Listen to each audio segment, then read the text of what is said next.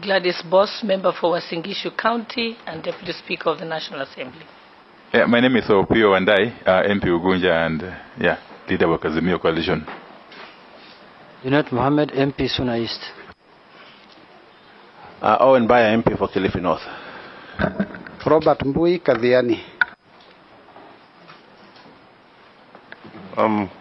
Ferdinand Kevin Wanyonyi, Member of Parliament Kwanza, member of this committee. George Gitonga Murugara, Member Tharaka. Thank you, Honorable Speaker. Honorable Kosi, my name, MP Poko South. Abdul Rahim Daoud, MP for Northern Community, Meru County, and a member of this committee. Nelson Arab Koech, MP Belkut constituency. Good afternoon. Honorable Mishi Mboko, MP Likoni, a member of this committee. You skipped. Thank you, Chair. My name is here. My name is Caleb, MP Saboti.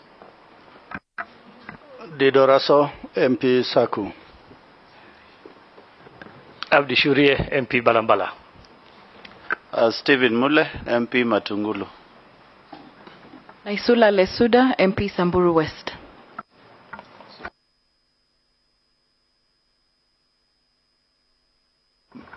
The clerk to introduce her team. Thank you, Mr. Speaker. My name is Sarah Kyoko, Acting Clerk of the National Assembly.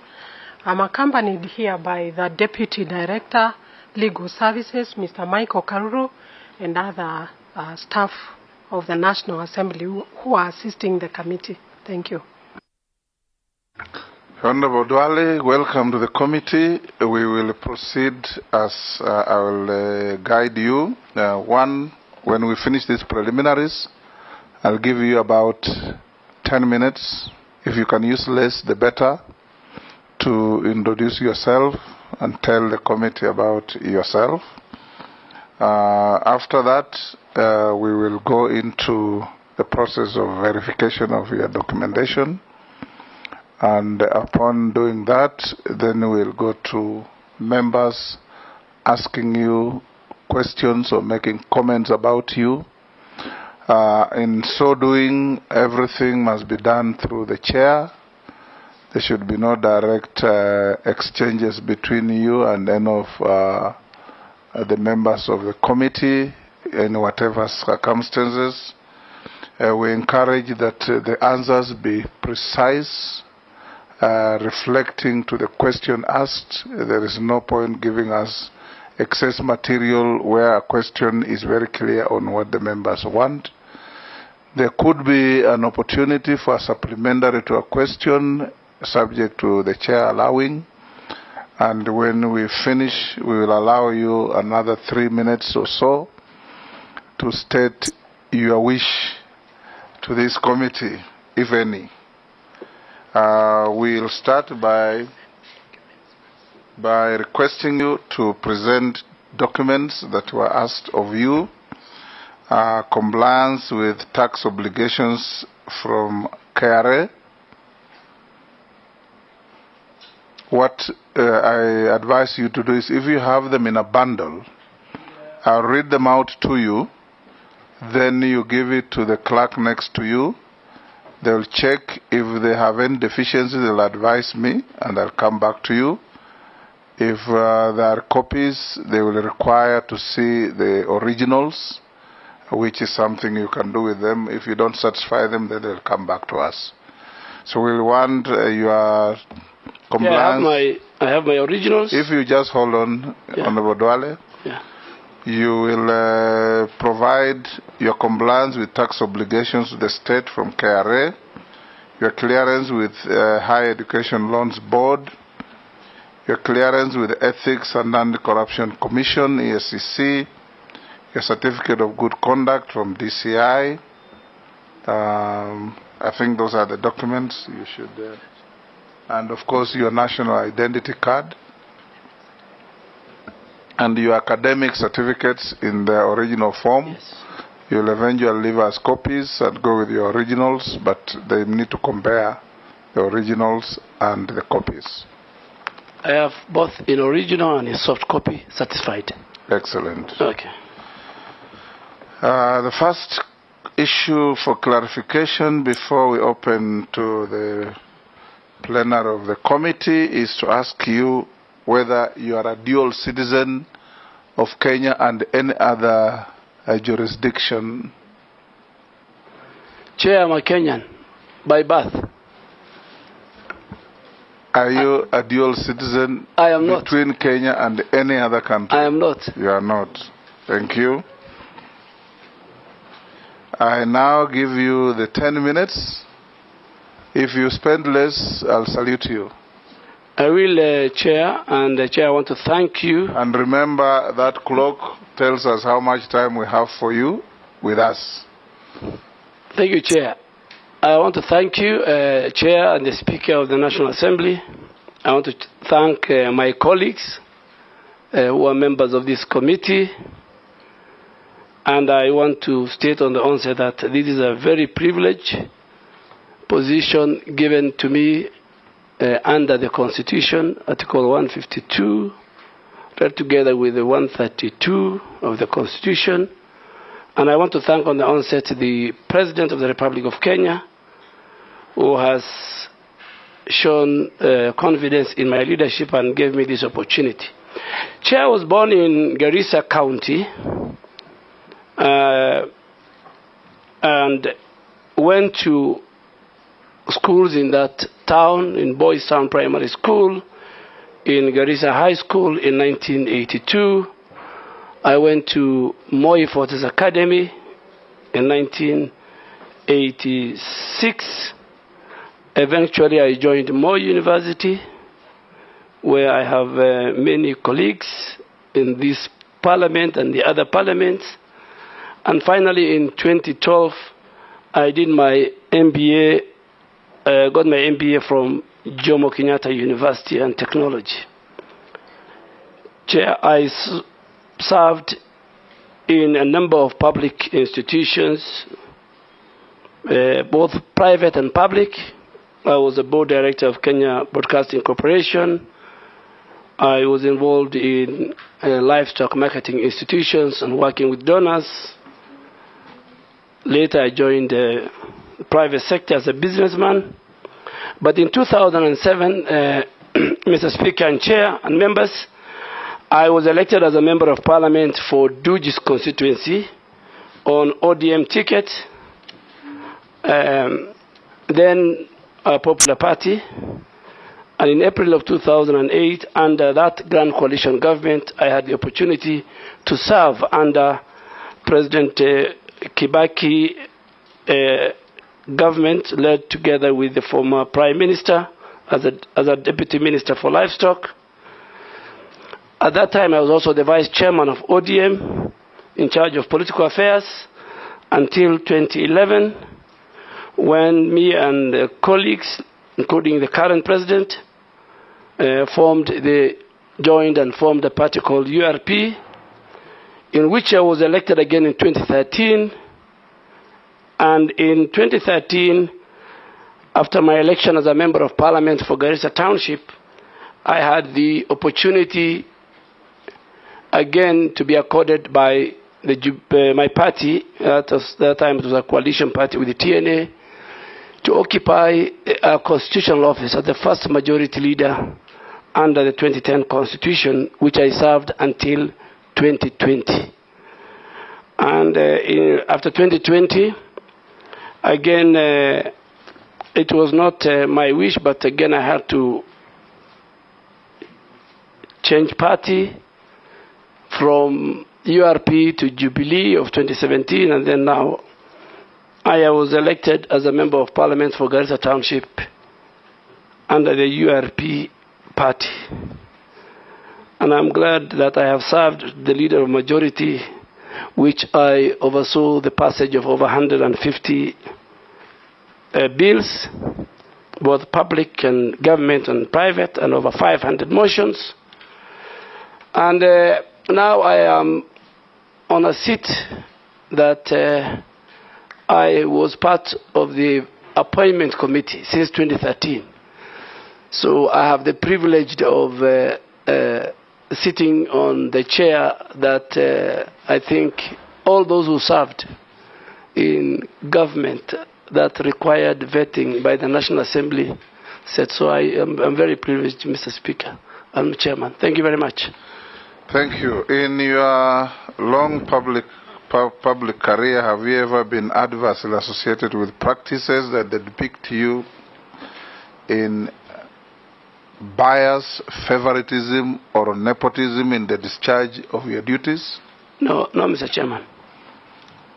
Could you tell this committee your financial net worth?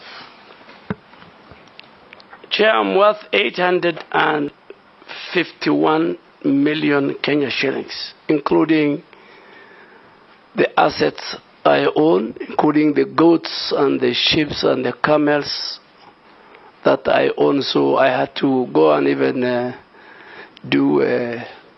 in 10 days' time, I have to go and value my 231 camels somewhere in Kitui County. You are in Kitui County as well. So my net worth is 851. What is your current and anticipated sources of income? My current source of income annually in terms of rentals and others is about 10 million shillings. I will now open the floor to members. And I'll give the first bite to the distinguished Deputy Speaker. Good afternoon.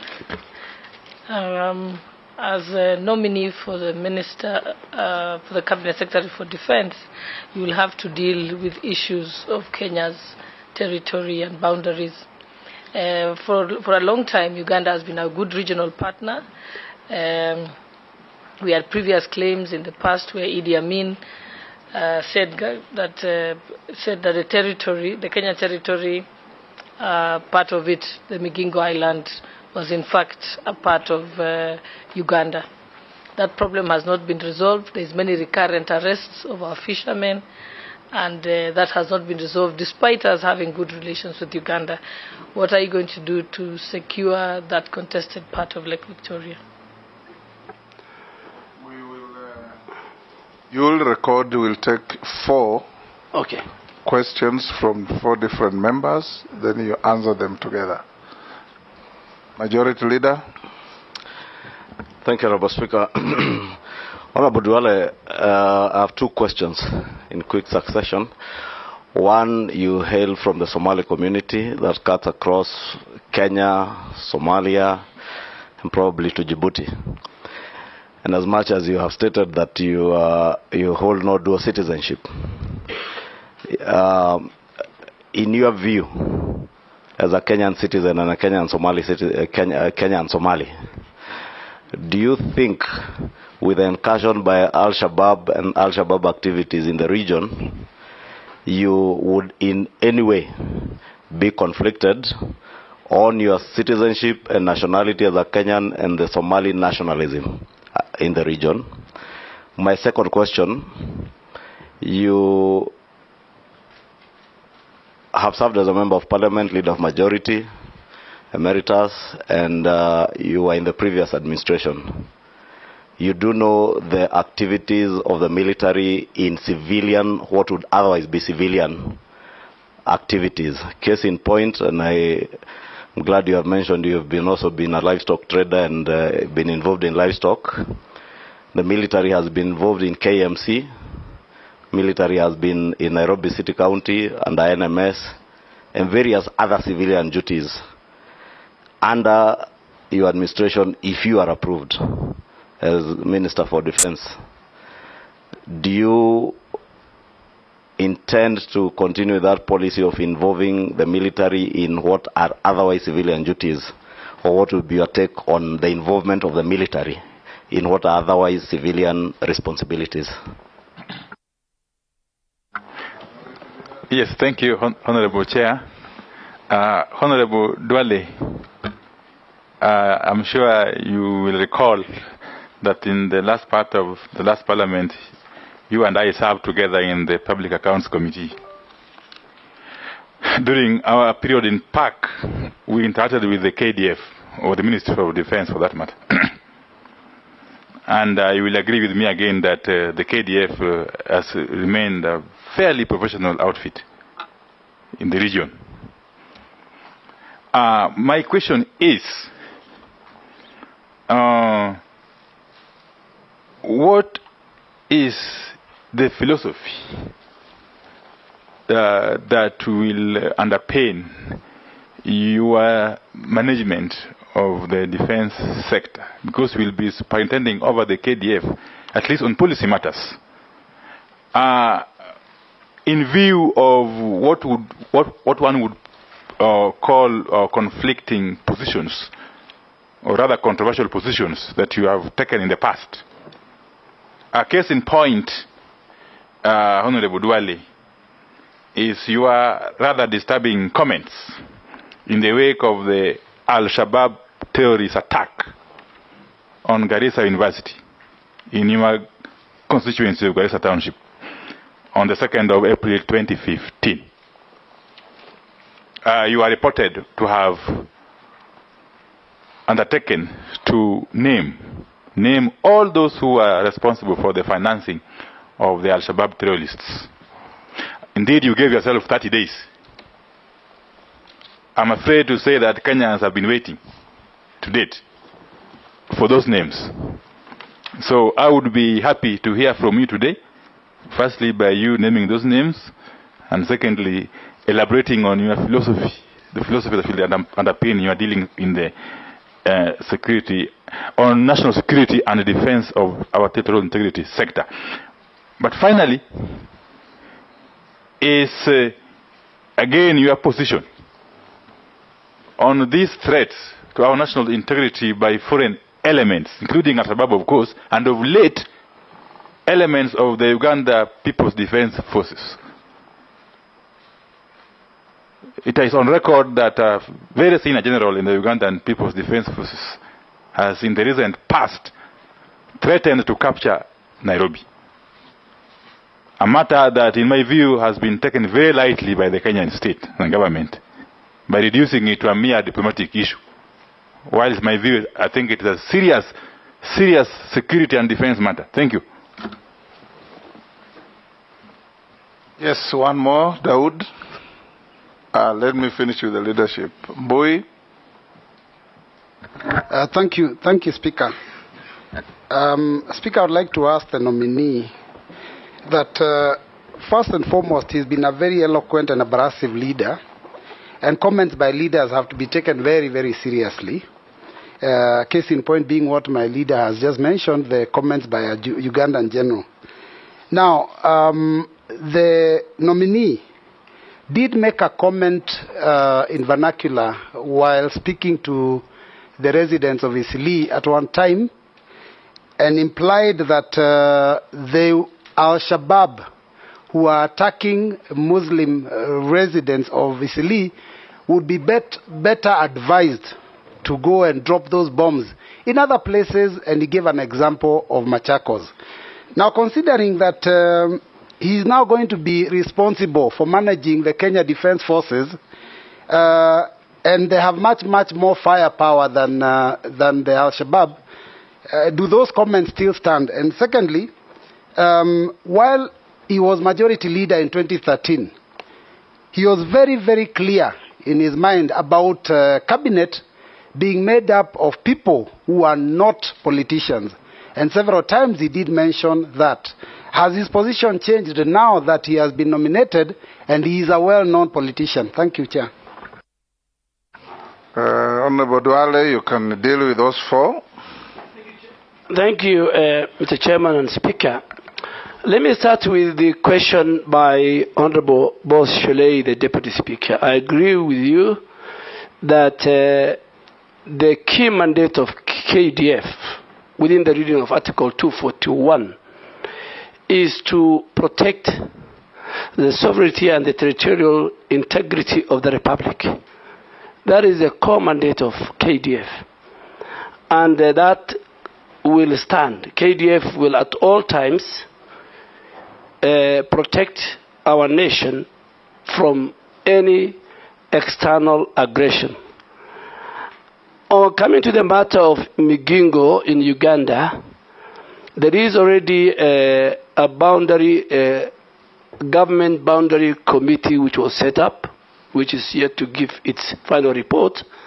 And along that line, the International Boundary Committee under the Office of the President, in terms of the executive order, is also dealing with the matter. And more so, there is an MOU between the Kenya Defense Forces and the Ugandan Defense Forces on a number of cooperation agreements. And I think that will also help in solving the matter.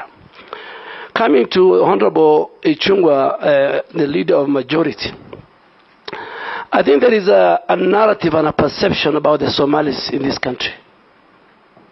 Somalis, not only are they in Djibouti or in Mogadishu, in Somalia, Somalis have a congresswoman in the US.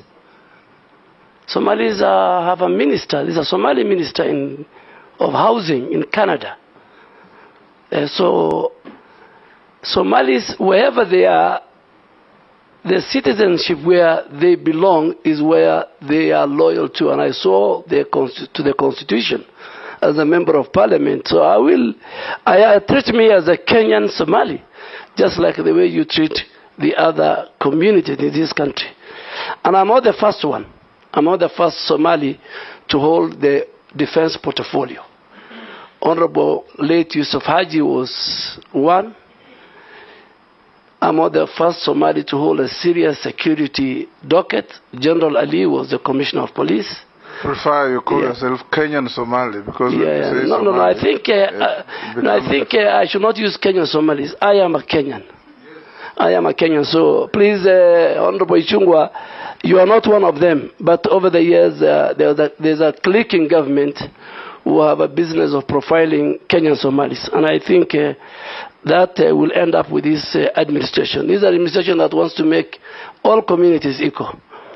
So I will serve the people of Kenya in the docket of defense portfolio in accordance with the Constitution. Two, on the militarization of the civil service, I want to make it categorically very clear that under Article 241 of the Constitution, the Kenya Defense Forces have three functions. One function is the one that I stated earlier: protect the sovereignty and the integrity of the Republic of Kenya, and two, to assist civilian and other government agencies when called upon on a matter of emergency and disaster, with, again, the approval of the National Assembly, that they go and assist. And there were many cases, including even during the terror attack of Westgate. But they must come back and report to Parliament on the numbers. They must gazette first. They must report to Parliament on the numbers they have used, the resources they have used, and the personnel they have used. The third function of KDF, according to the Constitution, is when they are called upon to help when there is insecurity that the National Police Service cannot handle. And that is the case in point. Currently, KDF is in Turkana and Baringo, and making sure that that section of our country is safe and secure. And again, with the permission of the National Assembly, which they are going to report to you, Mr. Speaker. Honorable Wandai talked about KDF is professional on policy matters. Yes, I served with you. But one of the functions of the CS Defense, apart from guiding the policy of the Defense Ministry, is to monitor and evaluate all projects, whether it is infrastructure and everything within KDF. So I will have an oversight over what is going on in that. But let me come to this story which has been haunting me since 2015. You know, and I've answered it, I think, over 1,000 times, Mr. Speaker. And that was after Garissa University, unfortunately, one of the most lowest moments in my life as a member of parliament, where 143 innocent, promising young Kenyans lost their life. And I was with the whole leadership of northern Kenya, whether they are governors, senators, members of the cabinet, and I was reading a statement on their behalf. And what we said was, and I still will say today, is that we urged our communities, because the communities' roles are very important in the war against terror, that the communities must come out and must help government and must help the security agencies in identifying among the communities or among their neighborhood or when they come across the border, or who are the financial. So we're urging the communities to play their role. But of all the media houses, KTN decided to twist that and said Honorable Duale is going to name the financiers within 30 days. I have no capacity. And I don't have the constitutional mandate to investigate who are financiers. That is, I think, the job of the Director General of National Intelligence, General Kamweru. So I think going forward, that question can be answered. I mean, I don't have the capacity. Then there's a question of Honorable Wandai on what the general in Uganda have said. I want to make it clear that KDF shows posture. KDF believes in diplomacy, and our country believes in diplomacy. And our country does not react to tweets. We react to official government position. And I'm sure the same general has other tweets later. So I think KDF had no role to respond to that. Those who want to know the capability and the posture of Kenyan Defense Forces, they showed it in KDF Day last week. They will show it during Mashujaa Day the way they do in other days. So I think let's treat the tweets of the general with the content it deserves. We should not bother. And I think the Kenyan people on Twitter dealt with the general before even Foreign Affairs and KDF were to come in. Honorable Mbui, I think you need to, because you have a background of a general. Your grandfather was a general, just like the way my father-in-law was a general, and we went to the same school. But you have limitation in the Somali language, Honorable Mbui. I think you need to go and view and get a good translator. The same statement I made in Somali, in Isli, Mr. Speaker and Chair, was again misrepresented by one of the media houses I don't want to mention. But I don't think I am that reckless. I have served the people of Kenya in various capacity. And I don't think I will, and I have not discriminated. I am ready to work and protect the people of Kenya, defend them as per the Constitution. But, Mr. Speaker, if I just go back to the issue of, which I didn't answer well, on the militarization of civil service. If you look at Article 4 of the Constitution, it says Kenya is a multi-party democracy. So the military and the defense have their place in the Constitution. And that is why, again, Mr. Speaker, it says KDF must work within the national values in Article 10, Sub-Article 2, in Article 232, Sub-Article 2, on public service values, and in Article 238, Sub-Article 1 of the Constitution. And all those values give KDF its place. So let me make it here that I think it was wrong to bring Kenyan defense generals to run civilian authorities like NMS have a devolved function. like Kenya Meat Commission, which will need to look at it, that you cannot just wake up one morning and remove a general from the barrack and bring him. Mr. Speaker, if that is not checked, then you'll find a general who will become the clerk of the National Assembly, or the registrar of the judiciary becoming a general or a colonel. And I think going forward, not only the military, Mr. Speaker, the DCI personnel, the intelligence officers were put everywhere in our country in the last 4 years.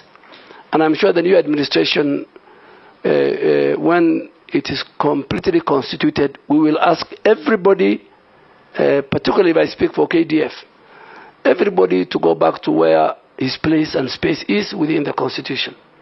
If your place is the legislature, be at the legislature. If your place is at the barracks, be at the barracks. If your place is at the National Intelligence Service, be at the National Intelligence Service. Unless you're called to do extra service in the course of duty of the nation.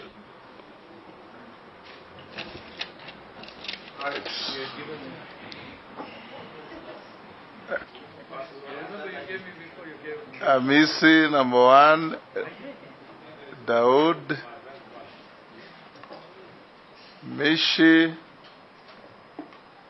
and Kosing. You are a regular host of the military.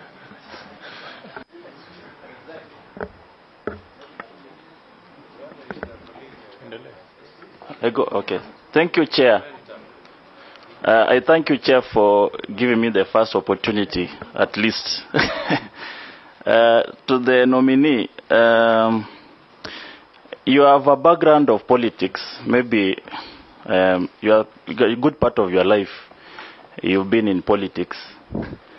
And we've known you to be loud, cacophonous out there when there is national issues.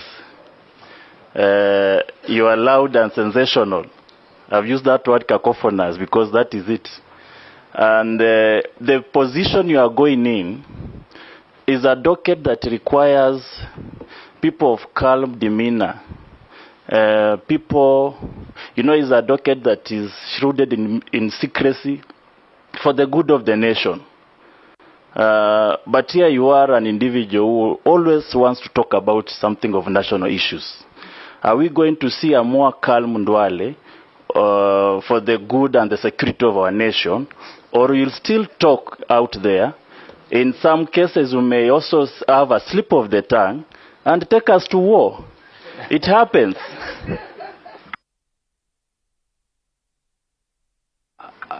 Thank you, Chair and Speaker. First of all, congratulations to the nominee for defense, Honorable Duale. And I want to agree with you. You are first a Kenyan and later a Somali, because I'm first a Kenyan, then a Mumeru, then I'm a nation. I want to ask you, Honorable Duale, because if you are approved as the Minister or CS for Defense, KDF always does recruitment every other year, but to get into KDF, you have to part with a lot of money. There is corruption, there is bias, there is discrimination. How will you ensure that that is stopped and meritocracy is there? The second thing is about buying or military hardware. We have not been to war for ages, I know. We're just giving peacekeepers. But our budget for military equipment is always there in the budget. So are you, when you come in, will there be some rationalization or reduction in buying military hardware so that we can reduce that budget to go to the hustlers, as you always say? Thank you. Thank you, Honorable Chair, and for giving me this opportunity. And as you said rightly, I'm a host of KDF. Allow me to ask the nominee, Honorable Chair. Honorable Duale, of course, we have been with you in Parliament and as our leader of majority. But what do you think the President saw in you to nominate you to defense? Not any other thing. Not finance, No, what is it that is so? Isn't that an unfair question? That question should be asked. No, not really. No, it's not unfair. He's capable, Honorable Chair, to handle that. He's capable. Not really. He's capable. Number two, Honorable Speaker, Honorable nominee, Honorable Duale. There's this notion in our security that you only quell insecurity or cat rustling using military operation. And there's something you have been talking, Honorable Duale, very passionately on extrajudicial killing.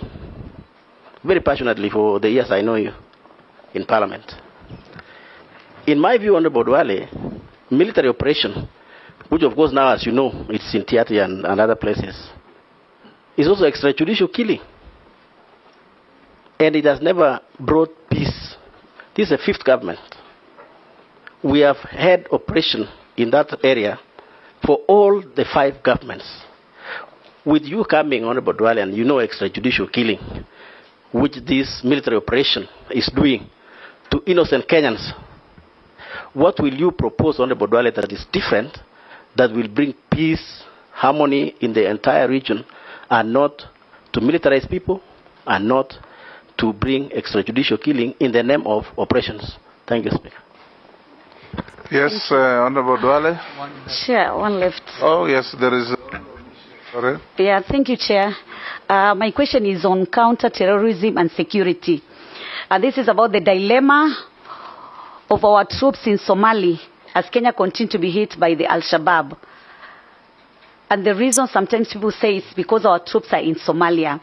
So my question is, how do you intend to balance between our national security and human rights issues in terms whereby we keep on losing our soldiers? Again, we keep on losing Kenyans through so many attacks by Al-Shabaab, the Westgate, Dusit Hotel, Kikambala, U.S. Embassy, and so many others. That is my question 1.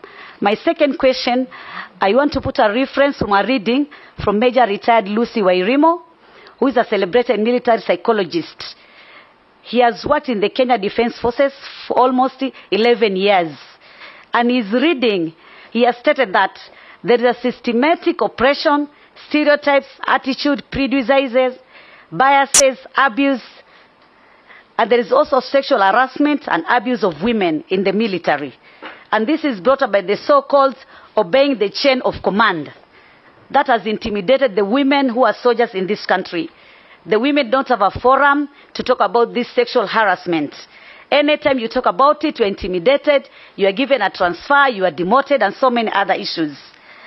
So how do you think you're going to put some strategy to ensure that women soldiers are not violated in terms of their rights, that women soldiers can also enjoy when they're in that working environment?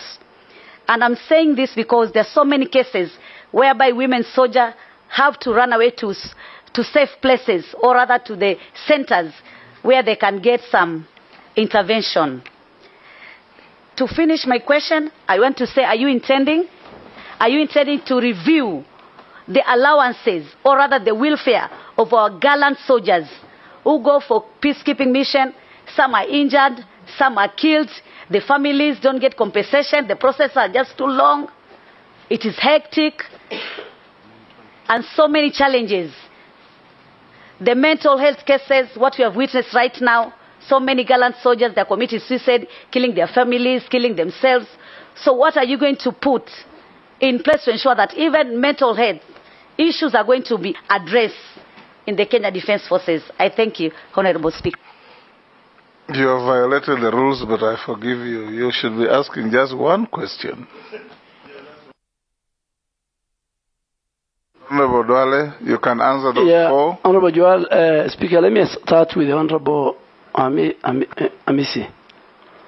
I don't know what he meant. I mean, I do and speak based on the work I do. So when I'm the leader of majority, when I'm a member of parliament, I speak, and I speak my mind. When I become the Minister for Defense, if this House approves me, I will speak the way a defense minister is supposed to speak. If the President later changed me to the Minister for Sports, I will speak the way a Minister for Sports is supposed to speak. So I am a veteran, and I think I can do that. So you have nothing to worry. Don't worry about my demeanor. And I'm sure since I was nominated, I have started behaving like a Minister of Defense. So I'm sure you have not heard about me unless I am on the floor of the House, Mr. Speaker. The Speaker, Honorable Dawoodi talked about recruitment and corruption. Yes, I agree, and I can confirm to this committee it has been coming to the floor of the House every time there is a recruitment of KDF, either through a statement, through a motion, through a committee hearing. And I think KDF has been very, very hard on this. They have been sensitizing the public, telling them don't lobby, don't canvass, don't pay. And at the moment, there are about 7 officers and 16 service men and women who are facing court cases, and 4 of them have been charged. So it's a matter KDF takes it very seriously. Even a number of people who are recruited with fake certificates, if they are found in the middle of the training session, they are handed over to the Anti-Corruption Commission. On military hardware budget, yes, we must at all times show the military posture. Threats, external threats are increasing. They are changing their mode. We have cybercrime. We have new technology. And I think KDF, like any other defense forces, must be at the level that they can defend, protect the independence, the socio-economic well-being of our nation, and the freedom of our people.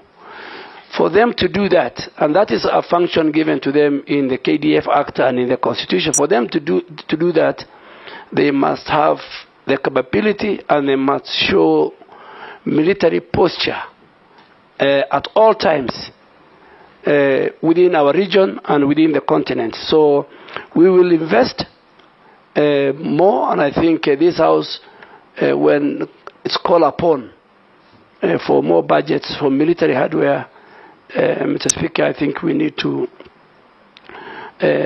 look at that, because external threats are very, very important. Honorable Posing, the Speaker said, I think that question, if you get an opportunity to somewhere with the President appointing authority, ask him why you chose Honorable Duale to go to defense. That is a prerogative right of the appointing authority. If I now start saying other things, I might lose my job. So I don't want to go into that area. It's above my pay grade. Extrajudicial killings, Honorable Posing, I agree with you. Mainly what's happening within the National Police Service. And you have seen the action that the President has taken. It was one of our key things in our manifesto, that never again will the people of Kenya be butchered like rats. Those men and women who are in charge of the security, their work is to protect and defend lives and property of our people. Mr. Speaker, our judicial system is so robust that even on terror-related, there's a specific piece of law on how to deal with the terror suspects. On other Kenyans, it's well documented. So there is no lacuna in law. There is no place our security agents, whether the military or the other, the National Police Service, can use to kill. And the Speaker, it is very, very, Chairman, it is very, very hard the last 3 years when you see bodies floating in rivers. And I want to say it here, that on one Saturday morning in November of 2021, in my constituency, we found 17 bodies floating in Tana River, because as the river goes downstream, the bodies come up. So I want to thank the President for cracking the whip first on the National Police Service, that all of us must protect life and property. The sanctuary of life cannot just be done away. And our military, and that's why I said our military must follow the law, must follow the Constitution. I have said it on Article 10 on national values, on Article 232, Sub-Article 1 on public service, and on Article 238 on on values on how they should handle civilian population. And the Speaker, in fact, the National Security Organ, I think in 239, it says, Article 4, it says is subservient to the civilian rule. So even the National Security Organ cannot order extrajudicial killing. So, Honorable Posing, I know in where there were in the pastoral areas, a lot of people died, sometimes during operations. That will end under President William Ruto's administration. On Honorable Mishi, yes, terrorism is a threat.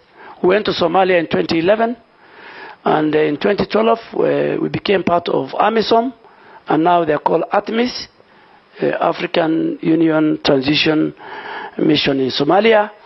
We are not the only ones. We have forces from Uganda, from Burundi, from Djibouti, from Ethiopia, from Sierra Leone. And we have a 700-kilometer borderline, land only, with Somalia. We have to protect our people from the threats of Al-Shabaab and ISIL and Al-Qaeda.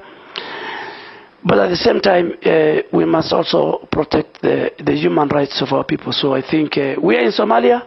We don't want to stay long like other countries. There's a timeline. But we must make sure that we hand over and leave Somalia when we are safe, and when they are safe, and when they can take charge of their country. On the women issue, I think that's a matter, if there's evidence, I think women have really been integrated into the defense forces more than any other country, Mr. Speaker. In 1999, I think, President Moi disbanded the Women's Service Corps. The women were discriminated. They were called Women's Service Corps. And President Moi said, we want the women to integrate into all the sections of the military. And today we have a Major General, Fatuma, a lady who is in charge of the academy in Nakuru. Mr. Chairman, I also had to engage robustly with the head of legal in the Ministry of Defense, is a brigadier and a lady. So women have really been integrated. If there are other issues, like in all other sectors, I am sure there is a committee of this House, Defense and Foreign Relations, with the competent members. That matter can be raised, and then I will be, if this House approves me, it's a matter we can address.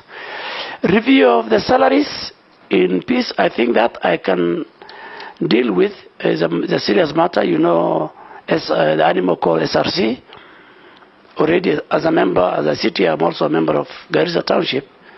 We already have a problem with SRC. So I don't want to go into salary review. Maybe if this House gives me the opportunity to sit at the defense headquarters, I can look at what is the current status in terms of salary and remuneration. But I think our men and women in uniform, both in the military and the police, and other state security actors, they need good housing, good salary, good equipment, in order to protect our people. Then finally, on mental health, yes, there is the KDF and the Ministry of Defense have invested heavily.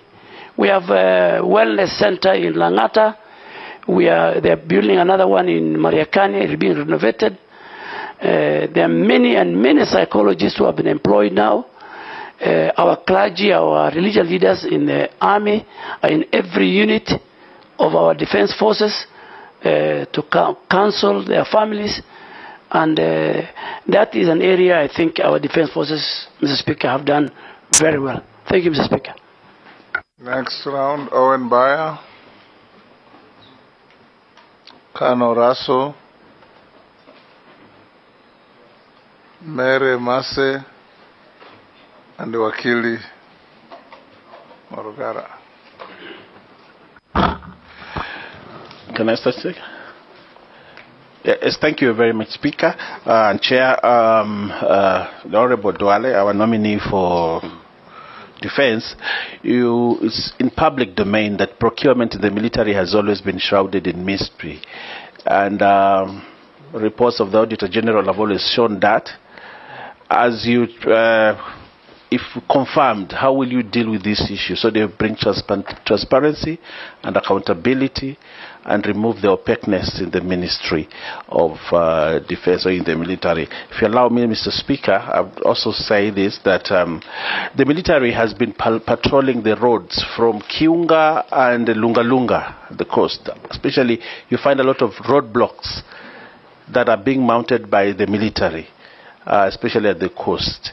When I asked about this, I was told there's an executive order, there's something that is unacceptable. It is only in the coast where the military stops vehicles, stops citizens and asks them to produce IDs, and if you're not producing an ID, you are bundled into a military vehicle.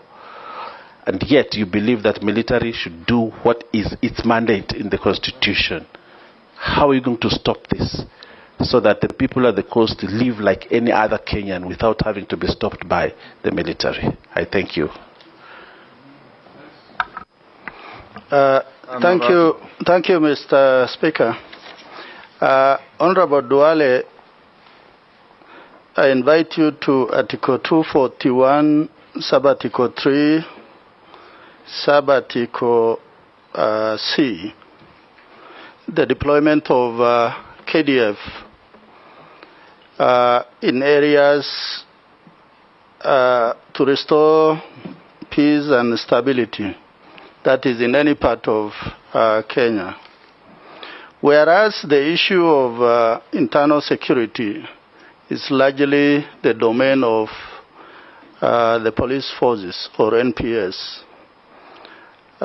You coming into defense and also from pastoral communities that are largely affected by this instability and unrest, do we see you likely to demand for more involvement of KDF in such scenarios? Just a subsidiary, you come from the north.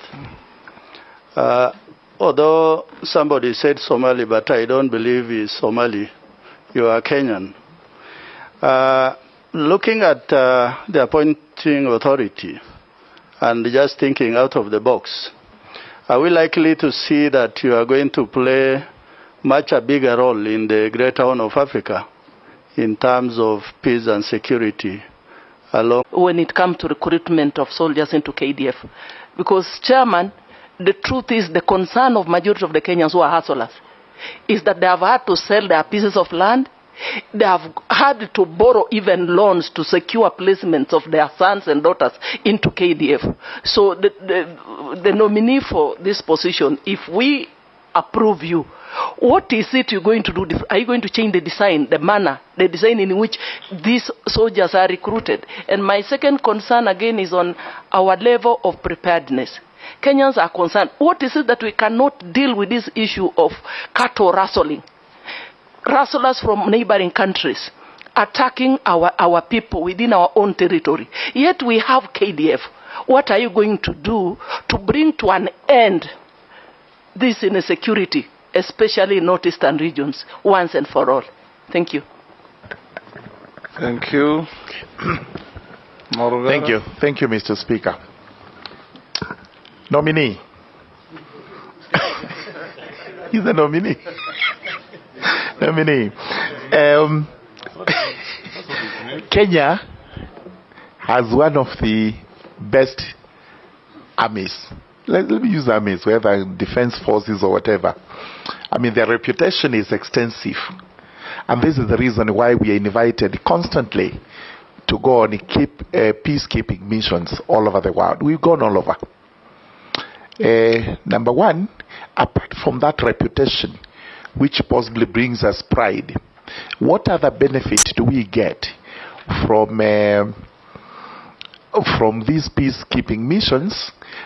Because we are lucky our army doesn't go to war, apart from when Somali asked for it, and later we became a peacekeeping force. Number two, we know very well that our army soldiers are very well trained. They are professionals, very qualified engineers, doctors, and other professional fields. Do you ever intend to try and diversify what they do so that when they are not out there keeping the peace, we actually have them here doing development work? Like they are doing roads for us, they are doing bridges for us, and in fact offering even medical services in hospitals where there are no doctors, because we feel maybe this is a better way of making use of them when they are not actively involved in matters combat. Yes, Honorable Duale. Thank you, Chairman. Honorable Owen Baya talked about procurement in the military. I will bring your attention to provisions in the PFM Act and in the Public Audit Act. And Honorable Wandai will, as a former chair of Public Accounts Committee, will agree with me. There are certain provisions in the PFM Act and in the Public Audit Act that give leeway to the procurement of particular services and equipment by the defense forces. And this is because we are in a very competitive world, so we don't want to expose our military hardware to our competitors. So even the Auditor General has certain leeway what to audit, what are these, how do they procure equipment. I think that the law protects, but other jurisdiction, Mr. Speaker, like in the U.S., where the Committee on Defense and Foreign Relations are vetted, because what they will discuss with certain institutions, the intelligence, the military, is very privacy, is not something for public consumption. So I think we will, and still I agree with Honorable Baya that even when the law provides that leeway, we must account for each and every coin of the peoples of Kenya's taxes. And I can assure you that that will be done by the new administration of President William Ruto, and if this House gives me the opportunity. On the roadblocks, it's not only in coast, it's also in northern part of Kenya. And these roadblocks are manned by multi-agencies. Sometimes the military is there. Yes, and I agree with you, there are certain times where human rights abuses take place. These roadblocks are supposed to be not permanent. They're supposed to be based on intelligence, and they're supposed to be based on looking for a particular person. But at times they are put there, and I am sure the National Security Council, the Kenya Defense Forces Act, the National Police Service Act, all these acts are guided principally by the values in the Constitution. I mean, this is a democratic country.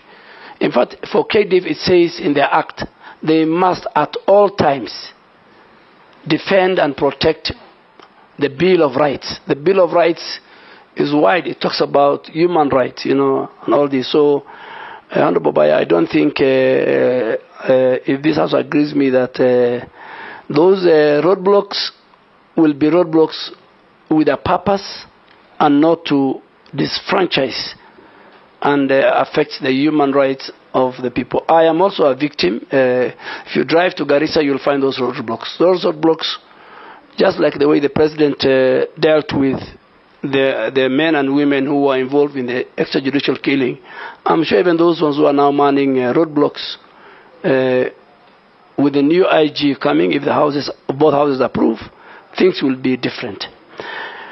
Kanoraso, yes, you stated the Article 241(3)(c) is where there is a conflict, there is insecurity in our country, and KDF is called upon. It is not my powers to send KDF to internal. That is a function of the National Security Council, chaired by the President. I'm just a member. The Minister, if this House approves me. So I think that is a function of the President to call for. But why the framers of our Constitution has put both in letter and spirit, what 3C is to make sure that where the insecurity, the cattle rustling, as Honorable Emase is talking about, that is a provision in the Constitution. And I think because the KDF have enough manpower, they have enough firepower, they can deal with and make sure as they protect us from external aggression, they'll also protect internal insecurity that are found in some parts of our country. Honorable Raso, yeah, will you be involved in the Greater Horn of Africa? Absolutely. The Minister for Defense cooperates not only in the Horn of Africa but within the East Africa. There's the East Africa Council of Ministers of Defense. There is IGAD, where my speaker was a long-time foreign minister. So you'll find me with the Minister of Defense of Ethiopia, if this House approves me, with the Minister of Defense of Somalia and South Sudan and Uganda and Rwanda and Burundi. So that is a mandate that the Constitution gives to the Minister for Defense. Honorable Mary, I must say, yes, I agree with you, but we must also find a way of dealing with the conmen. Before the recruitment, KDF says, please don't canvass, don't lobby. So KDF can only deal with its officers. And I've said 7 officers are now facing court martial, 16 servicemen and women. 4 have been convicted. So how do we deal with the people who are the in-between brokers? We must also bring the police, because even the recruitment is supposed to be based on sub-county, supposed to be fair, equitable. It's not supposed to discriminate. It's supposed to cater for all genders according to the KDF Act. So we must deal with the brokers. Then KDF, the Defense Ministry, will deal with its officers who are engaged in corruption during recruitment. My good friend, the member for Tharaka, asked me about peacekeeping missions. I think peacekeeping missions, not everybody gets it. Why Kenya has gone to many peacekeeping missions is because of its professionalism. That's why today if you go to Namibia, Kenya is respected. Today if you go to South Sudan and many other countries, if you go to Sierra Leone, if you go to Liberia, you'll find them there. They're doing a good job. I agree with you. At times, KDF does community work. They have got engineering that can do a lot of dam construction, borehole drilling, offering medical facility.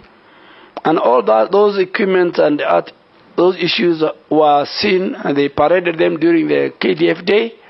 And I'm sure our new commander-in-chief was very happy with those equipment. And he asked them that they should get involved in, particularly in dam construction and in water borehole drilling and in healthcare. Thank you, Mr. Speaker.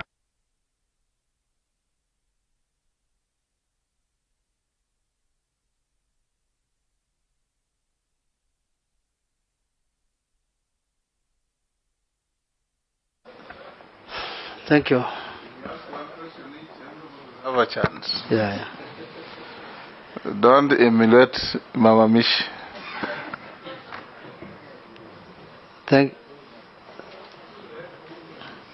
you, Mr. Speaker. Mr. Speaker, I wanted to ask the nominee that the nominee has served as the majority leader in Parliament for many years. Actually, he holds the record of serving the highest number of years as majority leader since the new constitution came into place. And for that reason, many bills came through his name to the National Assembly, Mr. Chairman.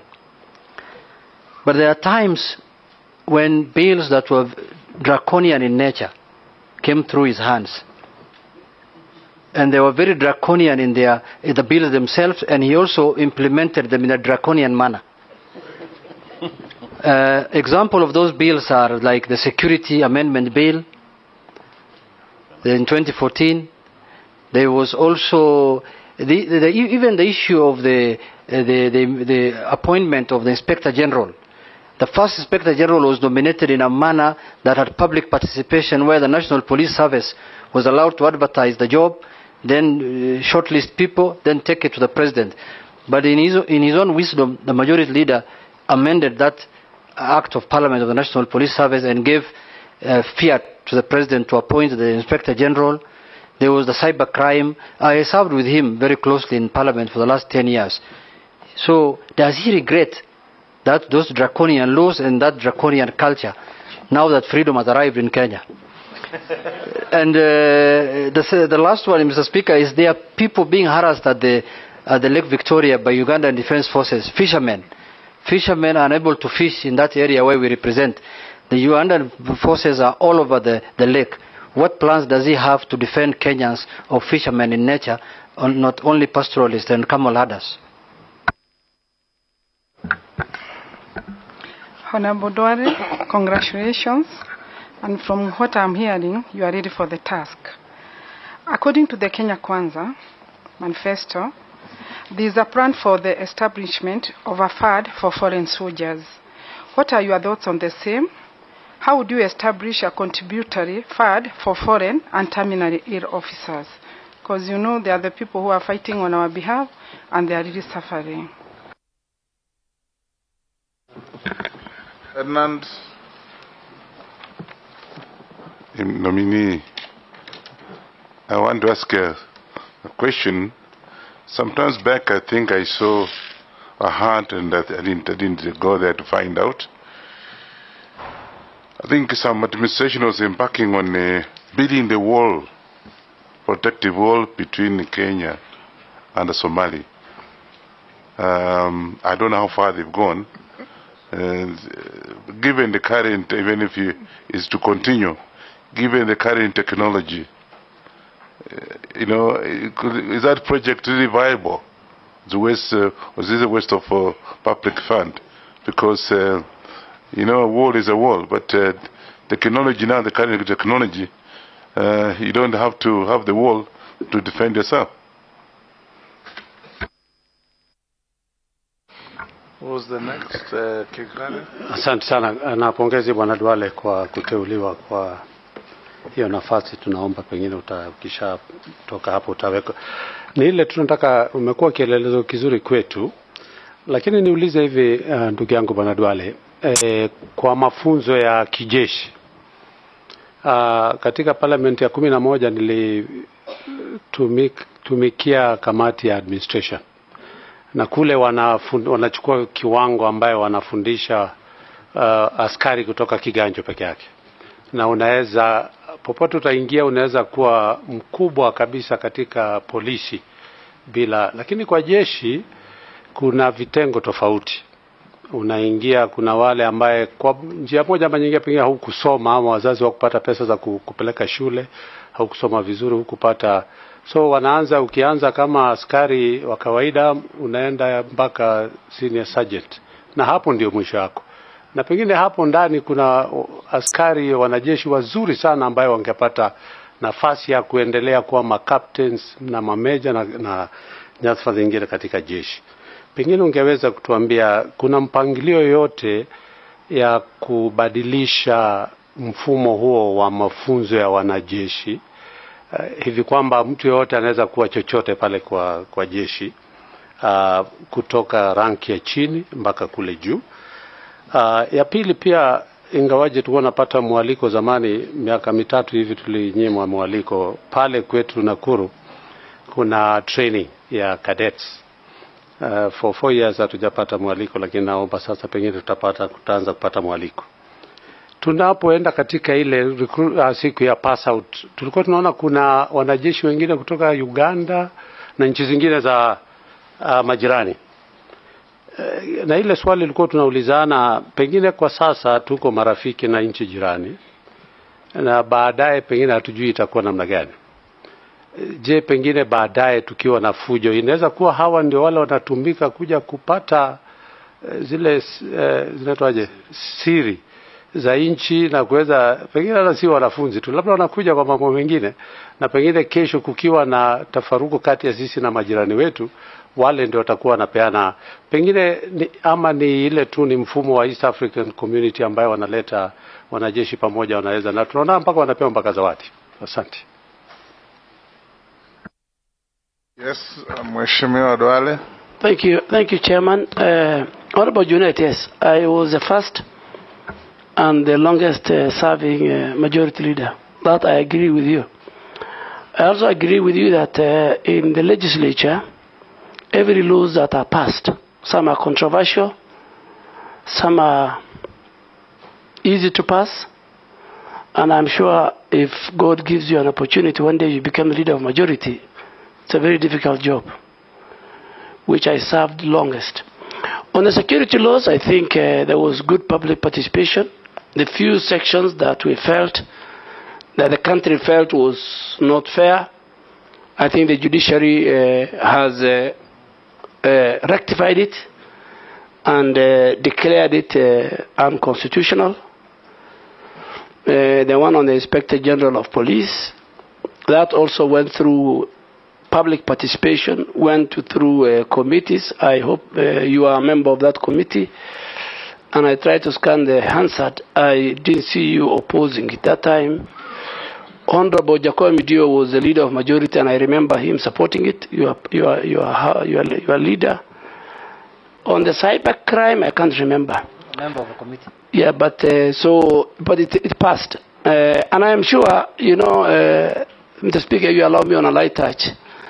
Honorable Junet was also very powerful the last 3 months, the last 3 years. And if I am asked to say the many draconian or unconstitutional things he has did with his partners, that will be for another day, not for my vetting. But just because I said on a light touch. I know, but Mr. Your Honorable, because my day will come for vetting. Today we are vetting him. Yes. Now we can raise those issues when he's vetting. He's vetting you in advance. So I'm very sorry because I'm vetting him in advance. A light touch. On a light touch, I said. So, Mr. Speaker, I think my security laws and that of the Inspector General are lesser crimes than the one just on the political parties amendment bill. Mr. Speaker, on Lake Victoria, I think I answered that question. It is just like the one of Migingo. And now we have an MOU, KDF have an MOU with the Uganda Defense Forces, and the boundary committee is handling, and the international boundaries office at the office of the president. Now that we have an active, sober, energetic president and a workaholic president, a lot of the many issues Kenyans were facing, I can assure you will be resolved, including you will fish without no hindrance under the leadership of William Ruto. People will fish, farmers will have fertilizer, and cattle farmers, others, pastoralists will have peace to herd their cattle. That I can assure you. But that is what we stand for as a coalition. Honorable Mukami, yes, the House passed the Veterans Bill. Just before we went on Saturday, I think in May, now Kenya Defense Forces and the Ministry of Defense is preparing the regulations.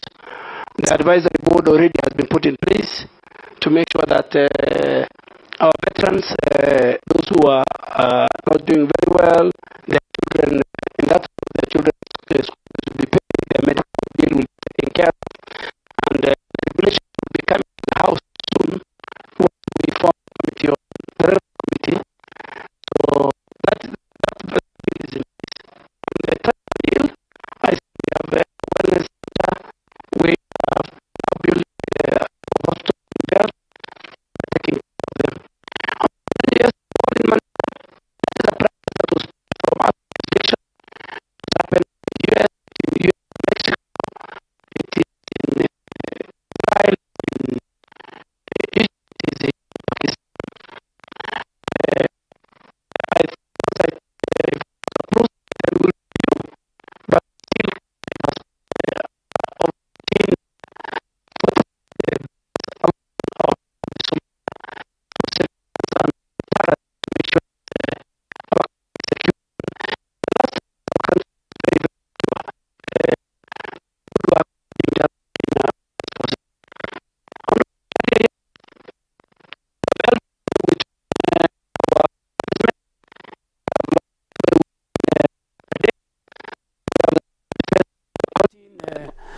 fortified bases along our border with Somalia for surveillance and for deterrence to make sure that our country is secure. And in the last 3 years, our country was very, very secure to the good work being done by Kenya Defense Forces. Honorable Gikaria, yes, we have Eldoret where we train our servicemen. We have Lanet where we train cadet.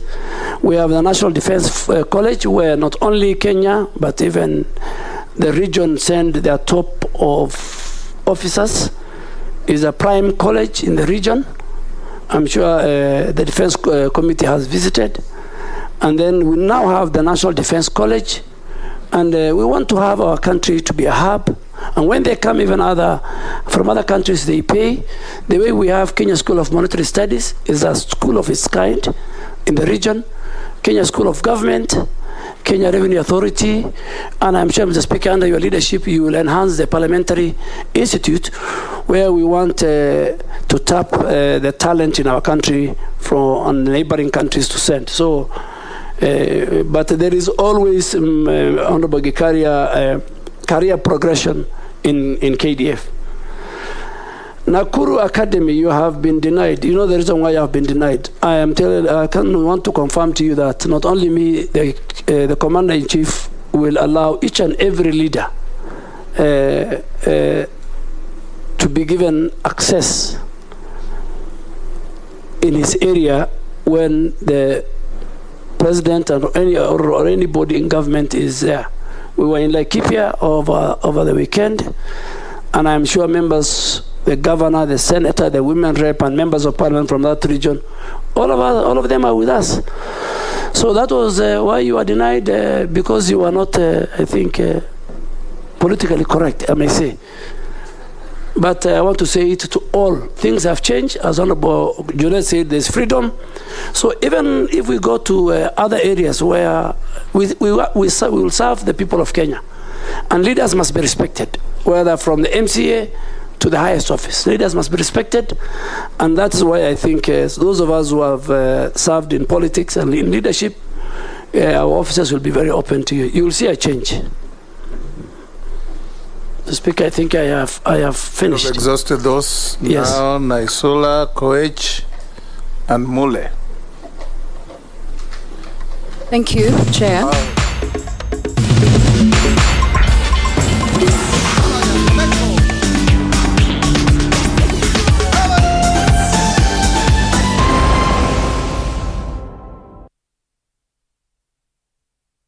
You've done so much for me, I cannot tell it all.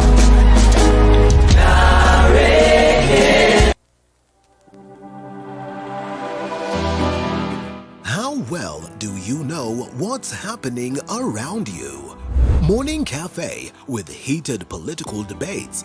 Baraza la Siasa. Hiyo kitu azungumzie, angalie hali ya maisha ya watu. Informative health discussions. Business, farming. Tasty Wednesday, Fitness Thursday, and Feel Good Friday with amazing DJs, celebs, waimbaji, kuna comedians, alafu kuna wajinga, and music bands every Monday to Friday from 6 a.m. to 9 a.m.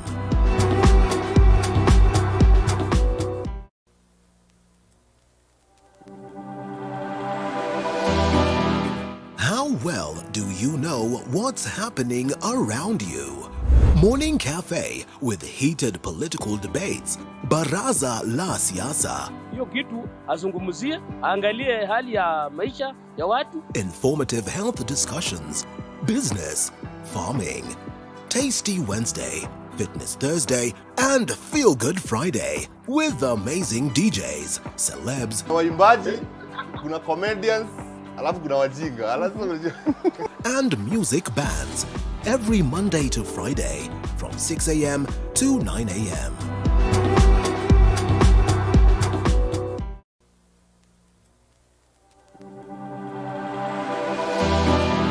How well do you know what's happening around you? Morning Cafe with heated political debates. Baraza la Siasa. Hiyo kitu azungumzie, angalie hali ya maisha ya watu. Informative health discussions. business, farming. Tasty Wednesday, Fitness Thursday, and Feel Good Friday with amazing DJs, celebs, Waimbaji, kuna comedians, alafu kuna wajinga. and music bands every Monday to Friday from 6 a.m. to 9 a.m.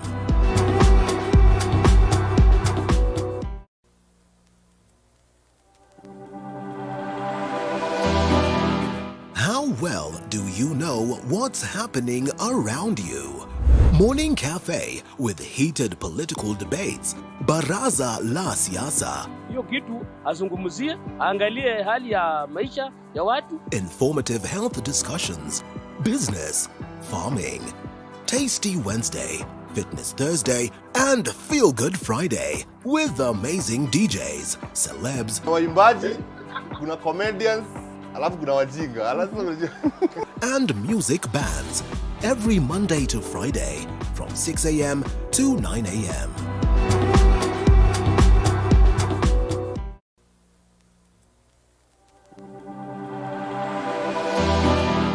How well do you know what's happening around you? Morning Cafe with heated political debates, Baraza la Siasa, Hiyo kitu azungumzie, angalie hali ya maisha ya watu. informative health discussions, business. I served with you in the appointment committee. We vetted Honorable General Kaiseri here. And one answer he gave us and the meeting was over, he'll not tell us in front of the cameras what he intends to do on issues of security and defense. So what you think is preview, don't say it. Last in this batch, the Deputy Speaker. Thank you, Honorable Speaker.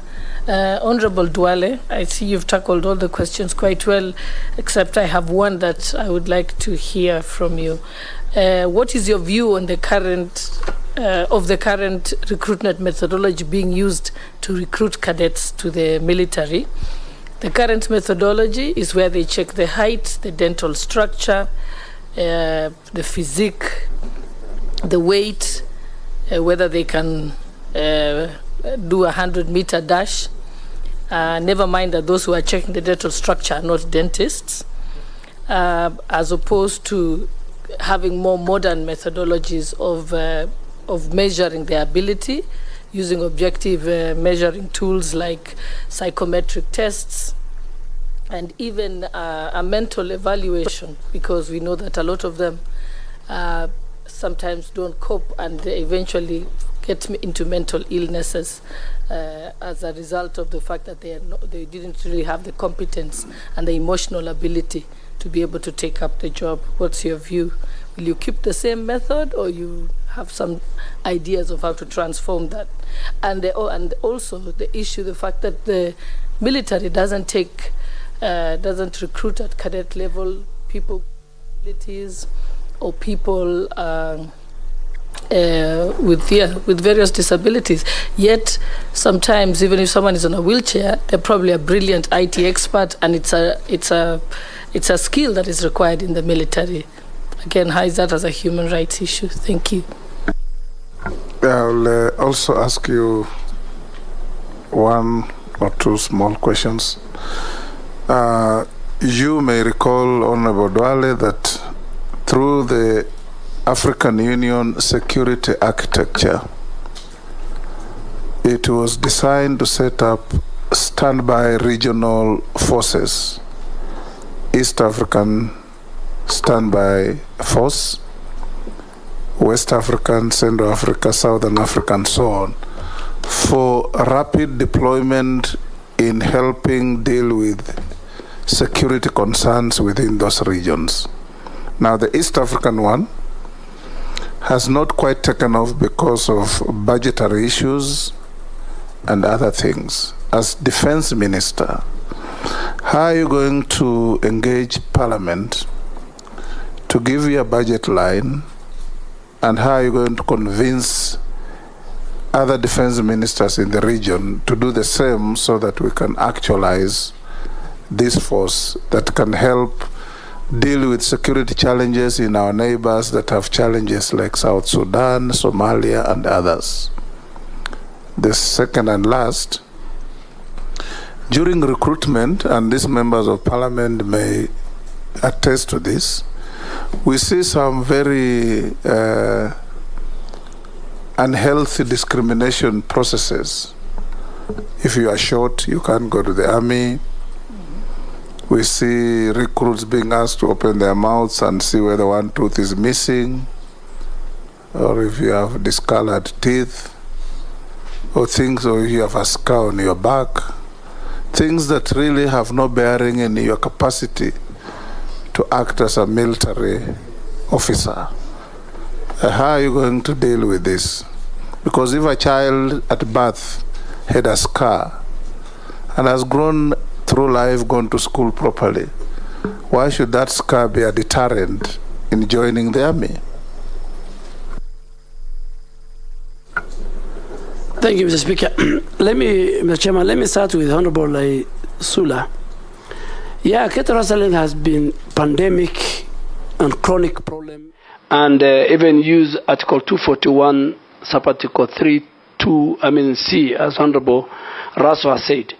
And this government is ready to do that. Secondly, more fundamentally, I think Kenya Defence Forces or the Ministry of Defence will set up bases and camps, serious camps, in those regions to deal with cattle rustling. And I can assure you, Honourable Member and people watching me, that it will not be business as usual. Under the leadership on the Commander-in-Chief, Honourable William Ruto, it will not be. Secondly, I don't know, this civilian sharpshooter, where did he learn this skill? That self, becomes an issue. So how do you employ somebody already who is a sharpshooter?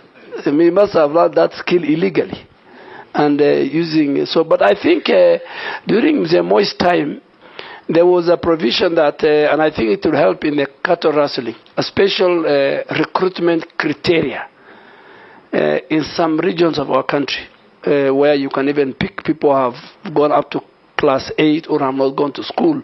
We need to mop up those young people in that region who are becoming victims of cattle rustling and fine. But that is a policy that we will bring to the House and from the defense. So we will discuss with the Commander-in-Chief. It will be discussed at the National Security Council chaired by him, and I'm sure we'll find a solution. Honorable Koech, the military have a place. They have a place under Article 241, Kenya Defence Forces Act. They have a place under the KDF Act. And the military, or our security agents, have no place in the democratization and in the election of our country. I don't want to be very fair to the gentleman who was there, but from my reading of the Constitution, I think that was not only him. All and his colleagues who went there is similar to what happened in the U.S., the Capitol Hill invasion. That was an affront on democracy. You cannot circumvent the will of the people. The will of the people must be respected.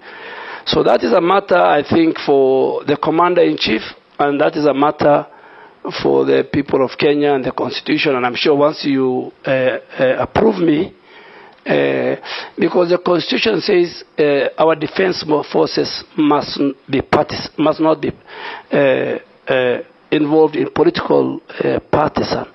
They must be professional. They cannot engage in things outside their mandate. So it is not only that officer. He has not used, and if I was him, I should have just declined. But I think the environment at that time was not conducive. I mean, it was a very bad environment. Maybe he's a victim of the political environment at that time.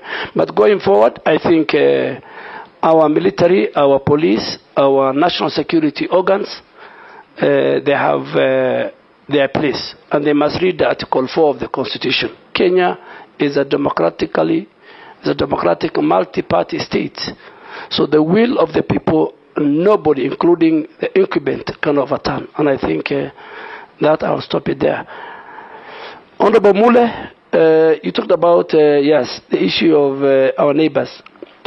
Even our soldiers go to one of the best colleges in the world, Stanford, and in UK, Royal College. So our neighbors coming to our National Defense College is part of the practice worldwide.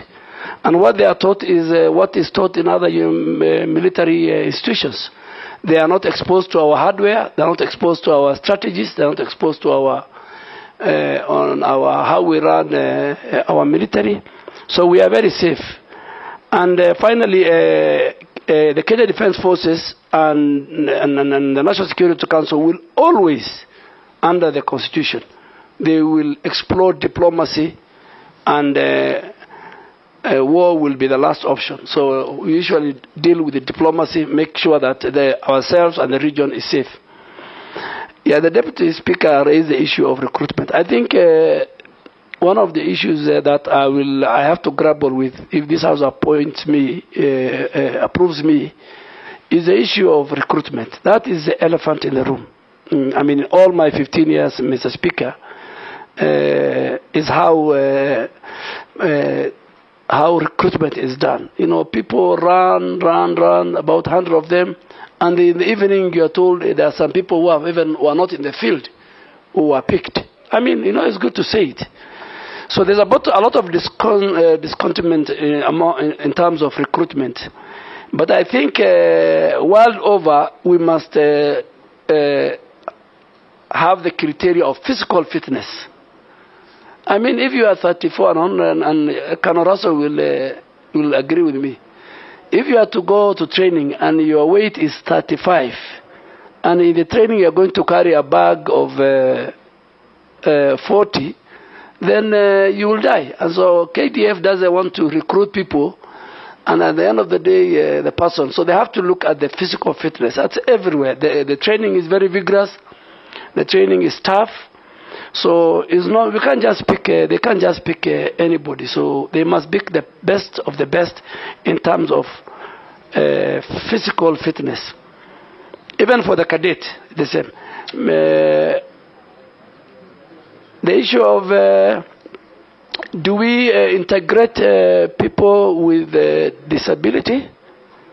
I think it's a matter for discussion. It's a matter that the Kenyan people, in consultation with the Defense Ministry and National Security Council, to discuss.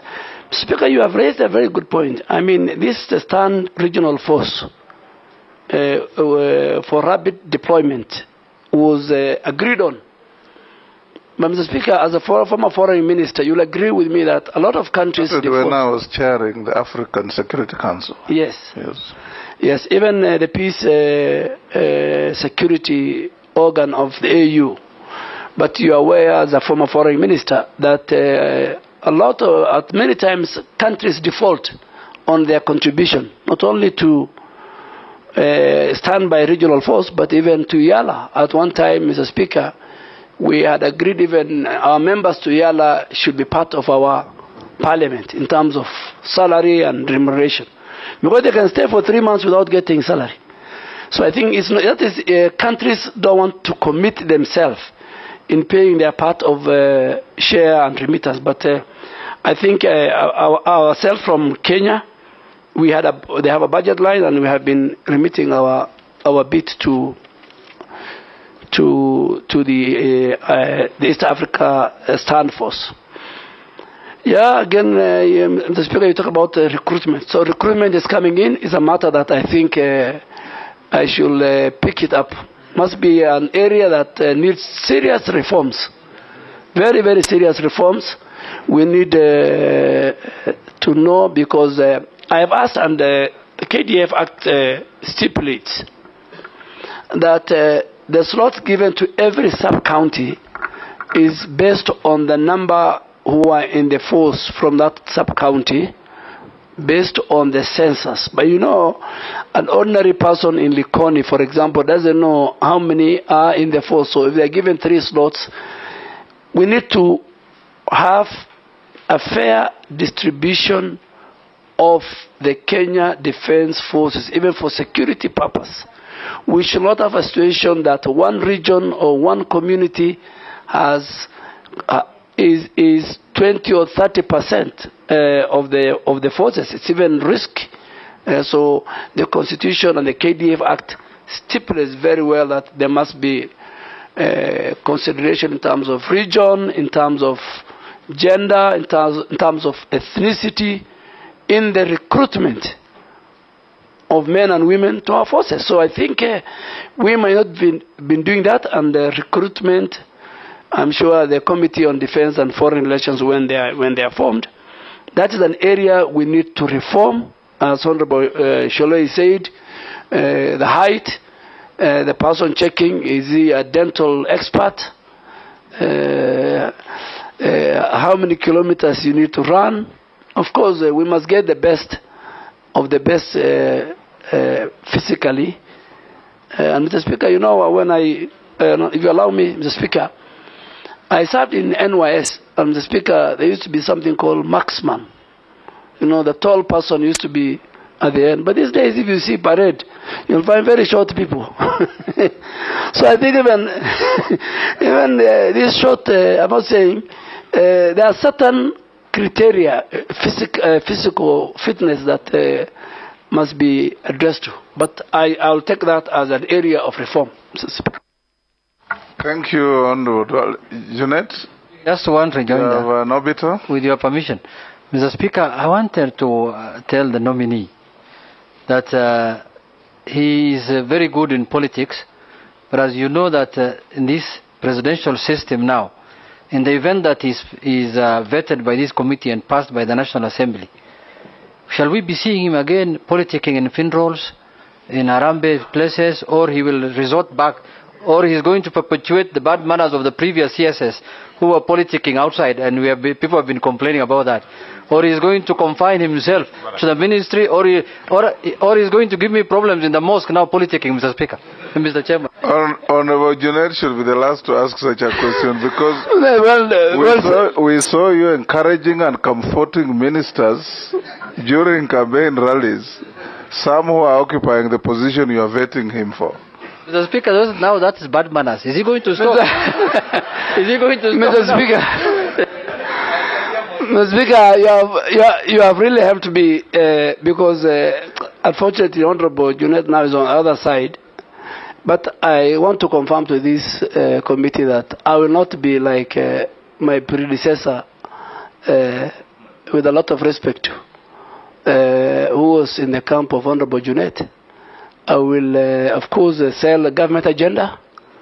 I will go to weddings and funerals, even though the Muslim funerals take only 5 minutes and 10 minutes, and you're not even allowed to speak. But I'll go to my colleagues' funerals, and I will sell the policy and the agenda of government. I will not politic.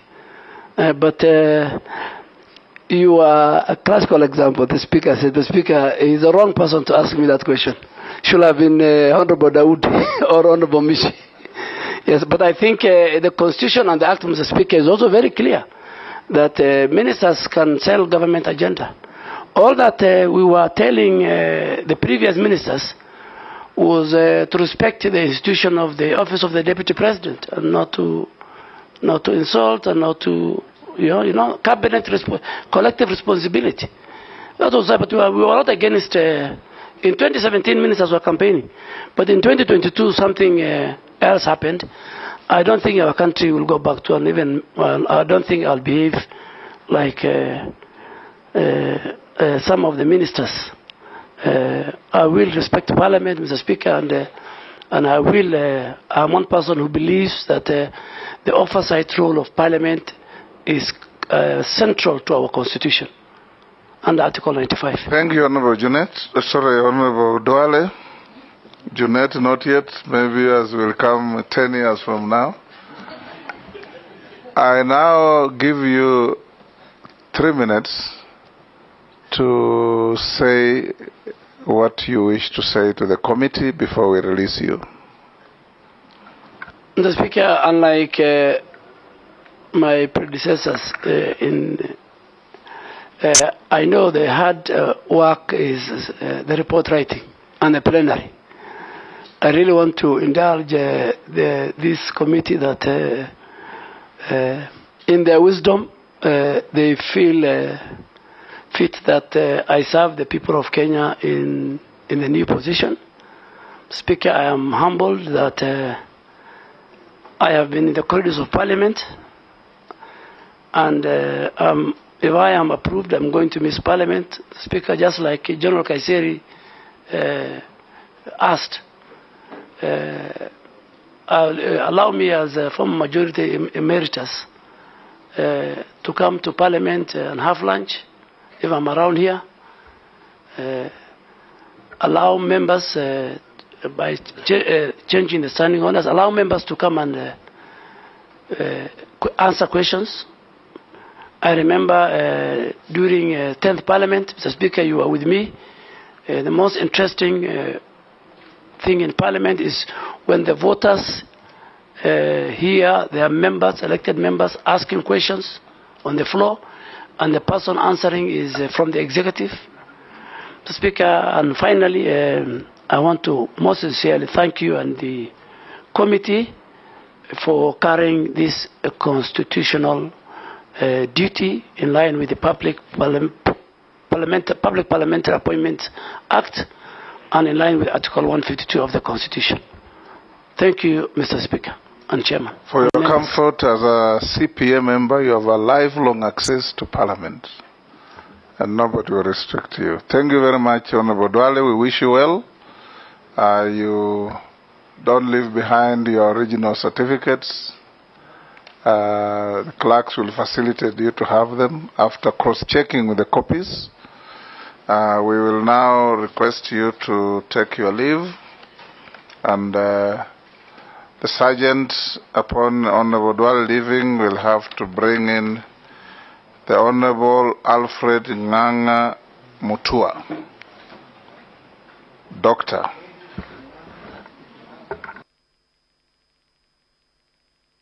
Nganga.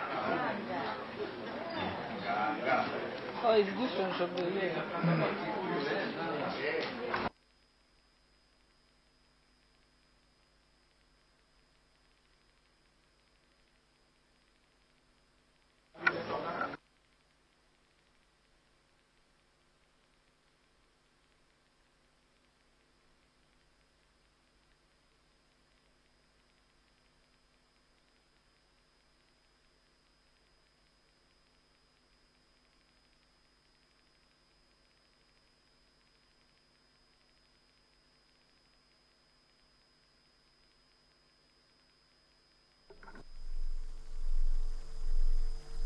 Nganga. Oh, it's different from the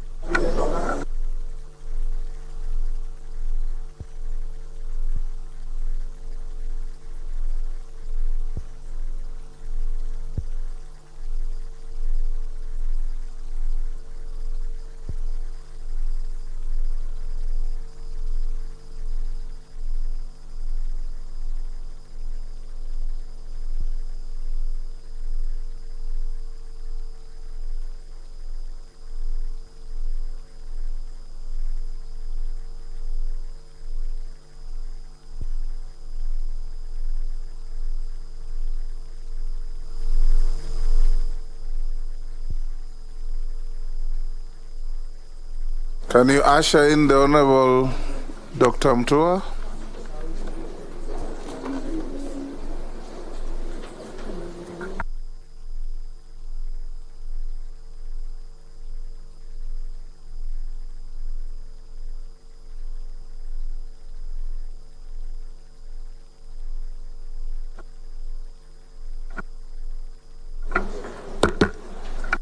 Alfred. Is it Nganga or Nganga? Is Nganga, sir. Nganga Mutua, EGH, welcome to the committee. This is a committee of parliament that will is going to vet you, or in some jurisdictions it's called confirmation hearings. You are welcome. We have our members present, including the Deputy Speaker, and we'll start by asking the clerk to administer an oath. You have a choice of the Quran, the Bible, or affirmation, depending on your faith.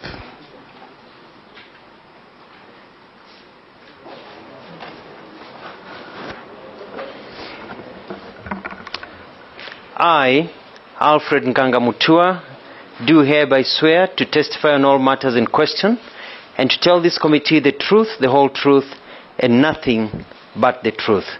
So help me God.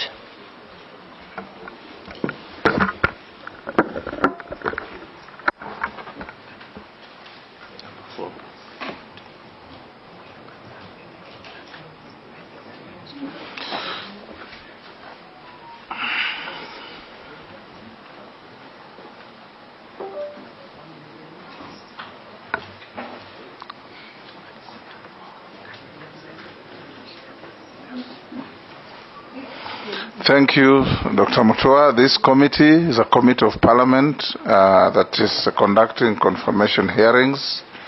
It's chaired by yours truly, the Speaker. Among the members will be invited to introduce themselves, starting with the Deputy Speaker for purpose of Hansard. I'm Gladys Boss, member for Wasingishu County and Deputy Speaker of the National Assembly. Karibu. Kimani Shongwa, Member of Parliament for Kikuyu. Yeah, my name is Opiyo Wandai, MP for Ugunja. My name is Junet Mohammed, MP Sunai. My name is Owen Baya, MP for Kilifi North. Robert Mbui Kadhiani. Rehab Mukami, County MP Nyeri. Ferdinand Wanyonyi, Member of Parliament Kwanza, Trans Nzoia County, Republic of Kenya. George Gitonga Murugara, MP Tharaka. David Kosing, MP Poko South. Abdul Rahim Daud, MP for Northimenti, Meru County, and a member of this committee. Honorable Mishi Mboko, MP Likoni, a member of this committee.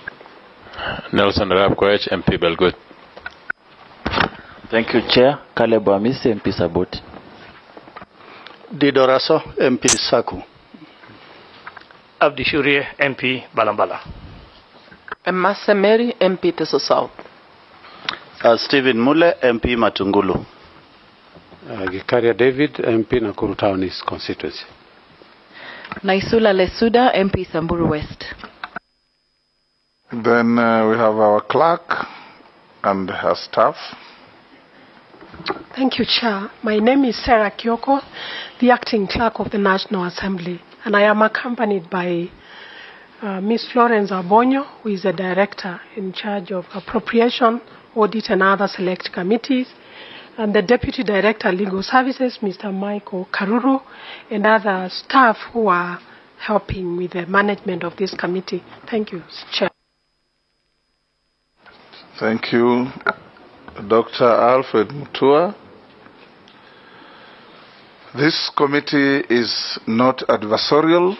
We will engage you in a conversation to assess your suitability to occupy the office for which you have been nominated by His Excellency the President.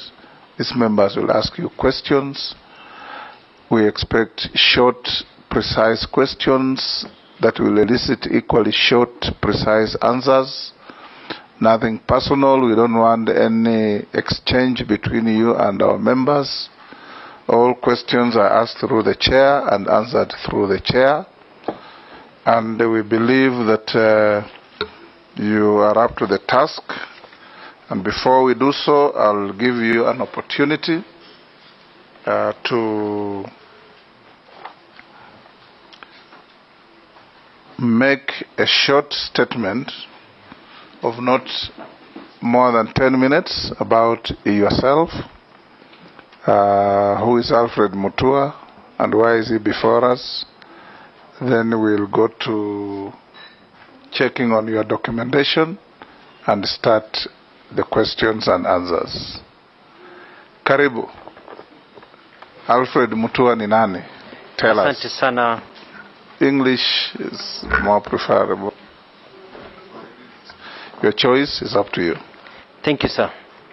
Mr. Chairman, I'm very honored to be in this committee. It's a very, very important process in our democracy. I want to first thank His Excellency the President for nominating me to this very important office to be able to serve the people of Kenya. My story is very simple. I tell people that I'm a walking miracle. I was born in Ukambani. My parents were not wealthy. They were public servants. Low cadre public servants. I grew up in Kibera, Makina Estate. I remember my recollection as a child was fighting with rats to use the toilet in those mud houses. Later we moved to Kawangware, Ruta Satellite. I lived in a wooded shack until I was 21 years old. When I was in Form 2, school fees ran out and I stopped going to school because we were poor. But because I taught Sunday school and God had favor in me, Mzee wa Kanisa, the late Hezron Oitaka, paid for my school fees. And so I went back to school. In between that time, when I was out, I pushed a lot of wheelbarrows and did some jengo work to keep on going. Later on, missionaries came and they were impressed by this young boy who was a strong Christian teaching Sunday school. And when they went back to the US, they wrote to me and I got a scholarship to go to the United States to study. So after I finished my Form 5, Form 6, I went to the United States and I studied there for 7 years as a member of the Diaspora, did a bachelor's and a master's degree. I came back to Kenya where I taught at Daystar University. I also worked at several media houses including The Nation and The Standard. And then I went on a scholarship to Australia for my doctorate in 1998, and 4 years later, at the age of 31, turning 32, I got my doctorate in communication and media. I was headhunted. I went to the United Arab Emirates as an assistant professor of communication and media. I was able to undertake a lot of research in the Middle East. I was a proficient writer, wrote a column called Msafiri. I wrote a lot of columns for the Sanitation. And then I was headhunted again to come to Kenya. I was interviewed and I became the first government spokesperson at the age of 33 in the government of the late President Mwai Kibaki. Nearly 10 years later, after we got a new constitution, I went to Machakos, where I served for 2 terms as the governor of Machakos. I'm a simple man who believes that the essence of leadership and the essence of all of us to be here is to make the life of others better. I'm lucky, one among many, to be where I am today. So my aspirations in life is to be able to uplift others who are not as lucky as I am, to make their life better and to bring a sense of fairness so that hard work is also repaid by success in life. Najivunia kuwa Mkenya. Thank you for taking less than half of the time. We now want to know about your documentations that have already been requested of you. Do you have your compliance with tax obligations to the state with a KRA clearance or compliance? You'll give it to our clerk. Clearance with the Higher Education Loans Board. Clearance with Ethics and Anti-Corruption Commission, ESCC. Certificate of Good Conduct from DCI.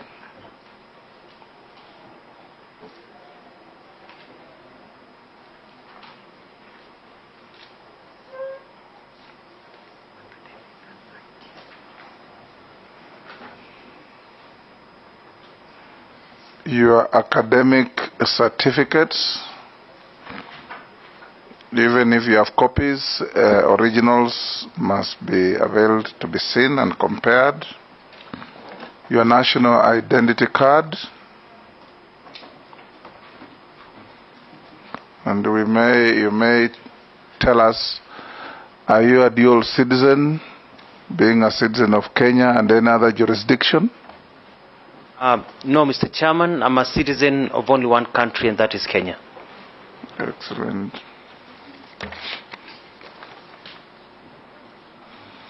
What is your financial net worth? Approximately 420 million shillings, Mr. Chairman. And what are your current and anticipated sources of income? I have businesses, hotels, and a few apartments, and a few biasharas here and there. Nothing much. Here and there. You're a hustler. Have you ever been adversely associated with practices that depict you as biased in favoritism or nepotism in the discharge of public affairs and duties? No, Mr. Chairman. Have you ever been charged and convicted of an offense? No, Mr. Chairman. Particularly in matters of personal interest or conflict of interest in the discharge of public duties? No, Mr. Chairman.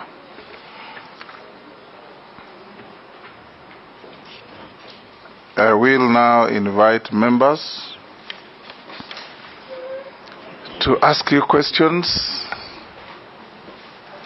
And I can see the interest is immense. I'll start with Deputy Speaker.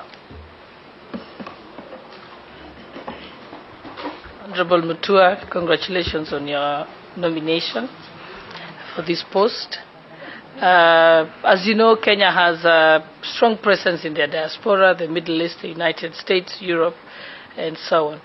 Recently, there has been a focus on Kenyan workers in the Middle East who have suffered various forms of abuse and even death during their stay there. What measures will you put in place, if approved, to ensure that the migrant workers are documented, protected, and fully enjoy the rights accruing to them in accordance with the international labor laws? Dr. Mutua, you will record the questions. We'll take batches of 444. Then you answer. Majority Leader. Thank you, Speaker. And I'll skip the first question because it's been covered by the Honorable Sholei. Dr. Mutua, you indicate, my question will come from the self-declaration, the questionnaire. You indicate that you are worth about 420 million. Then on deferred income number 21 and the sources of income, you've only indicated that pension is the only deferred income you expect.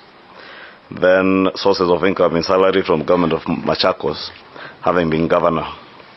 Maybe to begin with, how much were you worth before you became governor Machakos? And if the only other source of income deferred is pension, and I did hear you indicate to the Speaker that you have other businesses here and there, do they constitute sources of income as you would have indicated in your form? And if they do, how much is it? How much are you earning? And maybe I would want to hear how much you are worth before you became governor, and whether the 420 million, you would also tell us whether it would be assets, because I've seen other nominees at least give us a schedule of an appendix of what constitutes that 420 million. So I'm not able to tell, is it money you have earned from previous employment, as a lecturer, as a government spokesperson? How has this been built up? And maybe how much do you expect to be worth in another 10 years?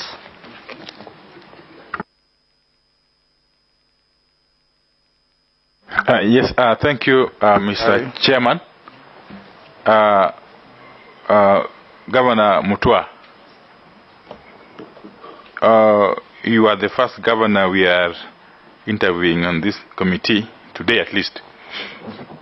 And there is a worrying trend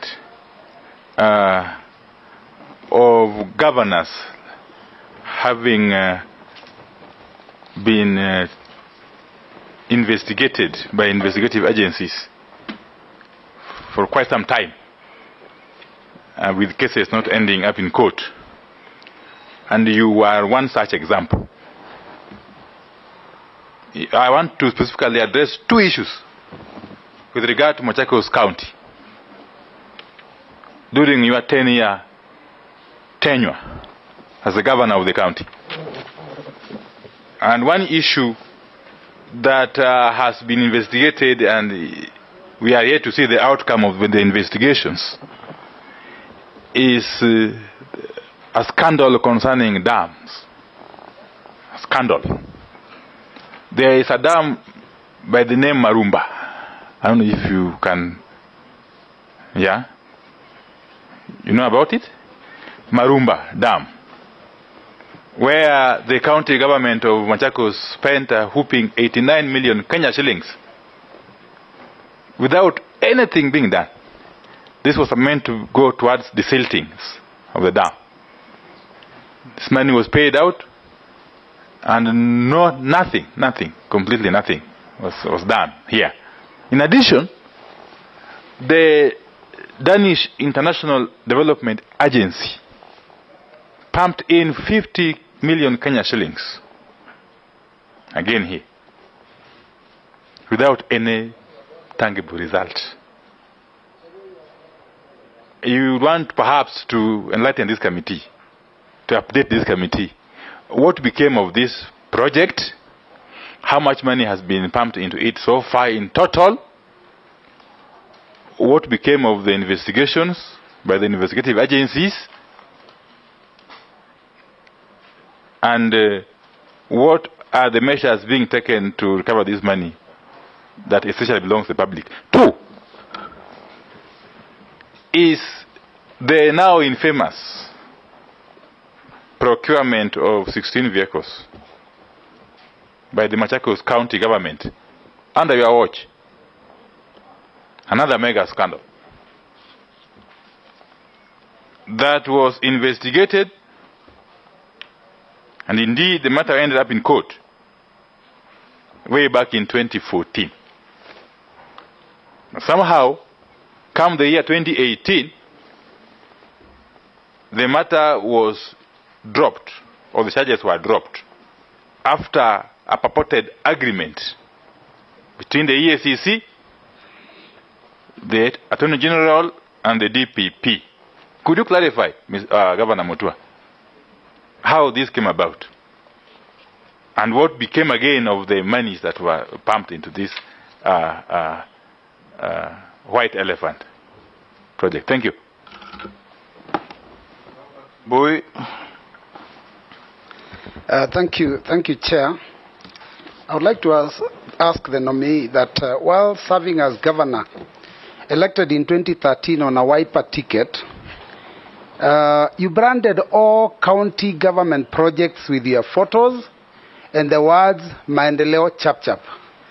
This was eventually registered as a political party, and it is the one that you used to vie for the seat in 2017, after the public had been able to see these in all images on all county projects. Mr. Speaker, isn't this an abuse of office based on the strict reading of Article on the Chapter 6 on leadership and integrity, particularly Article 73 on responsibilities of leadership, and Article 75 on the conduct of state officers?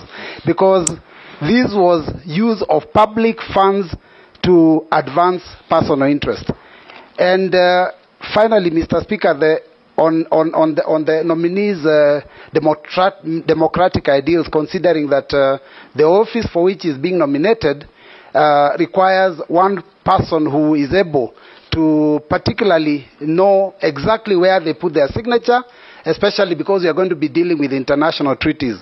During the campaigns, the last campaigns of 2022, the nominee signed into the agreement of Azimio la Umoja One Kenya Alliance, and later on went publicly to say that even after signing, he did not know exactly what he was signing. Might this be something we would be worried about, considering he will be CS if he's approved by the House, and he would be probably have to deal with reading documents for signing on behalf of the country. Thank you, Chair.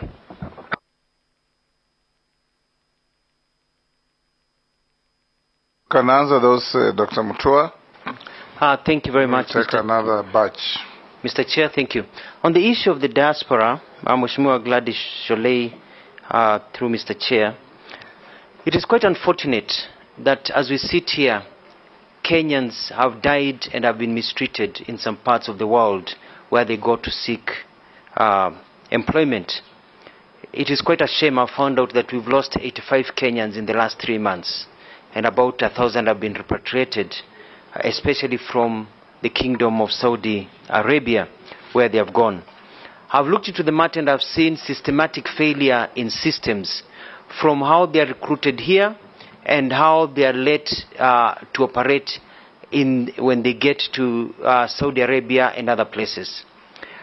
The Kingdom of Saudi Arabia is a friendly country. We have an embassy there, they have an embassy here. The Kingdom and the government of Saudi Arabia are not involved in this. But there's a question that we're asking ourselves, and that is, a lot of Kenyans go overseas.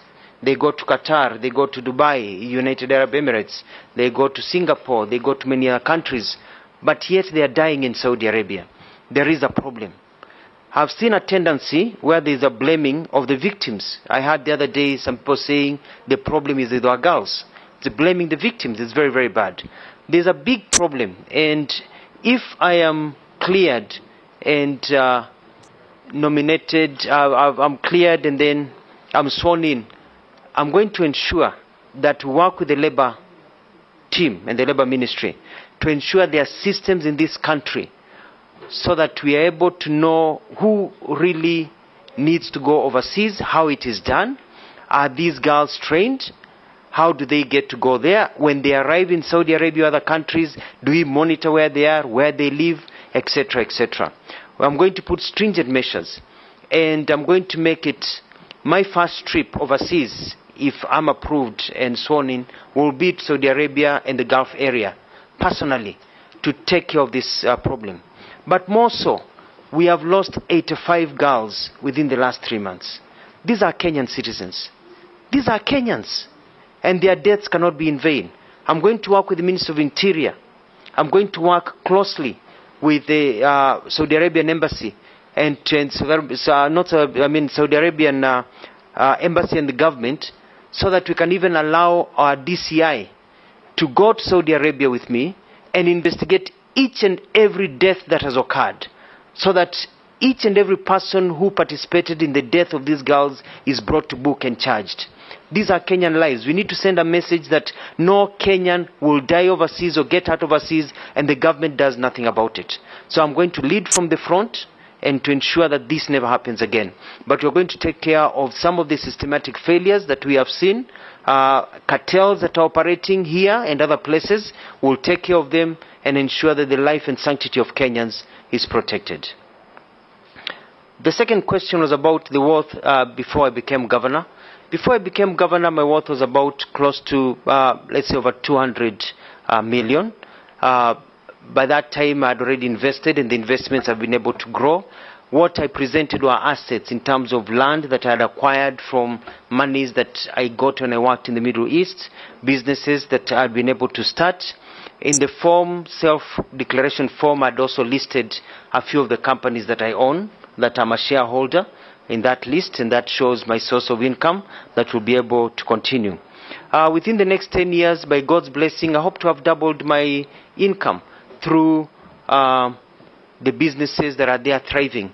As a Minister of Foreign Affairs, I'll not be able to participate in business much. I'll be taking care of, if I'm approved, will be taking care of the foreign interests of this country. But the businesses will take a life of their own. There's a third question about the worrying trend of governors being investigated. I'd like to go through them, Mr. Chair. The first one was about Maruba Dam.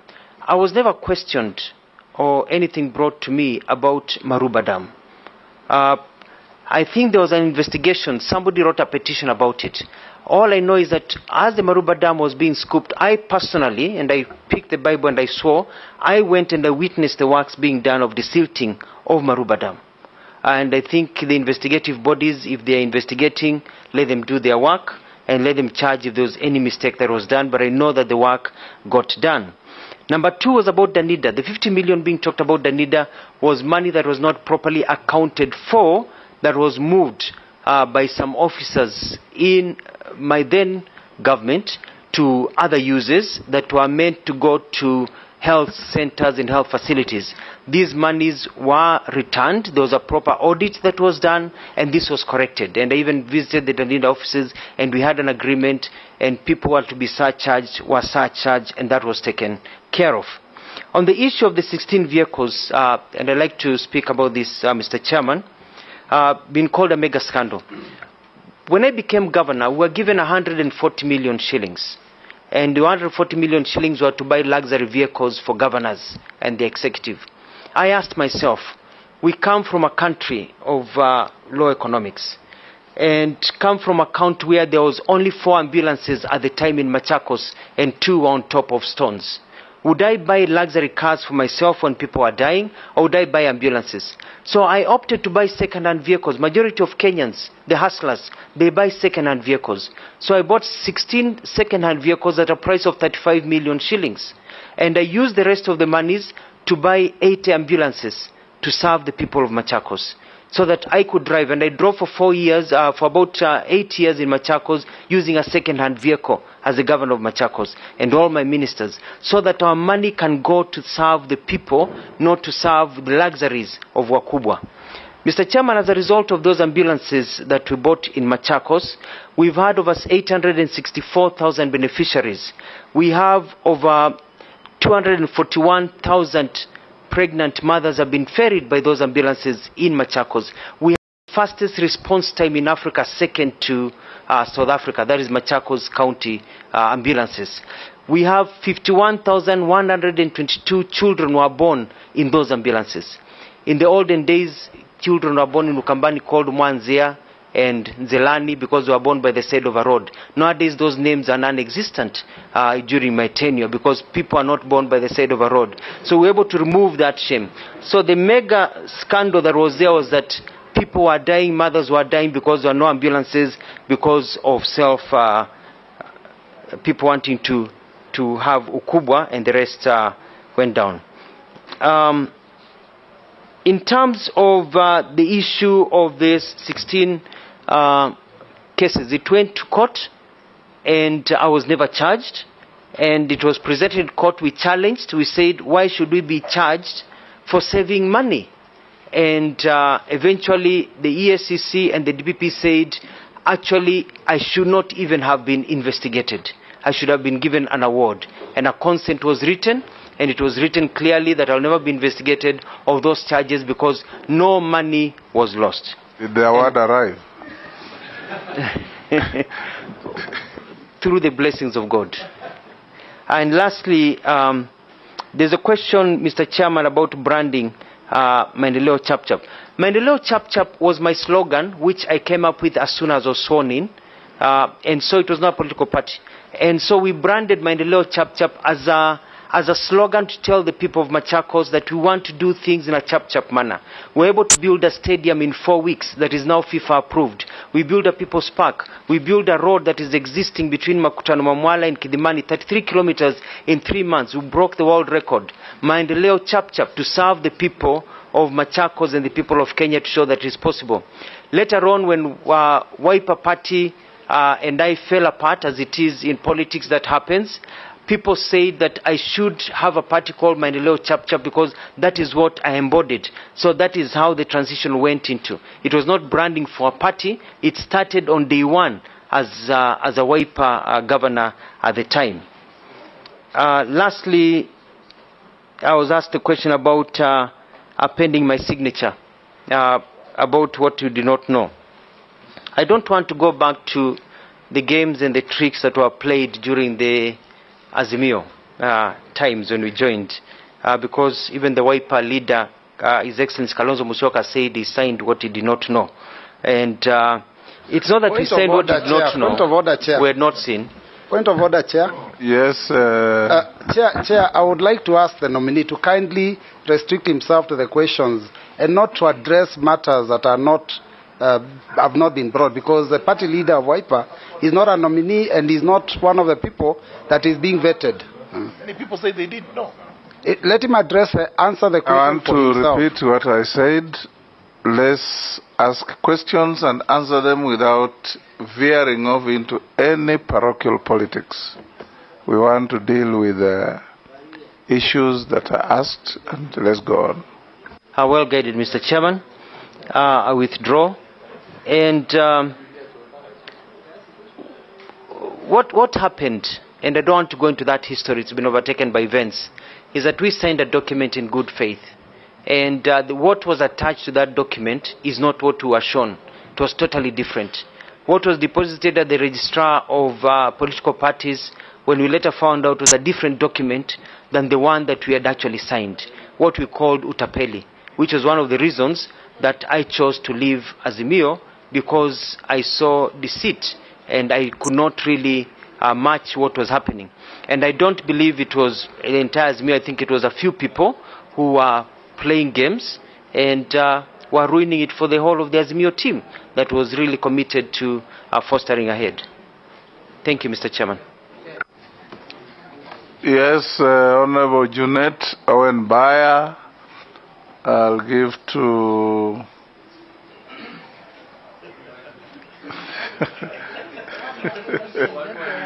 I'll give to Shurie. After Shurie, I'll give to Mishimbogo.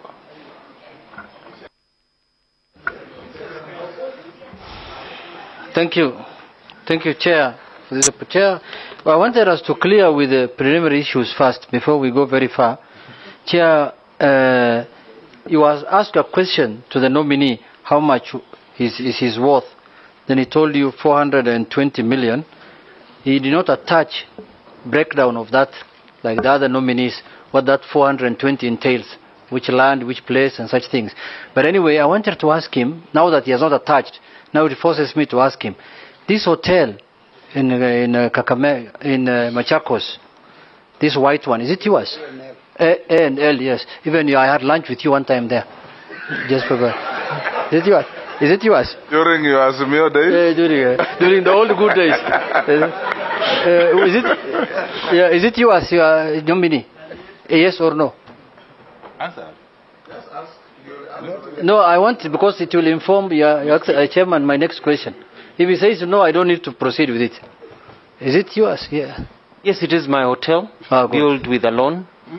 Thank you very much. Thank you. Now, if you own that hotel alone, the way you were saying by a nominee, and you are saying you are worth 420 million only, ndugu yangu, I know this is a period people want to be poor because it's hustler time.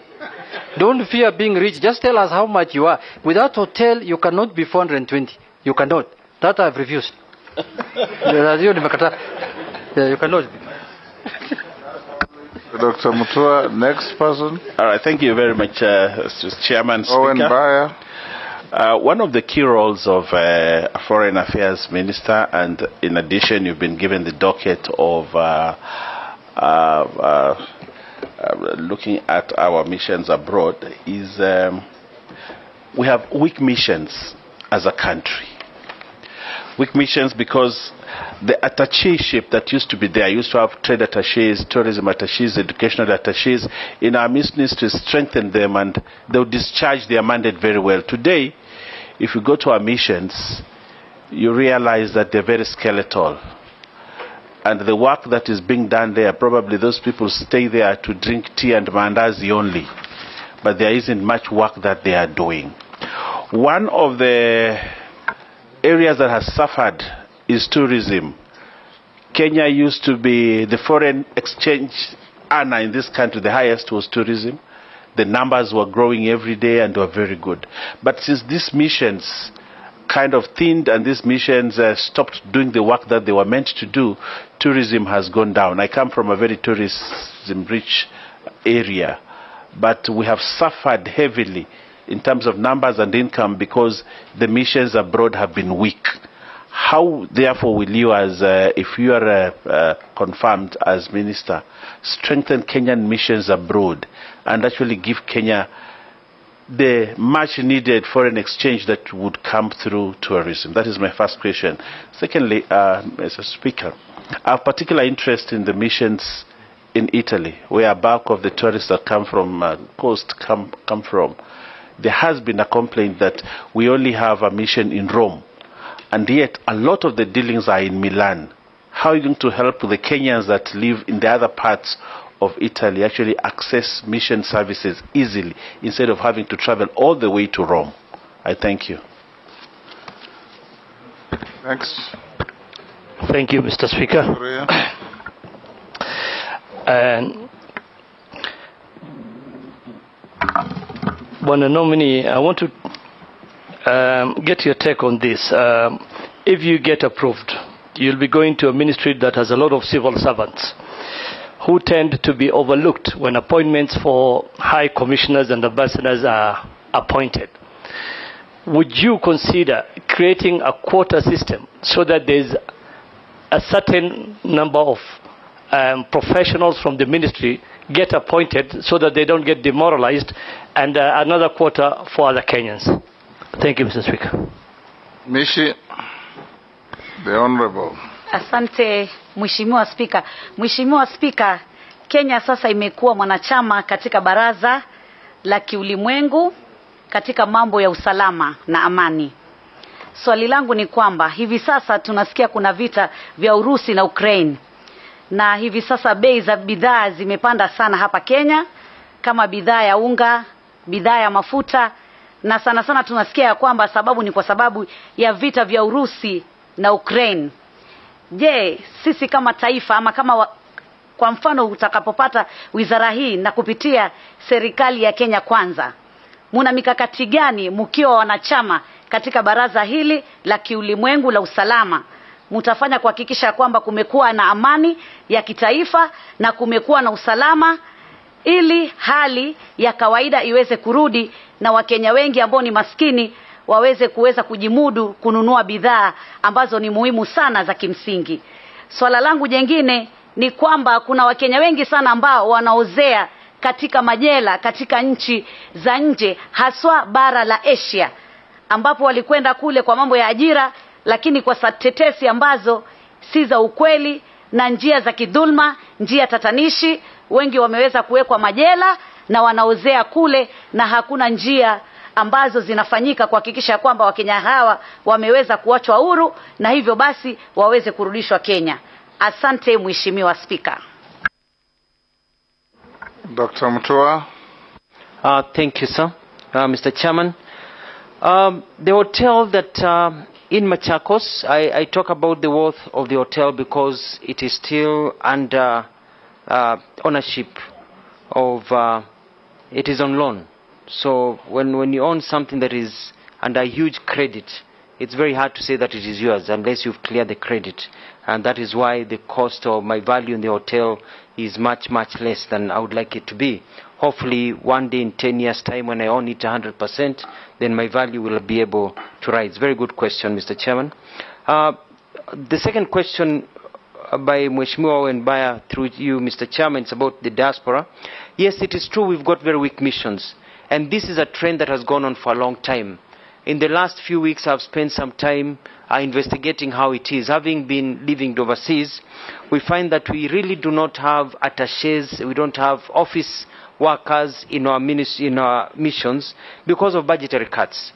The budget that is given, and then you look at how the shilling has depreciated over time, we really cannot afford to have our officers serving our people in our high commissions and our embassies. So one of the things that I'll do if I'm confirmed and appointed and sworn in will be to come to Parliament, to the relevant committees, the Defence, Intelligence and Foreign Relations Committee, and also the Diaspora Affairs and Migrant Workers Select Committee, and push for a budgetary increase.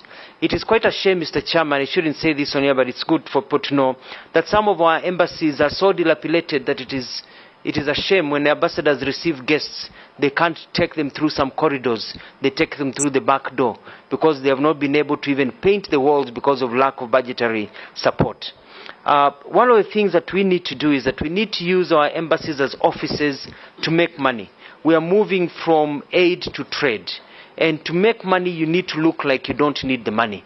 You need to bring people there who you can convince. You need to bring investors. We need to have people who will be able to tour these countries and bring investments to this country. So we'll need proper funding of our embassies and high commissions. It is not wasted money. It is an investment, and that will be able to bear fruits. More so, especially even in tourism. You cannot get tourism without marketing. There is competition. Other countries are putting major advertisements all over the world. You go to these countries, they are going to fairs and everything. At times, our High Commission and embassies do not have money for fuel, for their vehicles to actually even go across town. So where will they go to actually market our country in a fair to bring tourists? So there's been a trend of reducing the monies given to foreign affairs, and I hope this will be able to change, because we're able to show that any money plugged in will be recovered 100 times fold. So I feel the pain, and which is a real pain. There was a question that was also asked about Italy and about different missions, and at the same point, we'd like to be able to open, and our strength as a country also lies in how our footprint in the world. And yes, Rome, we need a consulate or embassy in Milan. You look at, for example, China, with over 1.5, 1.6 billion people. We only have one embassy in Beijing, covering a large country that's like a continent. We need a mission in Guangzhou, where there are very many Kenyans, so we can tap into manufacturing and some of these issues. You look at even in South America, yes, we have embassy in Brazil, but that's covering 450 million people. We need to bring trade. It is a shame that in a country like Brazil with 250 million people, it's the 12th largest GDP, with the 12th largest GDP in the world, that the value of goods that we sell to Brazil currently is zero, because there's nobody marketing it. So we need really to improve and really market our goods. Kenya Kwanza government is talking about value addition, is talking about creating markets, being able to sell our goods overseas. But where will they sell the goods? The goods will only be sold if the markets are found by the officers in the foreign and emissions. This third question is about civil servants, balance between political and professionals. And I do agree of a quota system. It is very important for somebody to enter the foreign service as a cadet, knowing that one day they'll work their way up all the way to become ambassadors. It's a brilliant idea, and it's something that I've already discussed, and something that I hope that if I'm confirmed, I'll be able to put it into sequence so that people realize they can actually grow through the ministry. We want to limit the number of political appointees, because we want people who are professionals to be able to get into there. Basi swali la mwisho ni kuhusu salama na amani, kuhusu swali muuliza kuhusu vita vya Ukraine na Urusi na umoja kimataifa. Sisi kama nchi ya Kenya tumeshiriki sana. Tulikuwa kule New York ambapo kuna mswada uliletwa katika ile tume kuu la wanaita la kimataifa la mambo ya usalama, na tukaweza kupiga kura tukisema kwamba hatutaki vita hivi viweze kuendelea. Sisi kama nchi ambao mkakati yetu ya mambo ya usalama, mambo ya kimataifa, nikisema kwamba tunashirikiana na nchi zote. Urusi ni rafiki wetu, Ukraine ni rafiki wetu, tunawahitaji, tunaongea nao. Tayari tumeongea na nchi Urusi, tumeongea na nchi Ukraine kwa kidiplomasia, tukaambia kwamba tuachane na vita, tuachane mikakati ya kuweza kuvamia nchi zingine ndio tuwe na amani. Lazima tucheze kidiplomasia, lakini pia tumesema kama nchi yetu ya Kenya hatutaki kuona nchi nyingine ikivamiwa na nchi nyingine, kwa sababu inakiuka ile mikakati yetu ambayo tumeiweka katika uhusiano wetu wa mambo ya kimataifa.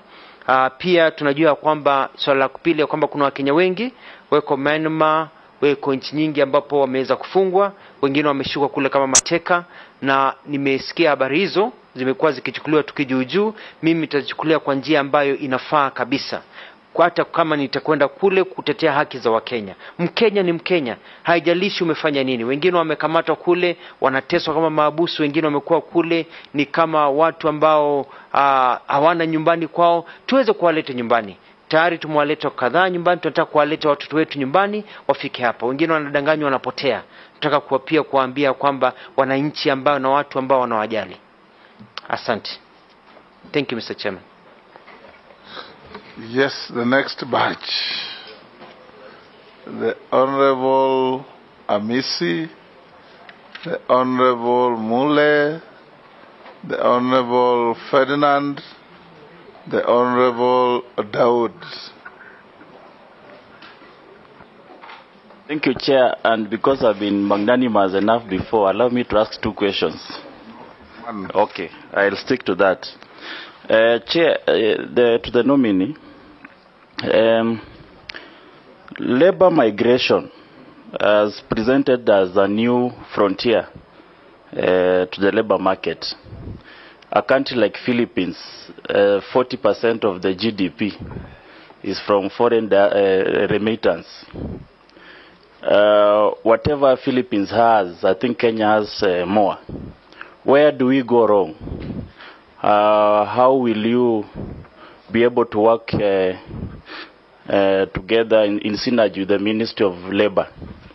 Because we always blame the Ministry of Labor, but we ask ourselves, how do our workers travel if you are not aware? So, in the Ministry of Foreign Affairs, how are you going to leverage on this so that Kenyans still gain much from labor migration? Because as a country, we do not have natural resources as much.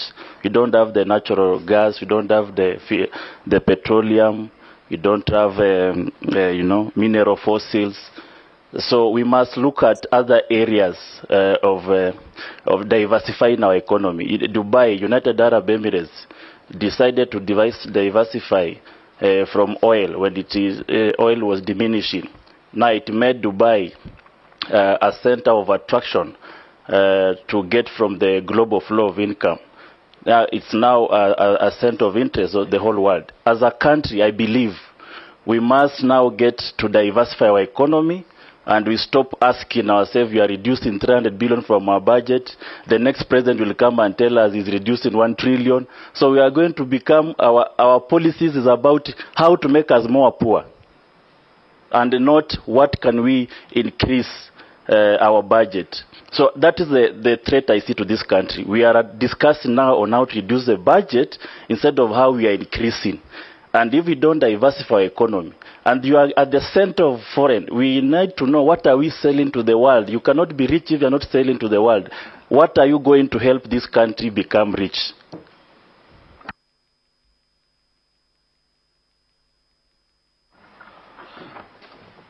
Honorable Mule.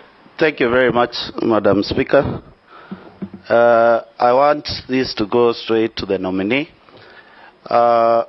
It is in public domain that the office you held or the government you led of Machakos County, as we speak right now, it has one of the biggest debt in the country of 2.8 billion shillings, which is not paid, and is a debt which is being carried over to the next administration. Kindly, without any personal or emotions, try to convince this committee whether was that failure in your management, in your leadership, and in proper accounts of the county government of Machakos not to incur such debt, whereby we know very well the county government of Machakos has been receiving all requisite funds from the national government, development partners, and other local collected avenue, whereby we should not have a single debt. And for example, Makueni had a debt of less than 2-point-something million shillings by their close of gaps. My fear is one. With this experience and happenings within your leadership in Machakos, how do we grant you to be the eye of Kenya in the diaspora? Are we going to get to issues which relate to mismanagement, misappropriation, misunderstanding of management? And this is one of the key ministries we are looking forward in this country to make sure that at least we attract investors, we attract tourists, we attract jobs from foreigners. I want to be convinced and convince this committee. Are you really suitable for this position with the history I've given for Machakos, with a debt which has been calculated by the Auditor General of 2.8 billion shillings, unpaid, contractors unpaid, services unpaid. Serious management issue. Ferdinand.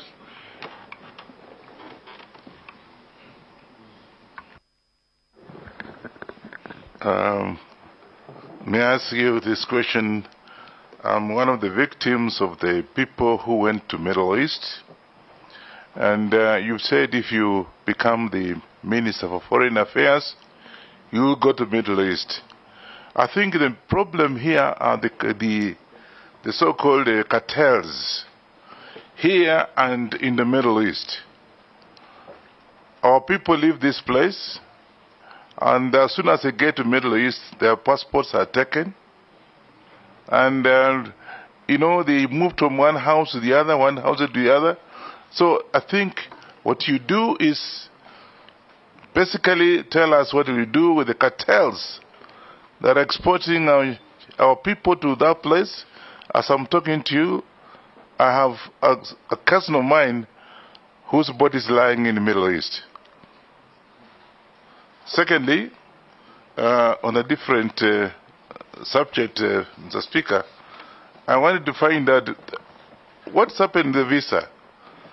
You know, the countries that are so-called very friendly to us, when they come here, we have no problem. But when you want to get a visa going to some of these countries, including a neighboring country like South Africa, it takes such a long time to get a visa. Sometimes you don't even get a visa. And some people even end up being stranded at the airport because they get there and there's nothing. They can't go back. They can't come. And so they spend 2, 3, 4 days, imagine, at the airports. So what are you going to do about that? Thank you. Thank you, Chair. Thank you, Chair. Dr. Mutua, I would want to ask you 1 or 2 questions. We've got countries which normally offer us scholarships, university scholarships, college scholarships. Some of the friendly countries are India, Cuba, Algeria, Pakistan, Hungary, amongst others. I remember a couple of years back, the Indian High Commission telling me there were 100 vacancies for technical training colleges in India. But the scholarships can only come through the Ministry of Foreign Affairs. But when I went to follow up with the Ministry of Foreign Affairs, I was told they were not available. But the Indian High Commission told me they were there. And many like them are there. So what criteria is it being used to distribute those scholarships to deserving Kenyans and not being hawked to people to buy them? Because if it's not going to help the ordinary citizens and it's going to be hawked or sold to people, then it doesn't help at all. Secondly, our balance of trade. Many countries, our balance of trade is in favor of the other countries. What do you think you will do to even market our miraa so that our farmers in Nyambene and Tigania can at least get something out of miraa, because that is one thing which is, I think it is at the core of our government as well. Thank you. Dr. Mutua. Thank you, sir. Mr. Chairman, there's a question about labor migration and Kenyan jobs. It is quite instructive. I watched the morning interview or vetting whereby Mheshimiwa Musalia Mudavadi talked about the 480 billion shillings that are remitted from overseas, 350 to 480 billion shillings. Actually, the diaspora remits more money to Kenya. It's our chief foreign exchange earner than even coffee, tea, and others. And we'd like to grow this, but need to be done in a very, very organized place. And so it is important for us to take advantage of this. There is no system as there is in Philippines, for example, whereby the government goes out to teach people how to look for jobs overseas and also train them and give them opportunities to find jobs. So if I am confirmed, I'm going to set up a unit in the ministry to teach Kenyans and also guide Kenyans on how to secure jobs overseas. How do you qualify for a job overseas? How do you become competitive? Because Kenyans are very bright. Kenyans are very well educated, they are very good, they can get jobs and they can remit money, but they have not been given an opportunity and shown. I'm also going to ask our embassies to be telling us, so we can tell Kenyans and publish widely, of opportunities that Kenyans can be able to look at and be able to go into the private sector, but also more so into the United Nations and other international bodies, so that Kenyans are also over there. One of the things that we'd like to do is also, we'd like to get our Kenyans overseas to save, because they're remitting a lot of money. Our president has been talking about Kenyan saving. We'd like to also get our Kenyans overseas to also save. Let them save here so that we can be able to borrow that money that is saved here or use that money. We've been talking about an infrastructure bond for years. We'd like to get that infrastructure bond realized so that Kenyans overseas can say we build that highway with our money from overseas. We also want to set up a network so that when you send your money here, you know the money is being used for the right use as a member of the diaspora. The second question was about the pending bills by Mheshimiwa Mule, Mr. Chairman, through you. And I was also surprised to see in the news about 2.8 billion, but what I had on my records was 1.6 billion from the control of budget. And we have a plan of how this money, and it was very clear how the money would be paid. It was very clear to the control of budget how the pending bills were accumulated. Some of them were accumulated because we had very many development projects. If you have a lot of development projects, others will carry over into new financial years. When some of them carry over to new financial years, they become pending bills, and they are listed, even though some of them are ongoing. There are others whereby we had talked to the control of budget that we had said as a government I would not be able to pay them because they were white elephants.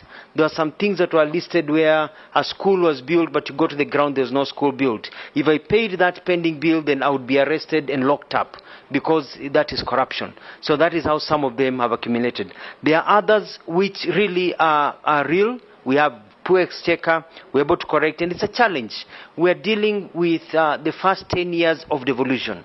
It was about balancing everything, getting everything going, but by the end, I'm very confident that I ran a very good government that was recognized, that had a lot of success in many, many areas, that was able to be an epitome or an example to many other counties. Mheshimiwa, through you, Mr. Chairman, talked about victimization of Kenyans through the cartels, and it is true. I have some tricks up my sleeve, and I don't want to speak about them publicly right now because, you know, these cartels will work on them. But I can assure you, within a few weeks, I'm dealing with these cartels, because I've been made to understand that some of them are even owned by government officials. And they're going to do everything because they're making tons and tons of money out of our people. And some of the things that we want to do is that it's a clear recording. If you're going to send our kids overseas for work, you need to have a record of who you are sending. You need clearance by the foreign ministry, not only by the labor ministry. And when they arrive in that other country, we'd like to get within 2 weeks to know which home, their domicile, and where they are working. If we don't get that list, then that organization will not be allowed to send any other person to that country ever again until that is met. Furthermore, it is the right of every Kenyan to bear their own passport upon themselves. And we are going to tell the Kingdom of Saudi Arabia that the Kenyan passport belongs to the Kenyan. And you only surrender your passport if you're getting a visa, and others, you cannot surrender your passport because you're working. And if they can't agree for Kenyans to keep their passports among themselves, let's go to other countries. We don't have to go there and be slaves because they take our passports and we can't even travel anywhere. So we are going to ensure some of these things are not taken for granted. It's all about the government putting down its foot and saying, we are friendly nations, let's treat our people with respect. Mr. Chairman, the question about the Kenyan visas, and this goes hand in hand with the strength of the Kenyan passport. If you go to Google, you'll find that our Kenyan passport is number 75 in terms of the countries, in terms of its strength. This is because we are not really, our passport is not very strong. We can't go to many countries without visas. One of the things that I want to do, if I'm confirmed and sworn in, is to ensure that we get bilateral agreements with many countries signed, so that we can have reciprocal, so that Kenyans do not need a visa to go to some countries. Most of the time, these countries put what in Swahili we call vikwazos, because they believe that Kenyans will be going there, misbehaving and not coming back. But with the plan of President Ruto to grow the economy from the bottom up, Kenyans will not have a reason to flee their country. There will be opportunities for people to go, trade and come back home. The other thing is also to look at some of the agreements that are sitting in Parliament that we're going to bring. For example, there is an MOU between the United States and the Kenyan government to quicken how Kenyans get visas to the United States, but it has sat in Parliament for a while. I'm going to fast track it so that it is approved, and it is so we can sign some of those agreements and many treaties that will strengthen our passport.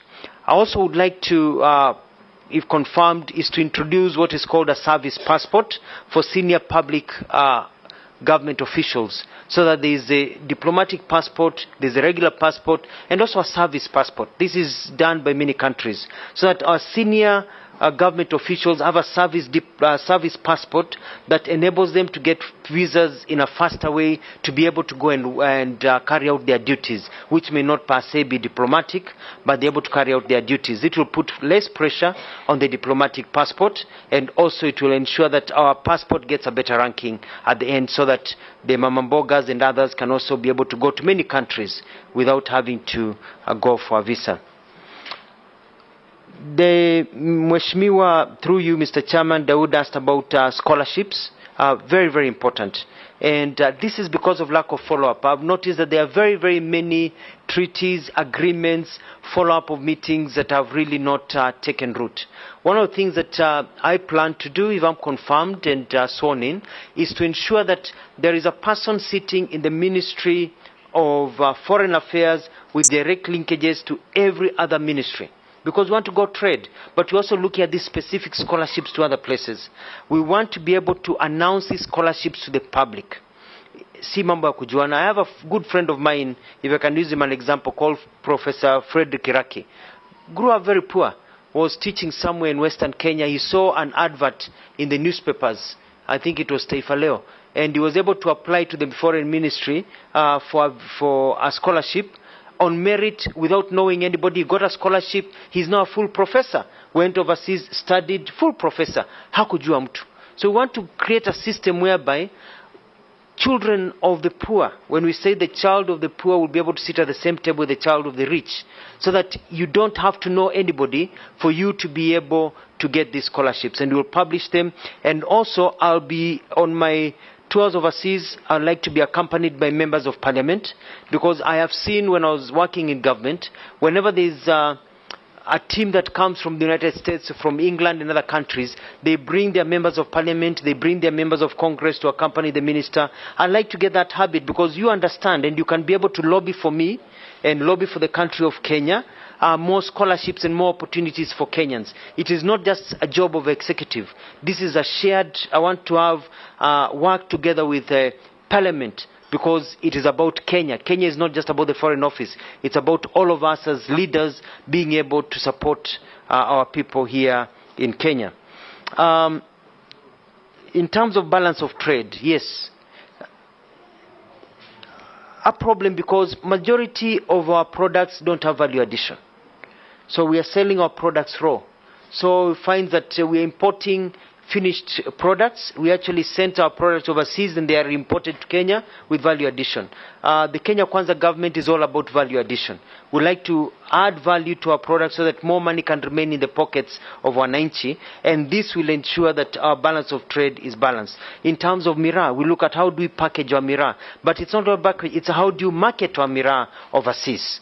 And how do you get smooth transition? Because that is a product so that the people of Tigani, as you put it, can also have more money in the pocket. So this is a critical part of the plan of Kenya Kwanza.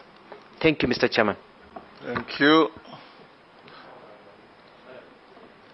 We agreed no lifting of hands. Yes. Naisula, Gikaria, Raso, Posing, Emase. Thank you, Chair. To Honorable Mutua, many things... Actually, there are only two of you left after Emase, Murugara, and Mukami. You can take those 6. All right, thank you, Chair. To Honorable Mutua, many think that you have zero international experience. What are your views on self-determination in relation to this nomination? Is self-determination real or a mirage? And whether experience actually matters? And the second question, in your view, what new roles will the State Department of Diaspora Affairs do that the existing government structures don't do or will not do, remembering that in the Kenya Kwanza manifesto, it was actually to be a ministry? What issues do you think will need to be handled under the Diaspora Affairs docket? Thank you. Next. Thank you, Chair. Maybe, Chair, at some point in Parliament at some time, I think you'll need to give a ruling as to whether this aspect of the domestic workers out of the country, whether it is a foreign affair matter or it's a labor, or sometimes we leave it to labor and maybe it is foreign, or it's the two of them. And I think your direction will really give us some answers to this. It is cross-cutting. They live here exactly. Under labor. Correct. They're out there under foreign. Mm-hmm. So I think it's when they are addressing that, then it's a cross-cutting issue. Maybe the two ministries need to work. The government has collective responsibility, and the minister, if approved, may wish to work very closely with labor to ensure that they synchronize the process and continue monitoring and managing our Kenyans out there. Thank you, Speaker. And I also want to thank the nominee. You know, he has actually specified, specifically which some of these countries are. You know, the issue has also been generalized, but now when it comes with a particular area that is bringing this problem, then I think it is important. He also mentioned that he wants some of these properties that he has is out of the income he earned when he worked in the Middle East, if I heard him correctly. Maybe he needs to give us an experience of then and what is happening now. But the very last one, Honourable Chair, is about the questionnaire, number 27. And I had the nominee giving us a very emotive and very, you could feel where he has come from, and the assistance that he got when he was rising and through his education and missing out to school because of school fees. But Honourable Chair, if you look at number 27 in the pro bono charity work, donation to charity and things, he writes not applicable. Honourable Chair. How then could you have benefited from well-wishers and good Samaritan, and yet in your tenure you're not giving back? Thank you, Chair. Thank you, Mr. Chairman, through you. Yes. Okay, proceed. Thank you, Chairman. Dr. Mutua, if Parliament will approve your nomination, you will actually be the number 2 diplomat for Kenya. And the ministry that you will be heading is the face of Kenya out there. In the last Parliament, we passed the Act, that is the Foreign Service Act. And our foreign policy is anchored on economic, cultural, environmental, and diaspora. Now, from your last job, you have been the governor for Machakos for 10 years. I think it's not a mean feat. It means the people of Machakos saw that you are doing certain things right, maybe not 100%.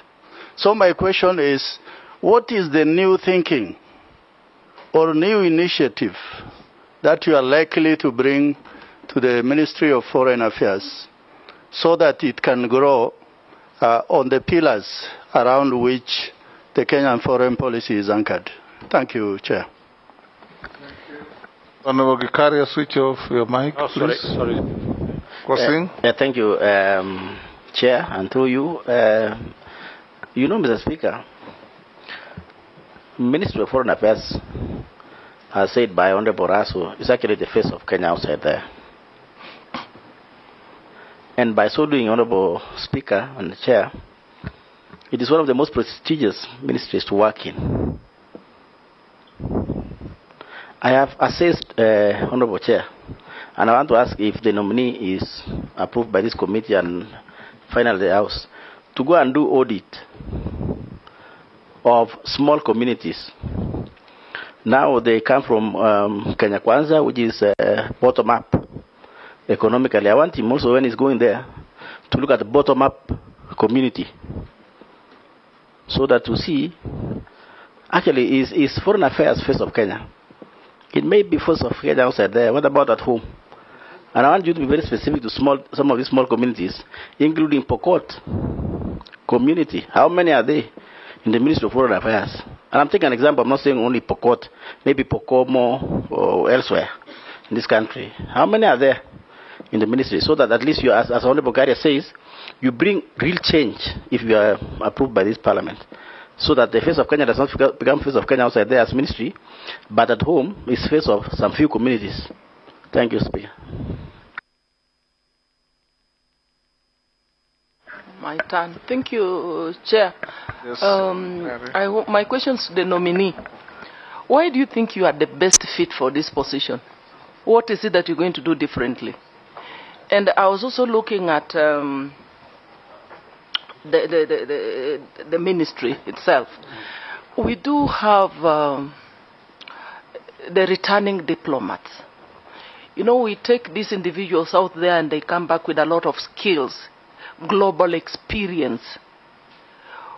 What are you going to do in terms of developing and retaining this talent and making good use of these individuals when they return, probably by making sure that they are, reassigned responsibilities or deployed to other ministries or boards where they can add more value and contribute towards the development of this country. Thank you.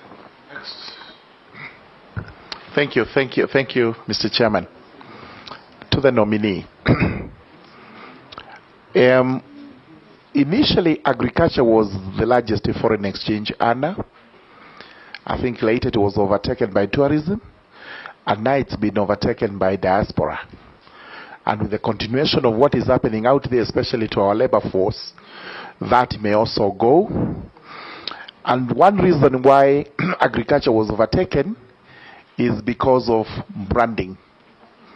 That as Kenyans, we do not brand our produce properly, and maybe we do not sell those brands as brands of Kenya. For example, we have coffee and tea. But out there, whether it is in Turkey, it is Dubai, you'll be told that the coffee, the tea they are taking is from Egypt, which is surprising, and that tea possibly is from Kenya. The coffee, and we have some of the best coffee in the world. You're told it's Brazil or Thailand or from wherever. As the Minister for Foreign Affairs, I think you're going to be the driver of the policy brand Kenya. How do you propose to work with the Ministry of Trade so that this is realized and we are able to add more foreign exchange and as a result grow the economy as we intend to do? Kami. Our nominee, I have one question for you regarding the visas. Kenyans have complained about the amount of time and resources spent when trying to obtain visas to visit countries that we enjoy cordial relationships with, such as South Africa, America, UK. The nationals of this country do not suffer the same inconvenience, and some even get visas on arrival. What will your ministry do to address this concern? Because it's a tall order. Yes, Dr. Mutua, answer those 7 questions or the 6. Thank you, Mr. Chairman. Mheshimiwa Laisuda asked about my international experience. I lived overseas for about nearly 15 years. As a student, I worked there. I know how life is. I've interacted with foreigners. And so I have a knowledge. When I was government spokesperson, my matters were not just local, but also dealt with a lot of international issues through the cabinet office. And the whole issue of self-determination is quite important. And, you know, as a policy in Kenya, our foreign policy believes in that every country has a right to self-determination. Every country has a right to enjoy its freedoms without being attacked by another country. And we want to be able to be seen as a solid country that has a foreign policy that does not keep on shifting with the wind. So we are quite solid about how we do things. Because of living overseas also with the diaspora, I'm quite aware of the challenges of the diaspora. I know that the National Diaspora Council of Kenya has never been operationalized. That is one of the first things that if I'm approved and sworn in that I will do. I want to enter into a discussion with the United Kingdom, with the United States and other countries where we've got a lot of Kenyans went there, fell out of status, they're hiding. They don't have status, they can't come back home, to see ways of waiving the problems they faced without them being deported, so they can get waivers, so they can leave and get legalized where they are, so they can be able to contribute very, very well to this country. We're looking at being able also to sign more MOUs that will be able to help the diaspora be able to work very well between us and then the banking field and others as we continue. So I feel that I'm quite prepared in terms of my personal experience and experience working in government for over 20 years. The second question is about the foreign affairs and issues which, Mr. Chairman, you're able to answer very well about the cross-cutting issues between Labour. But we'd like to make it very clear that if I'm approved and sworn in, issues of Kenyans overseas will fall in the Ministry of Foreign Affairs. I think Foreign Affairs has been passing the buck a lot to the Ministry of Labour. But Ministry of Labour will also have to get its act together. And because Kenya Kwanza, we are a team, we'll be able to work as a team to harmonize. So that even though there's processing done and approvals, we're working hand in hand. But when Kenyans are overseas, working overseas, I don't want them to go to any embassy and being told this is not a foreign affairs issue, this is a labor issue, Ministry of Labor issue. You're in a foreign country. You don't know anybody about labor. You know the mission. You want to be protected by your mission. I want people to be proud of the country they come from and to know that their country has their back day and night at every single time. There was the issue about the properties, yes, and the questionnaire. As a Christian, the Bible says that when you give with your left hand, your right hand should not know what you've been giving. A lot of my pro bono work and the work that I've been doing through the church. And I don't like listening to what I've done as a Christian, because you're not supposed to go and scream out there what you've done as a Christian. I sponsor more than 100 children through school myself, because I know how it changed my life by being sponsored, and many other things that I'm able to do that I don't like blowing my own horse, because I do it from the bottom of my heart and as a service to God, not as a service to man. There is the third question about being the number 2 diplomat for Kenya, and the Foreign Service Act, and the whole issue of the economic culture and trade. We are moving. You know, one of the reasons that Kenya is looked down upon even with visas is because we're a poor economy. You know, if you're poor, people don't take you seriously as much as if you're rich. If you're rich, you're taken seriously. And the whole idea is to make our country rich. We want people to know that Kenya can be a land of opportunity. And my job will be able to do what I can. For example, my dream and I would like to work with members of parliament and governors so that I could go out there with my ambassadors if I am approved. And we say as a country that we are going to bring to every county a new factory that will be able to provide jobs to our Kenyans and grow the economy so that we can all grow and make money. Because at the end of the day, it's all about money in the pocket. And we want our people to have more money in the pocket. And that's one of the things that we have said as a government that we would like to be able to do. Mr. Chairman, the other question was about the audit of small communities. I have to admit, Mr. Chairman, that I was flabbergasted, awed, shocked, amazed, confused when I looked at the list of recent appointments and other appointments to the senior levels in the Ministry of Foreign Affairs. It clearly does not represent the balance of the face of Kenya. This with I'll be able to advise the President so we can be able to correct this. Every Kenyan needs to know they have a place in their government. And we are going to make sure that every Kenyan, regardless of where you are born, regardless of who your parents are, regardless of which corner you come from, you feel that you can participate in nation building in the various government departments. And I believe this is what our President is all about. And also to look at issues of skill-based. We want people who are skilled to know that you can work hard, you can be chap-chap, and be able to move up the ladder so that it's not skewed about who is knowing who. For example, there's the issue about postings in the ministry. We need to make it public. You know, now it's a hidden secret. You know, you actually don't know who is being posted until you find out somebody is missing and you realize they have been posted somewhere. We want everybody to know who's been posted where so that people say, huyu ameenda mara tano, nimeenda mara mbili. Why can't I also go and serve my country outside? We want to create a sense of fairness so that people feel that they are fair. Mr. Chairman was also asked the question about why do I think I'm the best for this position. I want to thank the President for giving me this opportunity. I've worked overseas. I have studied communication and diplomacy is my second nature. As a government spokesperson, I was able to interact with any people and I know what it takes. And I believe I have the talent and the gusto and the strength to be able to transform and change the way the ministry operates for the benefit of Kenyans. We have a clear plan in Kenya Kwanza, and I was part of the architects of that plan, so I understand clearly what we need to do to work in that ministry, and I believe that I'll be well placed and I'll make Kenya proud as we move on. The sixth question was about the diaspora and how we are being overtaken, and it is true.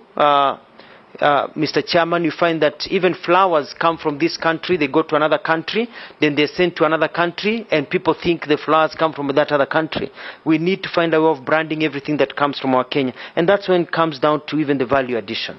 We need to add value to our products. We need to be able to say this comes from Kenya, and be able to do it proudly and get it out there so that whenever anything is value added, we're able to make more money. And lastly, there was the issue about obtaining visas and the cordial relationship with some countries. People come here, they're able to walk in, but for us, getting into some countries like going to heaven by the process of the visas. These are some of the issues that I'll be able to work closely with the ambassadors, work closely with this country, sign bilateral agreements so as to make it easier for Kenyans. And we'll try and start with Nipe Nikupe. If we do it for you, do it for us. And see how it is. Because we are in the same world. But in the same world, we need also to see how we can improve the standing of our passport. Some countries in Africa, like Botswana, for example, their passport is quite strong. They can just walk into the US and just, in some other countries and just, get their visa on arrival. Whereas here, it's a process. So we want to get our country to that level. Having lived overseas, having traveled, I know what it means for people to line up for visas. We want to remove that shame. And I believe I'm up to the task. Back to you, Mr. Chairman. Dr. Mutua, can I ask you a question? Yes, sir. Our athletes, they give us the most visibility everywhere. Through them, our national anthem is played in most unexpected places. But increasingly, it's been happening that when our athletes go out there to conquer the world, they don't enjoy any protocol support. And the head of protocol in the country lies in your ministry. What arrangements do you have to ensure that our greats like Eliud Kipchoge and others have at least some protocol support wherever they go to arrange their press briefings, their feasibility, their marketing, and all these things that we see being done to athletes from even lesser countries? When Maria Mutola was the conqueror of the world from Mozambique, she was accorded protocol at the level of a minister. Of course, ours are too many. We may not take it to that level. But what are you planning to do for our athletes? You find petty traders carrying diplomatic passports, and our world-conquering athletes don't have. What are your thoughts on this? Thank you, Mr. Chairman. A very good question. There are two ways. I was lucky to be a journalist because I lived in Australia at the time and witnessed the 2000 Olympics. And I saw our athletes and some of the struggles they went through. And I love sports, so I've been able to see some of these things. And one of the programs that I have in place is to set up our protocol officers, not only for athletes, but even to Kenyans. Kenyans have been complaining that when they go to embassies, they're not treated well. They're not treated with respect when they live in the diaspora. And I want to ensure that when you go to an embassy, to a high commission as a Kenyan, you are treated with the respect and dignity that you deserve as a Kenyan, and you can come out saying, yes, my country really loves me. So I'm going to institute a program to take care of athletes and even top business people when they go to these countries, because they are also income earners. They are bringing foreign exchange to our country. It is also a shame that even some of our soccer players, we've seen them in the past sleeping in airports because there was no proper protocol or there is no money. And so I'll be coming back to Parliament and requesting for funds so that we can always have an emergency kitty in our high commissions and embassies, so we can be able to fly and take care of our soccer players. If there's a player or athletes that has fallen in the wayside, to remove that shame and give them the recognition that they deserve. We also, one of my plans that I put through as Kenya Kwanza plan is also to have a program for our athletes on how to invest and save their money. So that as they make their money, they are not just spending their money. Part of their money is going into saving, because you cannot run forever. After a while, somebody else will be able to run faster than you. A better soccer player will play better than you. So that you have something left, so that you can be able to invest, get into business or get into work, so that you don't die poor. Then it becomes a shame that you represented this country, but you're dying poor. So we can be able to set up that in collaboration with the ministry in charge of sports. Then lastly is we need to have galas and recognition when they come back and treat them well. When it comes to issues of diplomatic passports, I totally agree with you. And I'll be, if I'm nominated, if I'm approved and sworn in, I'll be taking to Cabinet a memo to discuss on who should and who should not have diplomatic passport. With the introduction of the service passport, we need to come up with a clear criteria. In my mind, for example, I think that members of parliament who are our top diplomats, because they understand the problems on the ground, they should be able to be facilitated to go overseas with the right documentation to be able to work, not just people who are connected to have diplomatic passports. But also we need to save the sanctity of the diplomatic passport, because if a diplomatic passport is given to everybody around, it lowers the ranking of our passport, which means that our Kenyans who are down there, Mama Bogas, now have to line up for more visas. So it's a balancing act. Thank you, Mr. Chairman. Thank you, Dr. Mutua. Now we're coming to an end of your hearings. I give you 3 minutes to tell us your wish. Thank you, Mr. Chairman, and I want to thank the committee, and I want to thank for the members for the very, very insightful questions that they have been able to ask me, and I hope I've been able to answer them. And I humbly request you to approve my nomination so that I can be given an opportunity to serve this country in a way that I know will transform this country. I want to be able to work clearly to make sure that Kenya is known to be a country that wants to trade, not aid. We don't want to go and beg and get aid. Yes, aid is good. We'll be getting support, but we want to trade. Kenyans do not want a hand down. Kenyans want a hand up. Kenyans want to be given opportunities, and that is where I'm coming in. In terms of diaspora, I'm going to fight for the rights of diaspora. Having been in the diaspora myself, understand the pains, I'll be able to work on those things. Marketing Kenya is very important. Kenya needs to be also a conference place where conferences can come to this country and we make a lot of money. It's a low-hanging fruit, so we're going to support that a lot, even as we champion climate change, because as you know, in this country, how the weather is, we have to fight for climate change, matters of environment and others. And I'll work with everybody to ensure that the Kenya Kwanza government under President Ruto succeeds, because we are working as a team to ensure our country grows. Mr. Chairman, I want to assure you that mbele iko sawa. Thank you, Dr. Mutua. You are now released and at liberty to go to your other duties. Honorable members, we have saved 5 minutes from Dr. Mutua. I give you a stretch of 5 minutes as we ask the sergeant to look for Mama Alice Wahome as our next nominee. Bring in Alice Wahome in 5 minutes.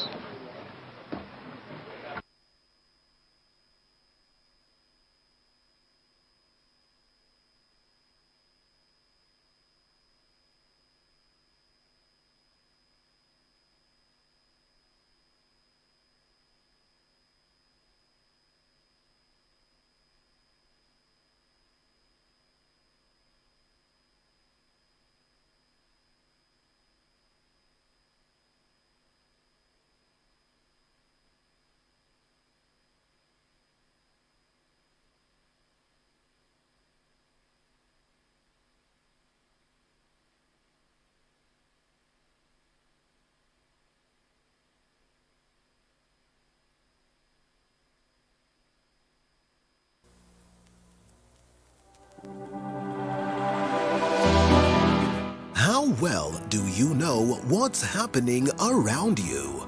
Morning Cafe with heated political debate of untold stories. Are you looking at security? How well do you know what's happening around you? Morning Cafe with heated political debates. Baraza la Siasa. Hiyo kitu azungumzie, angalie hali ya maisha ya watu. Informative health discussions. Business, farming. Tasty Wednesday, Fitness Thursday, and Feel Good Friday with amazing DJs, celebs, waimbaji, kuna comedians, alafu kuna wajinga, and music bands every Monday to Friday from 6 a.m. to 9 a.m.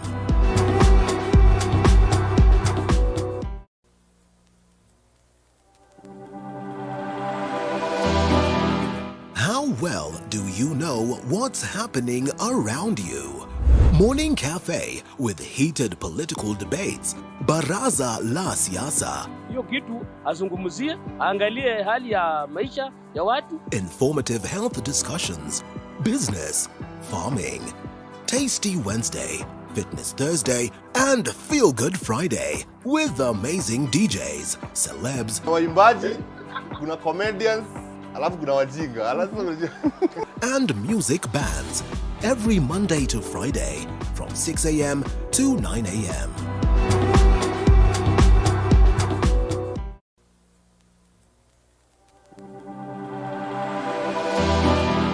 How well do you know what's happening around you?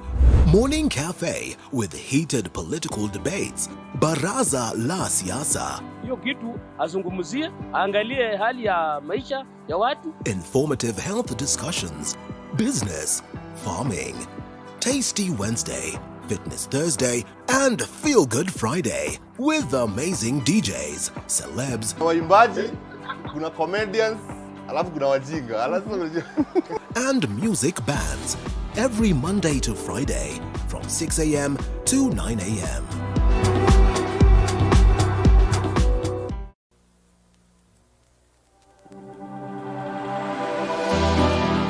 How well do you know what's happening around you? Morning Cafe with heated political debates. Baraza la Siasa. Hiyo kitu azungumzie, angalie hali ya maisha ya watu. Informative health discussions.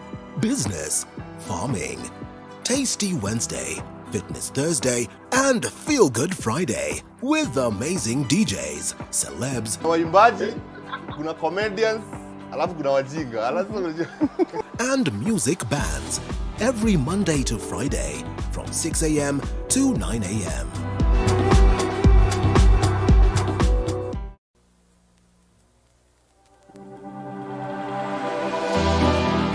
How well do you know what's happening around you? Morning Cafe with heated political debates. Baraza la Siasa. Hiyo kitu azungumzie, angalie hali ya maisha ya watu. Informative health discussions. Business, farming. Tasty Wednesday, Fitness Thursday, and Feel Good Friday with amazing DJs, celebs, waimbaji, kuna comedians, alafu kuna wajinga, and music bands every Monday to Friday from 6 a.m. to 9 a.m.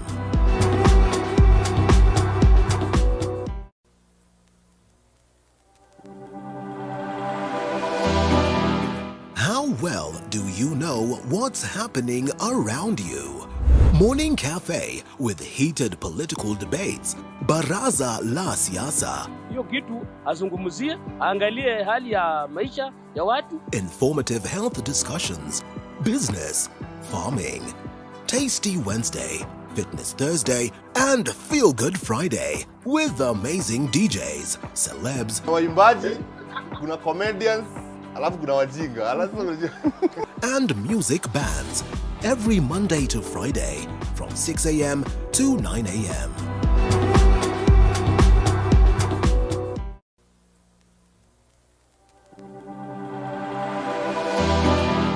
How well do you know what's happening around you? Morning Cafe with heated political debates. Baraza la Siasa. Hiyo kitu azungumzie, angalie hali ya maisha ya watu. Informative health discussions. Business, farming. Tasty Wednesday, Fitness Thursday, and Feel Good Friday with amazing DJs, celebs, waimbaji, kuna comedians, alafu kuna wajinga, and music bands every Monday to Friday from 6 a.m. to 9 a.m.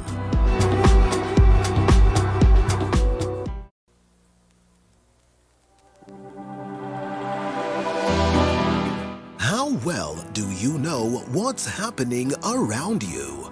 Morning Cafe with heated political debates.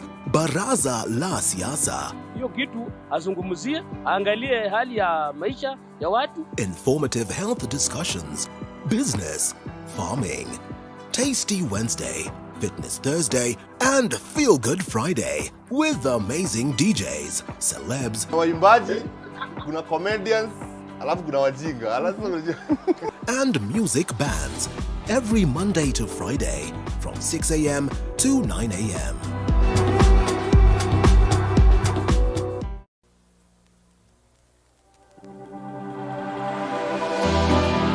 How well do you know what's happening around you? Morning Cafe with heated political debates. Baraza la Siasa. Hiyo kitu azungumzie, angalie hali ya maisha ya watu. Informative health discussions. Business, farming. Tasty Wednesday, Fitness Thursday, and Feel Good Friday with amazing DJs, celebs, Waimbaji, kuna comedy. Honorable Alice Wahome, welcome to the committee. This is a committee of Parliament that is conducting confirmation hearings or vetting for the nominees to Cabinet by His Excellency the President. And you are one of our colleagues who has been given the privilege. You are welcome to the committee. This is now your time. I will direct the clerk responsible to swear you in.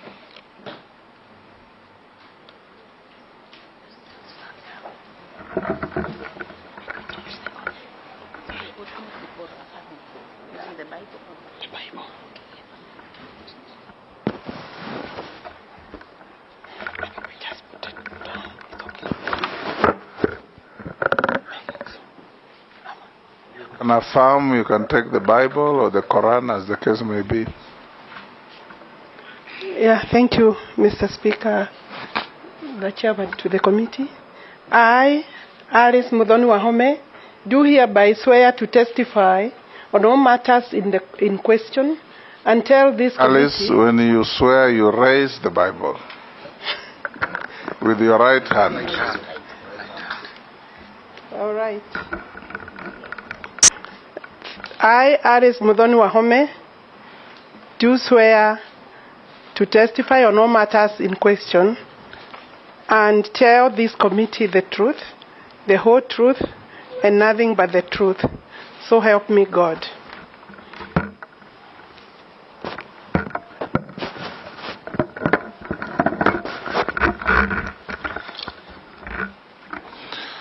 Honorable Alice, welcome once again. We are going to have an interactive session with you.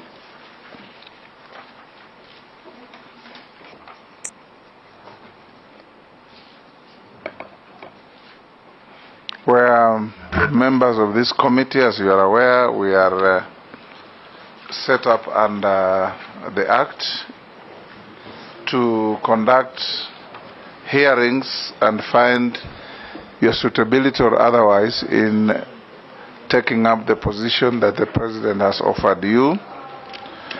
We are chaired by the Speaker, yours truly here, Moses Wetangula, and I'll invite members of the committee to introduce themselves for purposes of Hansard. I know that your colleagues, you know them, but the Hansard requirement needs that they introduce themselves, starting with the Deputy Speaker.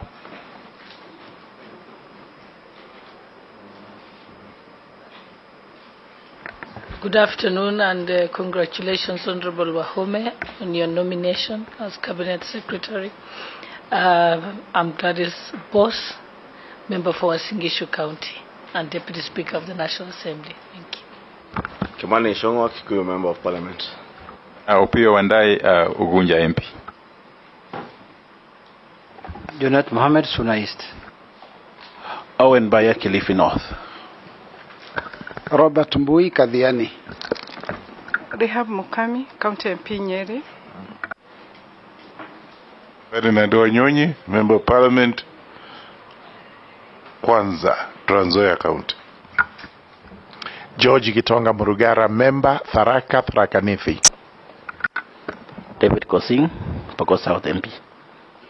Abdul Rahim Daud, North Imenti, Meru County MP. Honorable Mishimboko, MP Likoni. Nelson Arap Koech, MP Belgut. Thank you, Chair. Caleb Amisi, MP Saboti. Dido Rosso, MP Saku. Abdi Shurie, MP Balambala. Emase Mary, MP Teso South.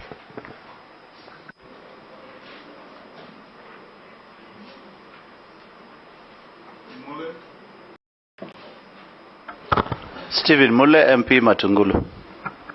Naisula Lesuda, MP Samburu West. We also have our secretariat led by our clerk to the National Assembly. Thank you, Mr. Speaker. My name is Sarah Kioko, the acting clerk of the National Assembly, and I'm accompanied by the Deputy Director, Legal Services, Mr. Michael Karuru, and other staff who are assisting the committee. Thank you. Thank you, Honorable Alice Wahome. Our next step is to get from you your documents as indicated in the invitation letter. If you have them as a bundle, you will give to the clerk after I mention them. They will check your copies that you leave with us against your originals, which you may be at liberty to take back after the meeting. You have your compliance with tax obligations from KRA? Yes. You do? Yes, I do. Use the microphone, please. I do. Clearance with the Higher Education Loans Board? Yes, I do, Chair. Clearance with the Ethics and Anti-Corruption Commission? Yes, I do. Certificate of Good Conduct? I have one. From the DCI? Yes, I have one. Very good. Your national ID? I do have the original with me. Your academic certificates? Yes, they are there, Chair. Okay, that gracious lady will have them and compare your copies with the originals. Where there's a deficiency, she will report here and we will advise you. The only deficiencies that I could not trace my original certificate, University of Nairobi, but I have a letter from the university dated October 12th certifying that degree. I am also a witness that you went to the University of Nairobi. Thank you, are Chair. 2 years behind me. Yes, I thought it was 1 year. 1 year behind me. Or thereabout. And you duly graduated and practiced law with me in the corridors of the High Courts. Thank you. Thank you, Chair. I still hold the current practicing certificate and I have put one here. Excellent. I don't think any member has any issue with that. The next question to you, Honorable Alice.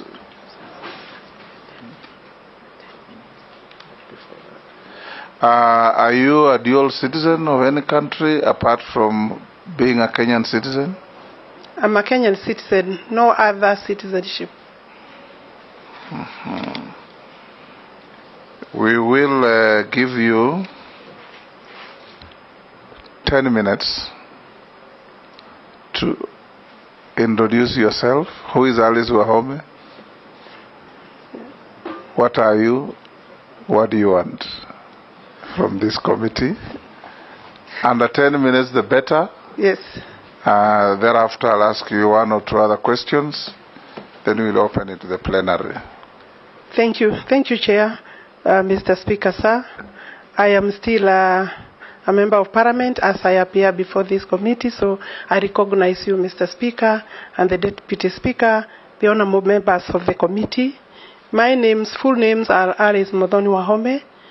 I am a daughter of a peasant, small-scale coffee farmer. My father died at age 100 years, and I hope I can reach that age, Mr. Speaker. Chairman, to this committee, I was born in a village called Muruka. I went to primary school just next door my home, which was a kilometer away, Karumu Primary School, with other boys and girls in the village. I walked to school. I came back to school, went without lunch when there was no lunch, and I finished my primary school there. And I joined Siakago Girls for my O-levels. We did O-levels, Form 1 to Form 4.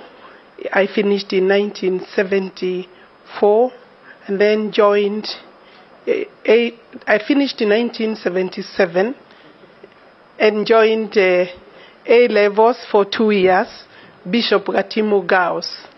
It is from there, Gadu Girls, that I was called to Nairobi University as a law student. And I did my 3 years After 3 years at Nairobi University, I graduated with a Bachelor of Laws degree, and then I joined law school for 1 year at Tudor Jackson, and thereafter, my first job was a state counsel at the office of the Attorney General, where I practiced for about 2 years. I left and joined Makecha and Company, the late Makecha and Company. From there, Mr. Chairman, I set up A.M. Wahome and Company Advocates. After finishing, I think I did work for until 2014, when I was joined by my daughter, who is a lawyer, as a partner. And I believe she's in this room, so that we formed Wahome and Akendi, where if I am approved by this committee, I'll be resigning. I have held my practicing certificate from 1985 to date. It's still valid for practice, but I'm acutely aware that if I'm approved, I will not be able to practice. It is I would like to say something about my young age. I have worked like any other village girl. I have milked. I know how to milk. I know how to cut grass. I have cooked for my brothers, as was expected, even though some of them were older than me. I didn't understand why, but I know I did those jobs. I have followed my mother to the garden, to the shamba, up and down, and she was one of my driving forces or factors, because she was a hard worker. My father was a polygamous man. We are 48 siblings in my home, and very hard-working man. Something I don't wish most men or many men to do, but and especially with the current economic times, I know that it is really a situation that I looked forward to actually making an improvement in my life. In terms of my upbringing, I could say within the village, I was one of the few privileged girls, because my mother was very keen to ensure that I go to school. My father educated all of us through his coffee farm, about 9 acres of coffee. I was determined from that age to make a difference as a girl. I looked forward to leaving the village and joining other working people. And as I sit here looking forward for approval, and I hope that I will be approved, I would want to encourage other girls from the village going to school even without shoes today, maybe no water in their homes, no running tap, no food sometimes, but that there is a hope and there is a future, and they can be able to work and reach higher heights than what is their situation. I think, Chairman, I'm saying that I would also want to let women know that there are many opportunities. If women understood, despite the barriers, patriarchal barriers, cultural barriers, economic barriers, society barriers, that there is still a lot of opportunities unexploited, and I am looking forward to exploit the current opportunity if I am approved. Chairman, at this stage, allow me to say thank you to His Excellency the President for finding it fit. It's really one opportunity in a lifetime for a woman who has come from where I have come from. I say that because the vulnerabilities of a growing girl, the vulnerabilities are very huge. Escaping pregnancy at primary level, escaping pregnancy and other hazards that face even boys and girls to reach this University of Nairobi at that time, and still today was the university. is not a mean achievement, and I know that it is our pride to see more women and girls achieve even at university level. I know, Mr. Chairman, that I actually have a husband. I married while at the university. I think I was a bit too fast. And I'm grateful because the man, the father of my children, is still my husband today, which is also not a very small achievement. And especially it's a major deal to be able to live with a husband, the same man, for I think now 39 years. I still love my family. I have 4 adult children, 2 lawyers. One is almost finishing his law school. The other one is my partner.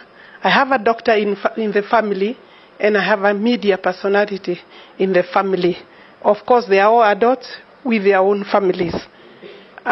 Maybe that is sufficient to say, but I also want to let the girls in Chicago girls know that at the period, at the time I went to school in Chicago girls, in Embu, Bere, those days there was no water. We had to go to fetch water in the streams. And I know that today the life there may be different, but I hope to be able to visit them if I'm approved as the Minister for Water, to find out whether they have running water in the bathrooms, because we did not have running water. We used to fetch water in our karais, and then we would wash outside, and the sisters would, of course, during darkness, we would ensure that you wake up very early, because the bathrooms were also not enough. It was a hard life, but it was good. In terms of the village life, we must be able to ensure that our schools have the adequate facilities. I think maybe that is enough. I, of course, have been elected twice. The 3rd time this particular term. Very grateful to the people of Kandara. It is also a very unique achievement for a woman in a patriarchal society to be elected as a member of parliament for 3 terms. There are mixed feelings for Kandara people. I want to confirm to them I will not be very far away, despite maybe the duties that I may get away from the constituency. But I want to assure them that I will keep in touch with them, albeit that they may have to have another member of parliament. Indeed, campaigns are very, very hot there now, even before I tender my resignation, Chairman. But I want to assure them that I'm grateful, forever grateful. I was the first woman in Murang'a County to be elected in a constituency. After me, 2 other women have been elected. We lost one, but we still hope to get another or 2 other members. And therefore, that is a place and space I'm very proud to speak about. Kandara constituency is very progressive. Thank you, Alice. That is like the story of all of us. Well done. I'll ask you 1 or 2 other questions. Have you ever been dismissed from office for any conflict between personal interest and public or official interest? I have not been dismissed, Chairman. From any office? In any office or from any office. With that rich history and background, long practice and so on, what is your financial net worth? The gross is about 392 or thereabout, 392 million shillings. Mm-hmm. And what are your current and anticipated sources of income? Maybe I could say the net. The net is 218 million shillings. The others are debt, yes. My net worth is 218 million. And this is a value of properties between myself and my husband. Some of them. Those are family assets? Those, they are family assets. Mm-hmm. What are your current and anticipated sources of income? Until September, I have earned a salary from Parliament, and I have been in and off practicing a bit very, very low, low key, because of course as a member of Parliament you have very little time in your hands. I get about an allowance, fuel allowance of about 100,000 from my farm, and I also, from these properties, some of them are in my name, I get about 500,000 shillings a month. At the moment, they do not have tenants since COVID, and therefore I have no income coming from that end. I'm relying on the little 100,000 and my salary from MP, of course. Yes. Great. Now I will open up to the members to ask you questions on your docket. And the structure of our engagement is robust but respectful. We encourage you, being a veteran parliamentarian, that all questions are through the chair, all answers are through the chair. Resist any attempt to engage directly with any member of the committee, because that will not be helpful. I'll now give the first opportunity to the majority leader. Thank you, Honorable Speaker. Honorable Alice, you've been very passionate, and I could tell you're very passionate on the girl child issues. And now that you mentioned Siakago girls and how you went there and there was no water, I'm sure you're also certain that many parts of Siakago today still don't have water, and so are very many other parts of Kenya. His Excellency the President, in his address to the nation, to Parliament, did indicate that there are plans by the ministry, and I know you are here to report to the ministry, but I would really want to hear your thoughts on the question of the water purchase agreements under the PPP model. And being a lawyer, I'm certain you would be able to interrogate such agreements. But of concern to me would be the cost. Because as you have said, water is critical, water is life. And if that commodity becomes very costly, either to government or to the people, then it also becomes out of reach. What measures do you plan to institute in case you are approved to ensure these water purchase agreements don't end up in PPP arrangements that are extremely expensive, either to the exchequer or the end product being very expensive to the ordinary Kenyan who is yet to access water? Yes. One first. Doing four batches, one day. Yes, thank you, Chair. Honorable Wahome, some Kenyans have accused you of having a volatile temperament. In other words, of having a short fuse. That you lose your temper so quickly. Okay. Some Kenyans accuse you of that. They may be wrong or they may be right. A case in point is the issue of 27th October 2017, when you were captured on camera roughing up and assaulting an IBC official by the name Martin Malonza over some disagreement on the filling of some forms, electoral forms, at Ngararia Girls High School in Kandara. I'm sure you'll recall that incident. From where you sit, how would you take this act, considering the requirements, the stringent requirements of Chapter 6 of the Constitution, and especially Article 73, Sub-Article 1, which provides that authority assigned to a state officer, and by then you are a state officer, because you are an MP. That authority assigned to a state officer is a public trust to be exercised in a manner that, among other things, demonstrates respect for the people and brings honor to the nation and dignity to the office. 2, there is a matter, that is the succession course number 527 of 1981, if you may remember, where Miss Alice Wahome, I'm not sure if it is you, will confirm, together with other 3 advocates, were accused of misappropriating Kenya shillings 284 million, money that came from the estate of Mbiu Koinange.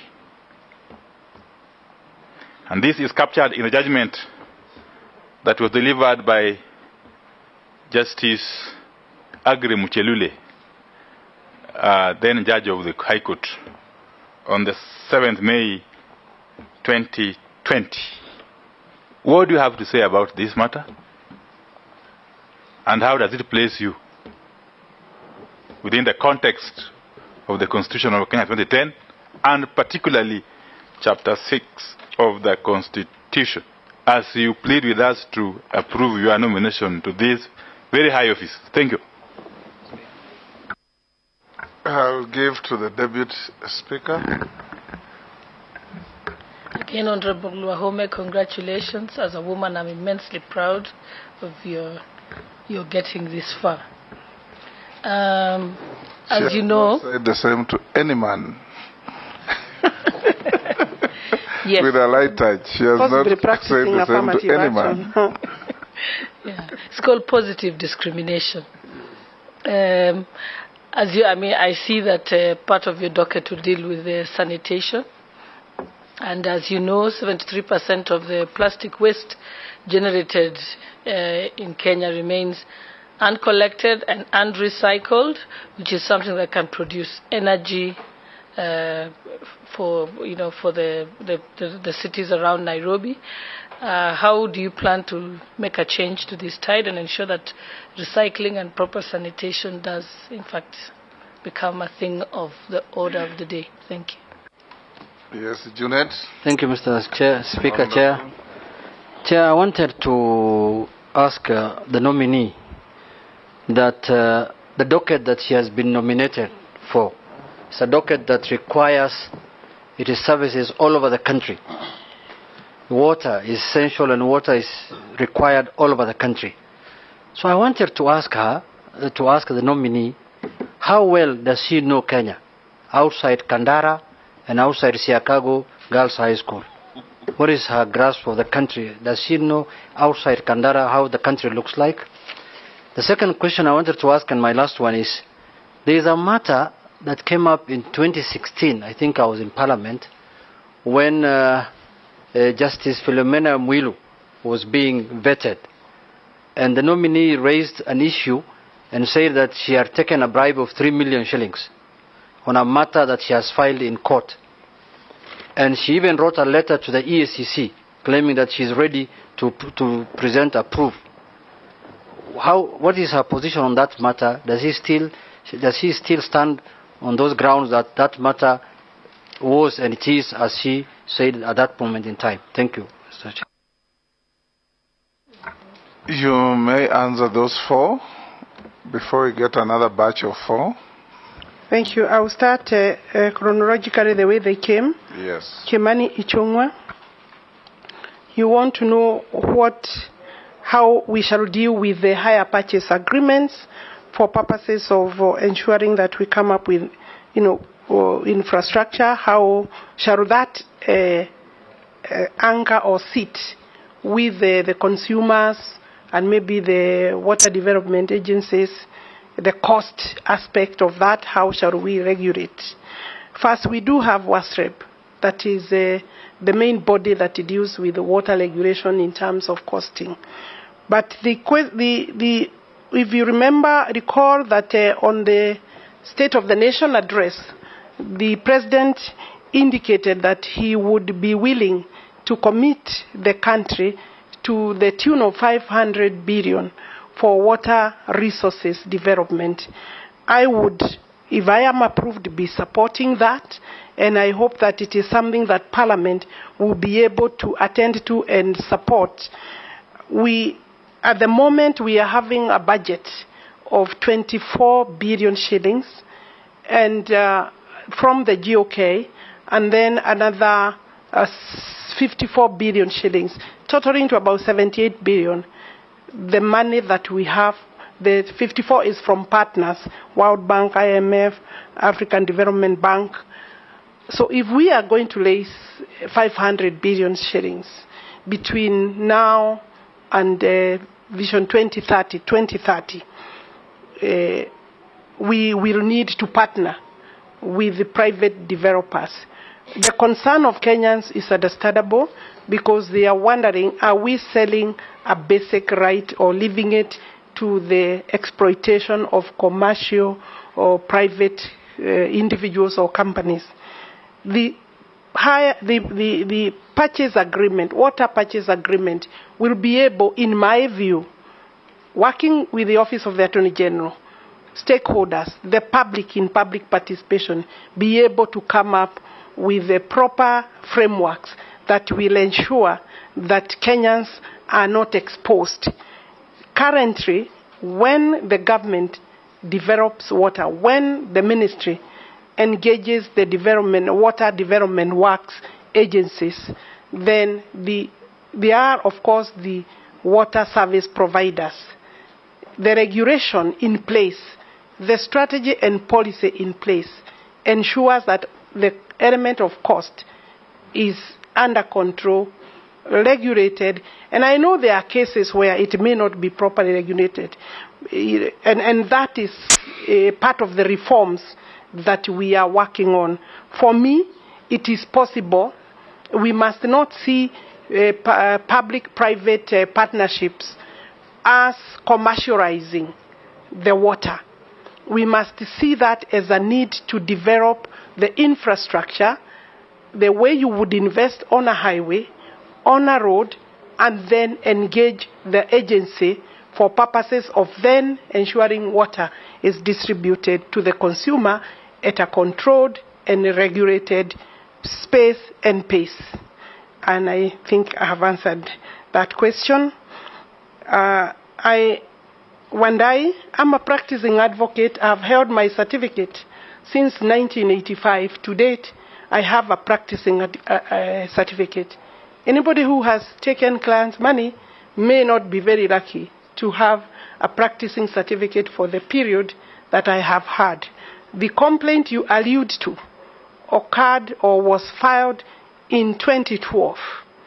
The DCI has had that file, and it only becomes live when I'm about to go to elections, 2013, 2017, and 2022. You will find it being brought up even in the media, but finally the DPP had the opportunity with the DCI to look at the matter. It is 3 advocates plus myself, and the Office of the Director has directed that there is no criminal liability in the matter. I don't want to go into deeper details, but any advocate who is handling an estate matter or estate funds has a duty and responsibility to file an statement of account in court. What the court or the complainant would do is to demand for an account, because we did account for all the monies that we received, and I do not owe, neither do my colleagues, the other 3 colleagues, including the late Munari. I believe that is the answer. We have not been prosecuted, we have not been charged, and I do not see any charge coming because it was pure malice or a party that did not want to pay fees. Let me remind you that an advocate has a lien over any money that they hold. They are entitled to charge their fees directly and render an account to the client. If a client is not satisfied, they can ask the court to look at the bill, do taxation, meaning the bill will be assessed by a deputy registrar on behalf of the parties. And if they need further recourse, the Law Society has a complaints commission. That matter has never gone to the complaints commission. I believe it was vendetta, if maybe not by the client, but advocates that felt maybe it was a good brief and they could take over from us. Let me go to the question of, I think you had another. You were asking in terms of public trust. I believe I'll be able to hold the office with honor. I've not been taken to any court of law, and even assuming I was taken to a court of law, maybe there would be dishonor if I'm found guilty. Assault, allegations of assault in the 2017 elections, I want to say that that matter was also investigated. No return was made in terms of any charges. I have not been charged. There was an altercation. I do not recall.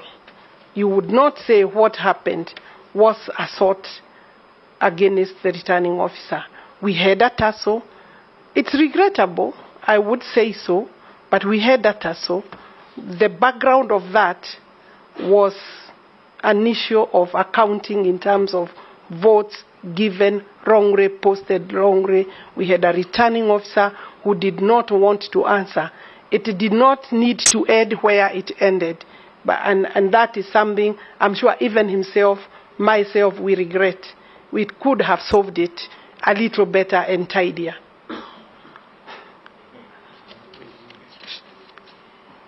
Gladys Shorey is asking me about recycling. How do we deal with sanitation? These are matters that, the ministry is involved with the development of water, resources, sanitation, and irrigation. In terms of sanitation, per year, we are funding all necessary projects to the tune of only about, including donor money, about 31 billion shillings. The money is not enough to do what we would want to do. This is an area that has recently, because of the need to improve the environment, has received a lot of interest, and I believe partners will come in to assist, while the government must also commit more funding, and Parliament is a key player in that. I think it is an area that we would work for. We do have a strategy in place and policy. So what is remaining is just to implement and move forward. I'm reminded that the President has said he would want to take up the cleaning of the Nairobi River in a very serious manner as soon as possible, as part of ensuring that our sanitation is sorted. Junet Mohammed, Mheshimiwa Junet Mohammed, you are asking whether, other than Kandara, I know any other part of the country. I think in the ministry, I do not need to know any part of the country to be able to implement the policies that the ministry has developed. We have policy in place, we have strategy, reforms are in place, we have both statutory and regulatory mechanisms, and we have very serious technical support teams in the ministry where there may be deficit or need to add, to improve, to train further. We shall do so that the designs, a lot of designs, including national master policy. I just need to sit on my desk and be taken through the national water policy and the national master plan for water. And then, therefore, I'll be able to find your constituency where it is or any other But is it true that you don't know anywhere else apart from Kandara? I would be happy to go. Of course. That was his question. Mr. Chairman, to answer the Honorable Junet, I have traveled in all the counties in this country, both at my own free time and also during the very extensive campaigns that we did, including Junet Mohammed. I'm sure he has traveled. Mheshimiwa, I'll be able to find my way around, definitely. Thank you. We'll take the next batch. Junet says you have not answered his other question. Which? There? If I'm allowed, Chairman, I would like to leave that question because the Honorable Judge is now serving as a Deputy CJ in the country. I had raised the matter before Justice and Legal Affairs Committee before she was vetted. She was vetted and went through the process of vetting. There is no need, if I'm allowed, by the owner of the question and the Speaker, Chair, sir, not to answer any further or deal with the matter. Preclude us from discussing judges at that level without substantive motions. You're right. Much obliged.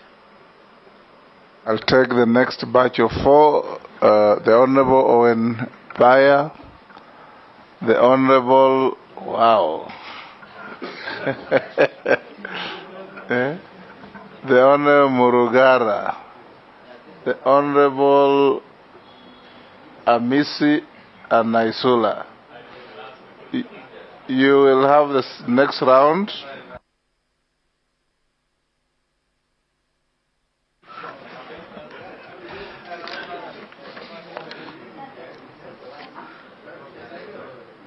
Can I start, Speaker? All right. Thank you, Honorable Speaker.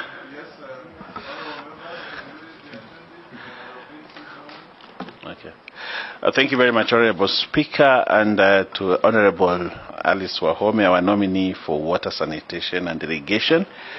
There is a clear relationship, or actually a correlation, between lack of water and poverty. In the Africa Water Vision by 2025, that is, Africa should at least have water by 2025 everywhere, potable water by 2025, which is just 3 years from now. If you look at that document, it examines this relationship very clearly and puts African states on their toes to ensure that water. Looking at Kenya the way it is, I think we are very far away from achieving that.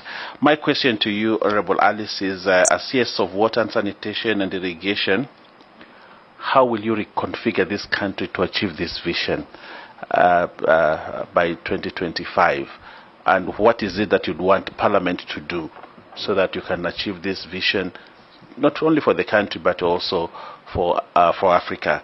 Secondly, if I put it within this supplementary, Mr. Speaker, there are places in this country, if they had water, they wouldn't be as poor as they are. The docket on irrigation is placed squarely into you.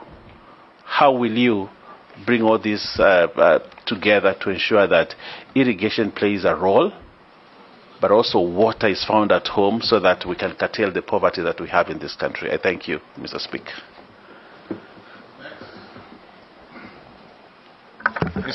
Thank you, Chair. To our nominee, our constitution, we heavily borrowed from advanced democracies, US, UK, Canada, some Scandinavian countries like Sweden. But the best practices are not borrowed.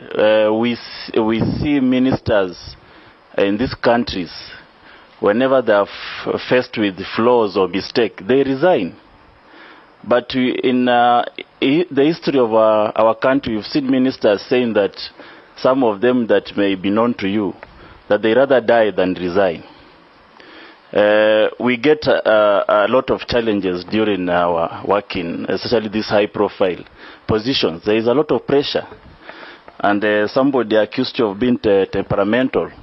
Are we going to see a change that whenever there is a flaw to you, maybe in the course of your work, the pressure increases higher than normal, and your hand moves closer to somebody at a speed faster than lightning, are you going to resign? As flimsy, as petty as the offense is, but are we going to see more responsible minister this time round? Next, Morogara. Thank you, Mr. Chairman. Mr. Chairman, this is to the nominee. Water is everything. In fact, they say water is life. And especially to poor rural folks in the poor areas of the country, the arid and semi-arid areas, which include my constituency, Tharaka Nithi County, the eastern region, Ukambani, the northeastern region and the northern parts of Kenya. We are now experiencing a drought. There is a hue and a cry in the country, not just on the part of food, but on the part of water, such that it has become a way of life that every 3-4 years there is a drought, and the cycle is repeated whereby we have no food, our livestock die, and the rivers that traverse those areas actually dry up. My question is, as a measure of extreme urgency, dharura, what plans do you have to ensure that this problem in the rural areas, in the dry areas, semi-arid areas of the country, this problem is ameliorated such that it is not going to be a cycle. It may be a one-off, but not a cycle that is repeated every 3-4 years to the detriment of the citizens who live in those areas.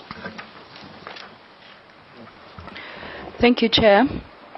To Honorable Alice, and I would really advise and recommend that you really visit every part of this country when you're in that docket, so that you can actually feel the whole issue of water and how some parts of this country, people are really suffering.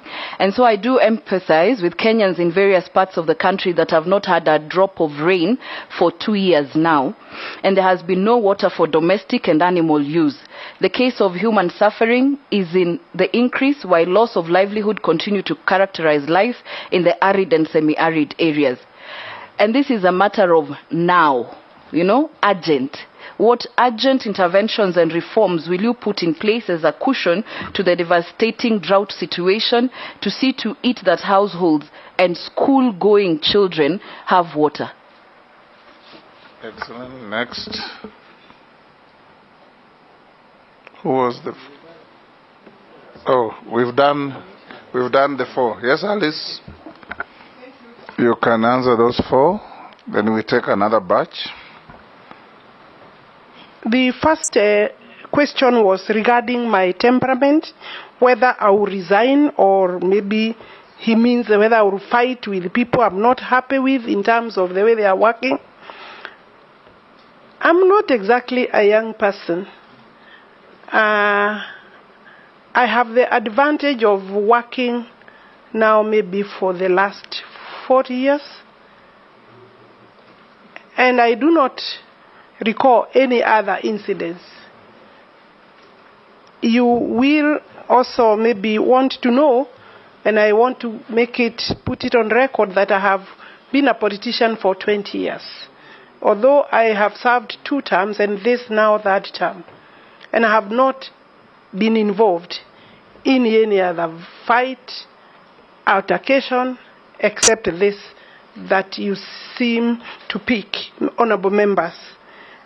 And I'm sure there are cases that can be very bad. I do not think I am a violent person. I am able to manage my tempers. Honorable Chairperson, Honorable Chair, I'm able to manage my Hold on, tempers. Alice. Yes. The David speak.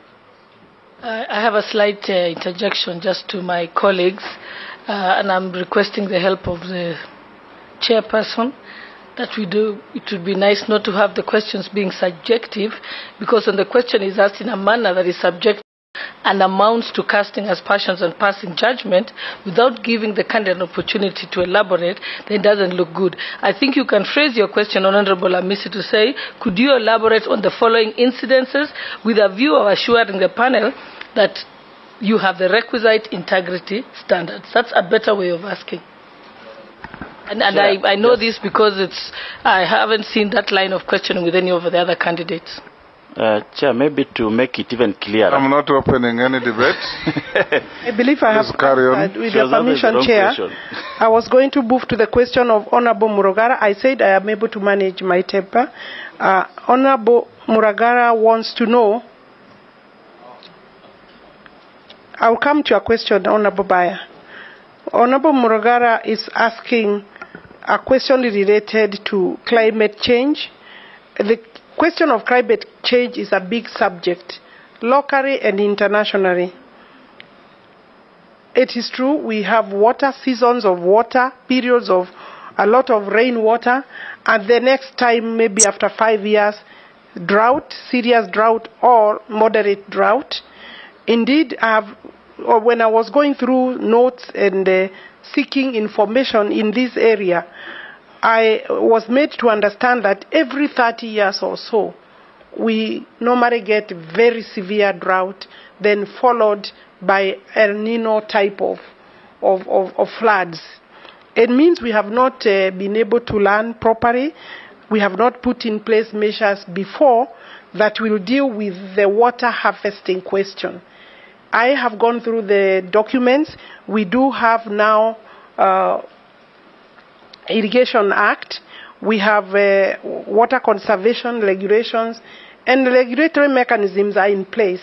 There is a lot of effort and research that has been put in place on how we can conserve rainwater, including coming up with, I think they call them dry valley dams, which means they will draw water from the rains. And indeed, when you walk, for example, when you go to water from Makueni, going those two valleys there, you can see big valleys that would be able to hold a lot of water. We have seen serious devastating floods in most of the eastern provinces, regions, the counties like the ones Mheshimiwa Resuda is referring to, her county, but that water after 3 months is not there. The ministry intends to partner with Parliament, provide funding with other partners, including private partners. I will go back to that question. Dams is a big solution. Development of dams, infrastructure is a big solution to the question of water, because dams can be able to hold rainwater, water flows from floods, and I have looked and seen that we have a long list of dams that are either 50% complete. A few have run into problems because of either the contractors have run into serious financial issues, but majority of dams are kind of halfway. I'm told that we need this, the whole of this, the master plans, the research, the designs are there. I'm told what we need is money. Between now and 2030, we need to raise 1.8 trillion shillings for both water resources development and sanitation by 2030. If we did that, we will possibly deal with 3/4 of our problems. So yes, I'm sure I'll be coming to the honorable members to be able to discuss how we can partner in the area of looking for more money. Honorable Baya is asking how, the question of hunger, poverty is related to no water, no agriculture, no growing food, no production. I agree with you. The docket of irrigation has received serious attention. I can assure you that. And I think sometimes there is a lot of politics around irrigation. If you look at the irrigation schemes that are there, and I'm sure your region is one of those, the Gurana scheme, irrigation scheme, is about 95%. 5,000 acres of irrigation is now more or less complete, remaining another 5,000. The total is 10,000. And you remember the beginning was really visited with a lot of politics, but now it's underway to completion. So I want to think that for food security, to be able to be water secure, have food security, we need to irrigate. Again, we need to irrigate about 3.5 million acres. Currently, we have covered only about 800,000 acres, slightly less than 800,000 acres. So yes, by the time we reach 3.5 million acres, I think we shall be stable. But by 2030, the target, the question you asked me, by 2030, we are required to raise enough money to be able to irrigate about 1.2 million acres, between 1 million, 1.3 acres. That way we will be able to possibly talk about food security. Thank you. The Suda visit, I should make sure I visit the entire country. That's a good invitation. How can I resist that one? Thank you, Chair. I'll join you in that. Chair, through you. So the drought questions, school-going children, you asked me about. Yes, thank you. And I believe the nominee touched on the long-term interventions, yes, as she was answering Honorable Murugara. But I need immediate, urgent, now. The boreholes, the small ponds, the smaller dams, other than the mega dams, collecting rainwater, ensuring that we are able to, some areas, in fact, we even use dozer system, which is a very short-term and expensive mechanism. But boreholes, water harvesting, I have seen a lot of urgent, rapid response mechanisms or efforts by the ministry, and I'm sure as soon as I get office, with your approval, I'll be able to look at what is the immediate that we can do so that children are not running without water, but also that they can harvest water from schools where the ministry, with the help of agencies, they are delivering and distributing water tanks for purposes of storage. So yes, we do need a quick intervention water storage. Yes. I think I've answered all the questions. Next batch.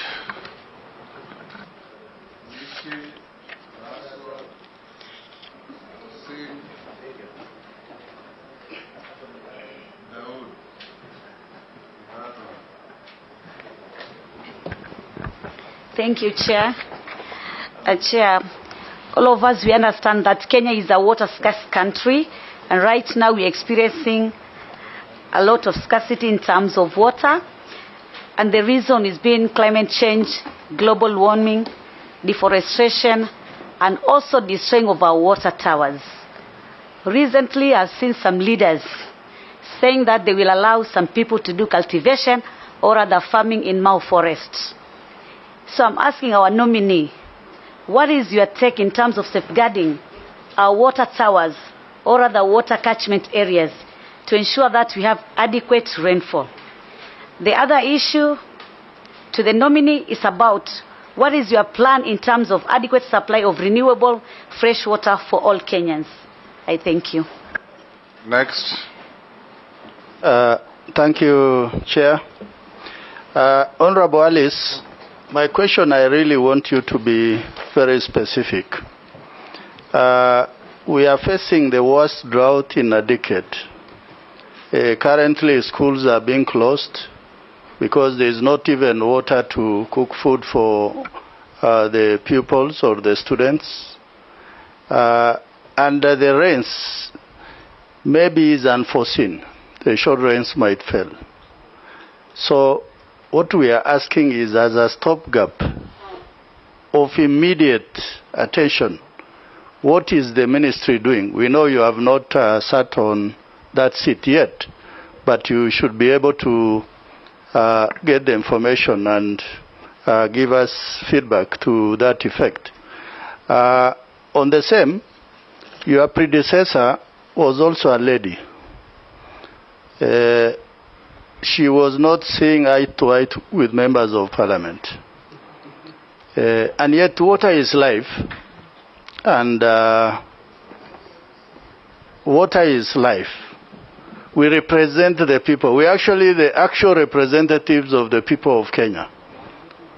So how are you likely now to work with Parliament and members of Parliament? Thank you, Chair. Singh.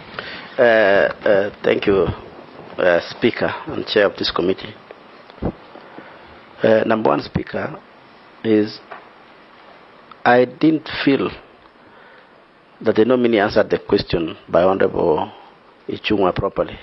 That was also my question in terms of water purchase agreement with the president. As of now, it's a policy. Maybe the nominee has not maybe acquainted herself with that policy and how it's going to happen. Maybe she would have said like that. It's a very fundamental policy, Speaker.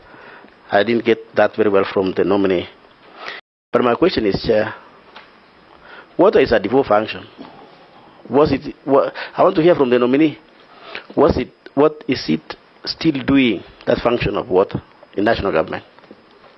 Is it that the county government cannot do those mega dams? Or is it that we cannot be able to give them the money? What is it that is amiss in our structure of devolved functions, Honorable Speaker, that national government is still insisting that, okay, maybe you people are small brothers, you cannot be able to do these mega projects we can be able to do as government. What is it that is missing? Finally, Speaker. One question. Finally, Speaker. Yes. It's not a question, but it's maybe a reminder that the nominee, if approved by this House, I want her to pay attention on the mega stall projects, Honorable Chair, particularly in West Pokot. There is one dam in history of Pokot Nation, one, Honorable Speaker, that has ever been done since God created the world. It's called Murun. You know that, Speaker. You know that's your home. We passed there. One since God created the world. It's about 60% complete. I hope the nominee, if she gets this one, takes that as number one, because that's the only one, Chair, since God created the world. There's no other dam that has been done in West Pokot. Thank you, Chair. This is a reminder only. Thank you. Thank you, Chair. Mr. Speaker, I want to ask the nominee for water.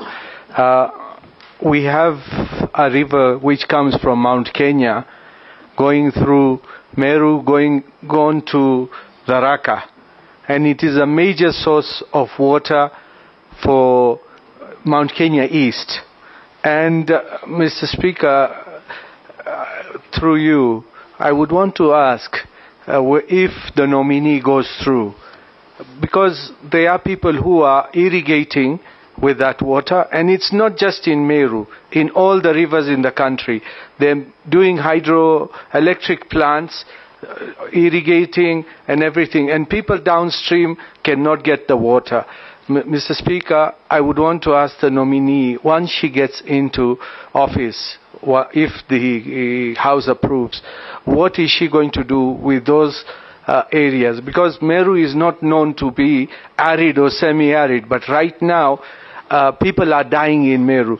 Mr. Speaker, again, we hear about dams in each and every county. For the last 10 years, Mount Kenya East, we have talked about a dam, Kianjuri Dam, which was supposed to be done in Mount Kenya, which would go to Meru County together with the Tharaka-Nithi County. Mr. Speaker, we hear there are dams everywhere, but we are wondering, is the Tharaka-Nithi and Meru not in Kenya, that we do not get those dams? And we hear, the other day we heard in Kirinyaga 20 billion, we hear Aror and Kimwarer 50-60 billion. Now we are wondering, where do we stand? So we would want to ask our nominee that if you are nominated to that office, you do a fair distribution of dams in all over the country and not just in a few areas. Thank you. Answer. As you do so, I don't want us to repeat ourselves. The Honorable Posing asked you Ichungwa's question, and in my estimation, you had adequately answered it. You said you'll have public participation, you will have a look at each case in its own merit, and you'll consult the Attorney General to come up with proper, acceptable legal documents for the water purchase agreement. So you don't need to repeat it so that you answer other questions. You can answer him on Murunyi Dam and others. Kopsing, and maybe I could then start with that so that I finish. Thank you, Mr. Speaker, even Chairman, for helping me out on that one. Water is devolved. That is your statement. What the national government is doing is water resource development infrastructure and managing that infrastructure so that by the time the counties are given water, then they are able themselves to distribute. They still have a big role. I guess it is not possible for the national government to deliver on delivery of water access to water to everybody without involving of the counties. But I'm sure you also agree the infrastructure, the management and development of that infrastructure is still a role of the national government. But it also does not stop the counties from coming up with their own irrigation and water projects. So I think I have answered that. If you look at the Constitution, there is nowhere it is stated that the national government will not work and develop the infrastructure. The dam you are talking about is 60%. Mheshimiwa, it's not just this particular dam that it is incomplete. There are very many dams. I've looked at the documents. It is possible that we have maybe more than 40 dams or thereabout that are incomplete. Some work is going on. Others are waiting for release of funds. You know where the country is at the moment. You know where this government found the economy. And without passing any blame or ducking the question in any event, is that I said we need 500 billion shillings to be able to be water secure. And that's why it is important that the country understands that private and public partnerships are not a way of commercializing or selling water. You know, of course, water is a fundamental human right. It's a basic right secured under Article 43. And therefore, if we do not also provide, then it means the responsibility by the national government is not yet discharged. So I want to assure you that we will look at this dam, if I'm approved, not just this dam or incomplete projects. The President has pronounced himself very clearly that he would want to move from the projects that are ongoing first to be able to complete those, allow funding of those before we can start as a government on new projects. So Mheshimiwa Honorable Duale may be one of the people who will be waiting so that we can first complete the incomplete projects. But I believe every county needs to be able to get these services. Honorable Mishi, it is true, yes, we are a water scarce country because of climate change, because of course of poor management of our water resources, the catchment areas, the water towers. Parliament, the Ministry of Environment, Ministry of Water, all partners, stakeholders need to work together to restore the water towers, the catchment areas, and it is not possible to say that the minister will do that alone, including the fact that if there are people irrigating along rivers, you did not say which river, but maybe you can pass that over to me, yes. But I think the Ministry of Environment has a bigger role in this, but also the public has even a bigger responsibility not to destroy.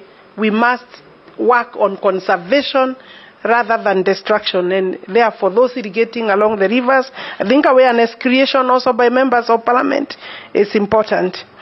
Adequate renewable waters. I suppose in terms of conservation, restoring waters, maybe water wastage, of course, desalination, all these are methods of coming up with innovative ways of having more water. And I think I have seen policy documents and strategy documents. Indeed, there is a lot of reforms in this ministry. The documents are complete. What is remaining is implementation. Honorable Raso, I will take the chairman's advice that I may have addressed this question, because I said there are stopgap measures like delivering storage tanks, quick boreholes, small domestic ponds, or community ponds will be able to answer some of those questions. And they are under the rapid response programs. And there are those particular programs that are funded to respond to the situation as it is. I believe, Chairman, I was told about predecessor Sisri Karaoke. How will I work or partner with members of parliament? Will I be accessible? Yes, I will be accessible. I'm a member of parliament. I believe I may have a better understanding of the demands and the pressure on members of parliament. I may not have an answer for you even when you visit, but I may be able to hear you. Thank you. We take the last batch, Ferdinand Emase Mule. And, sorry, you are slightly behind me. Yes, in fact, let me start with you. Coach Ferdinand Emase Mule. Okay, thank you, Mr. Chairman. Mine is slightly different. The plan, there's a plan to irrigate 1 million acres of land by the Kenya Kwanza administration. And looking at the dams that were somehow midway stopped from construction, I think because of, in my view, toxic politics of that time, Kimorer, Aror, Bosto, Londiani, Korusoin, amongst the few.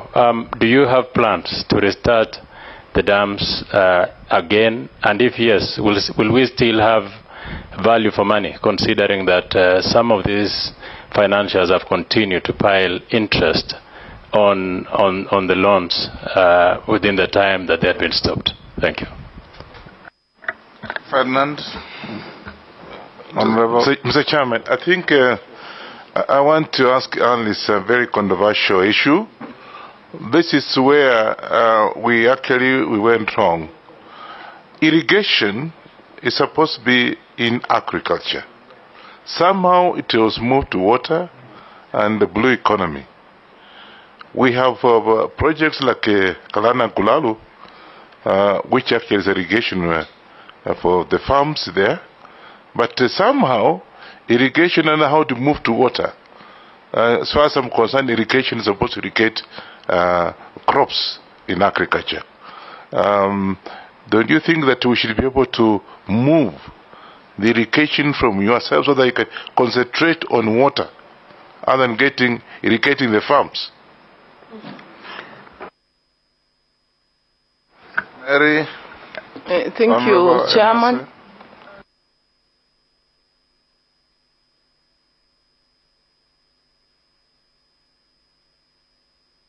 Sorry. My question is on ongoing projects. Madam Nominee, water scarcity cuts across. It affects majority of the population, not only in the arid and semi-arid, but even in wet areas like Western Kenya, Busia, where I come from. There is water, yes, but we do not have deliberate structures to harvest that water. So it's not surprising to meet school children with the jerry cans going to look for water to be able to to survive in those schools. So my question is, what will be your priorities? Because government has initiated a number of water projects across the country, including Busia County. So how are you going to prioritize, noting that noting the economic situation, the fact that we are cutting down on most of the budgets across the sectors? So what are you going to prioritize? Thank you. Thank you, Speaker. My question goes to the nominee, and I will, Speaker, encourage you, please allow us to frame the question which was asked by Honorable Ichung'wah, because I find it very important for simple reason, Mr. Speaker. We are putting about a budget of about 500 billion shillings on the PPP. And I didn't hear the nominee come out very clearly on the clear pillars. And probably for the doubt of Kenyans, what are we talking about? We are talking about 5 pillars. I can name them very quickly. The water scaling, whereby we are looking at the quality, quantity, rates, and the rate of adjustment. The sale capital, the purchase tripartite agreements, the terms of agreement, and the water usage in that particular project. Then my question comes, Mr. Speaker, as a nominee to this ministry with that fundamental huge mandate being given to her, first and foremost, we need to understand, with the current economic situation in the country, will the ordinary Kenyan be able to raise funds for the purchase agreement we are talking about? I want to give an example. In Matungulu, we have the second highest bowl in the entire country, producing 78,000 cubic liters of water per hour. What does that translate? It translates you need an investor, and the common mwananchi at the grassroots will be able to pay back the investor who has distributed the water, who has made sure that the quality of water is clean, and made sure that there is a drop of water at every homestead. Mr. Speaker, and the nominee, Alice Wahome, at the current situation of economics of scale in this country, does the common mwananchi be in position to procure some of these simple water agreement we are looking at? And I think you should be bold enough to advise the government on the best model, and if the model cannot work, will you be in a position to stand and tell the president, please, Mr. President, you promised the hustlers water, give them water without metering? Thank you. Yes, Alice. We could start from that question from Honorable Mule. I think I would encourage members that we don't operate from fears. You have very well articulated the fact that there will be the water scaling, the quality, the assurance, the terms of sale of that water, the costing, the tariffs.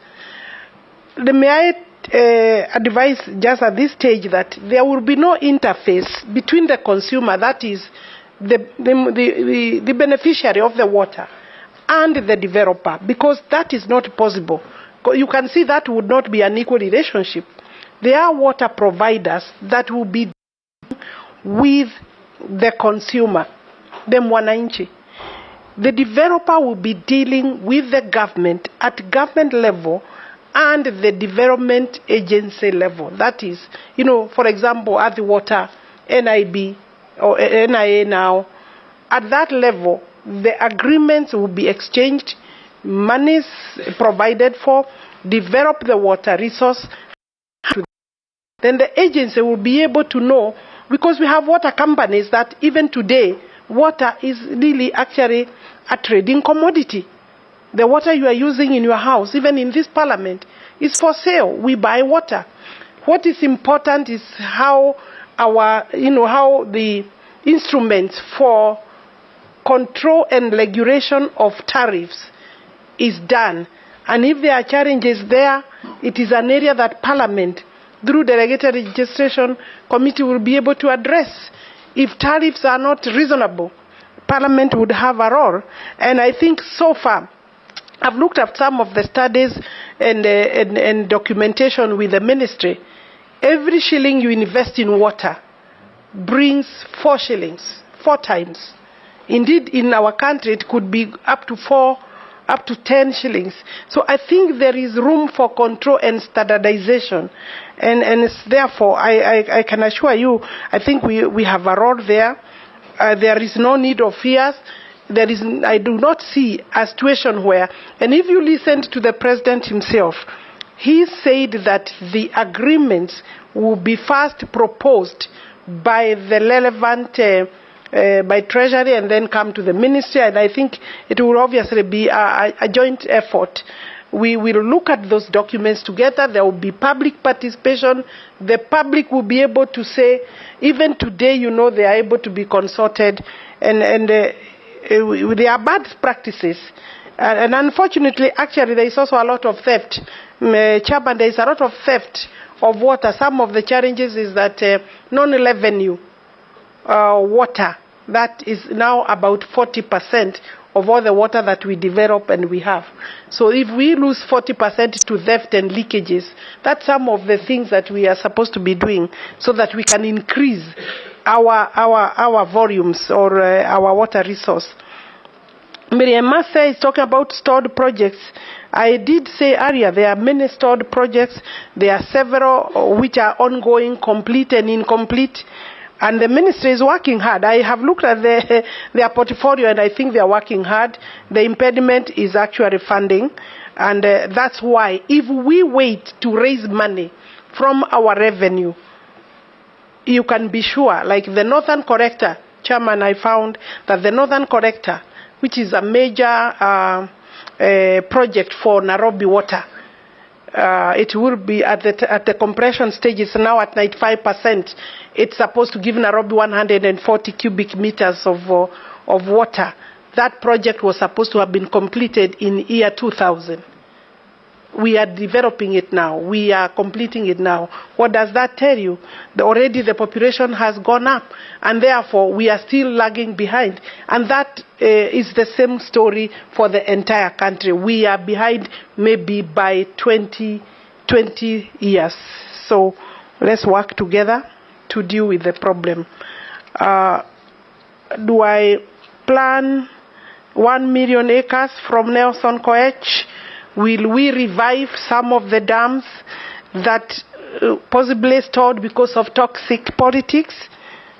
Some of the dams are actually in the Ministry of East Africa and Regional Development, like the Kimarwa is in that ministry. I know there could be some need for collaboration with that ministry, and I believe all cases will be evaluated. The dams that are stored, the ones that are having cases in court, all these issues are our problems. We will have to deal with them because we also don't want idle money or waste of money. And if politics messed up a project and now we are in court, possibly because of the delay, failure to meet the contractual or terms of agreement, then we need to review our situation and see whether we are able to pick our pieces and move forward, because we have to have water. I think I have done justice. Deliberate efforts of harvesting water. Miriam Massa, I believe I have tackled that question. If you could agree that we move. Mr. Chairman, I believe I have Alice, I'll also ask you a question. Now, in areas that are not water scarce, like the Western region, parts of Central, and so on and so forth, the water is available, but there's a serious problem with one of your portfolios, and that is sanitation. There is a lot of drilling of public boreholes or springs. Many families in those areas use pit latrines. The manner in which they are constructed and maintained does not control seepage of waste into the water aquifers. And this ends up creating serious problems with people's health. What are you going to do as minister responsible for national sanitation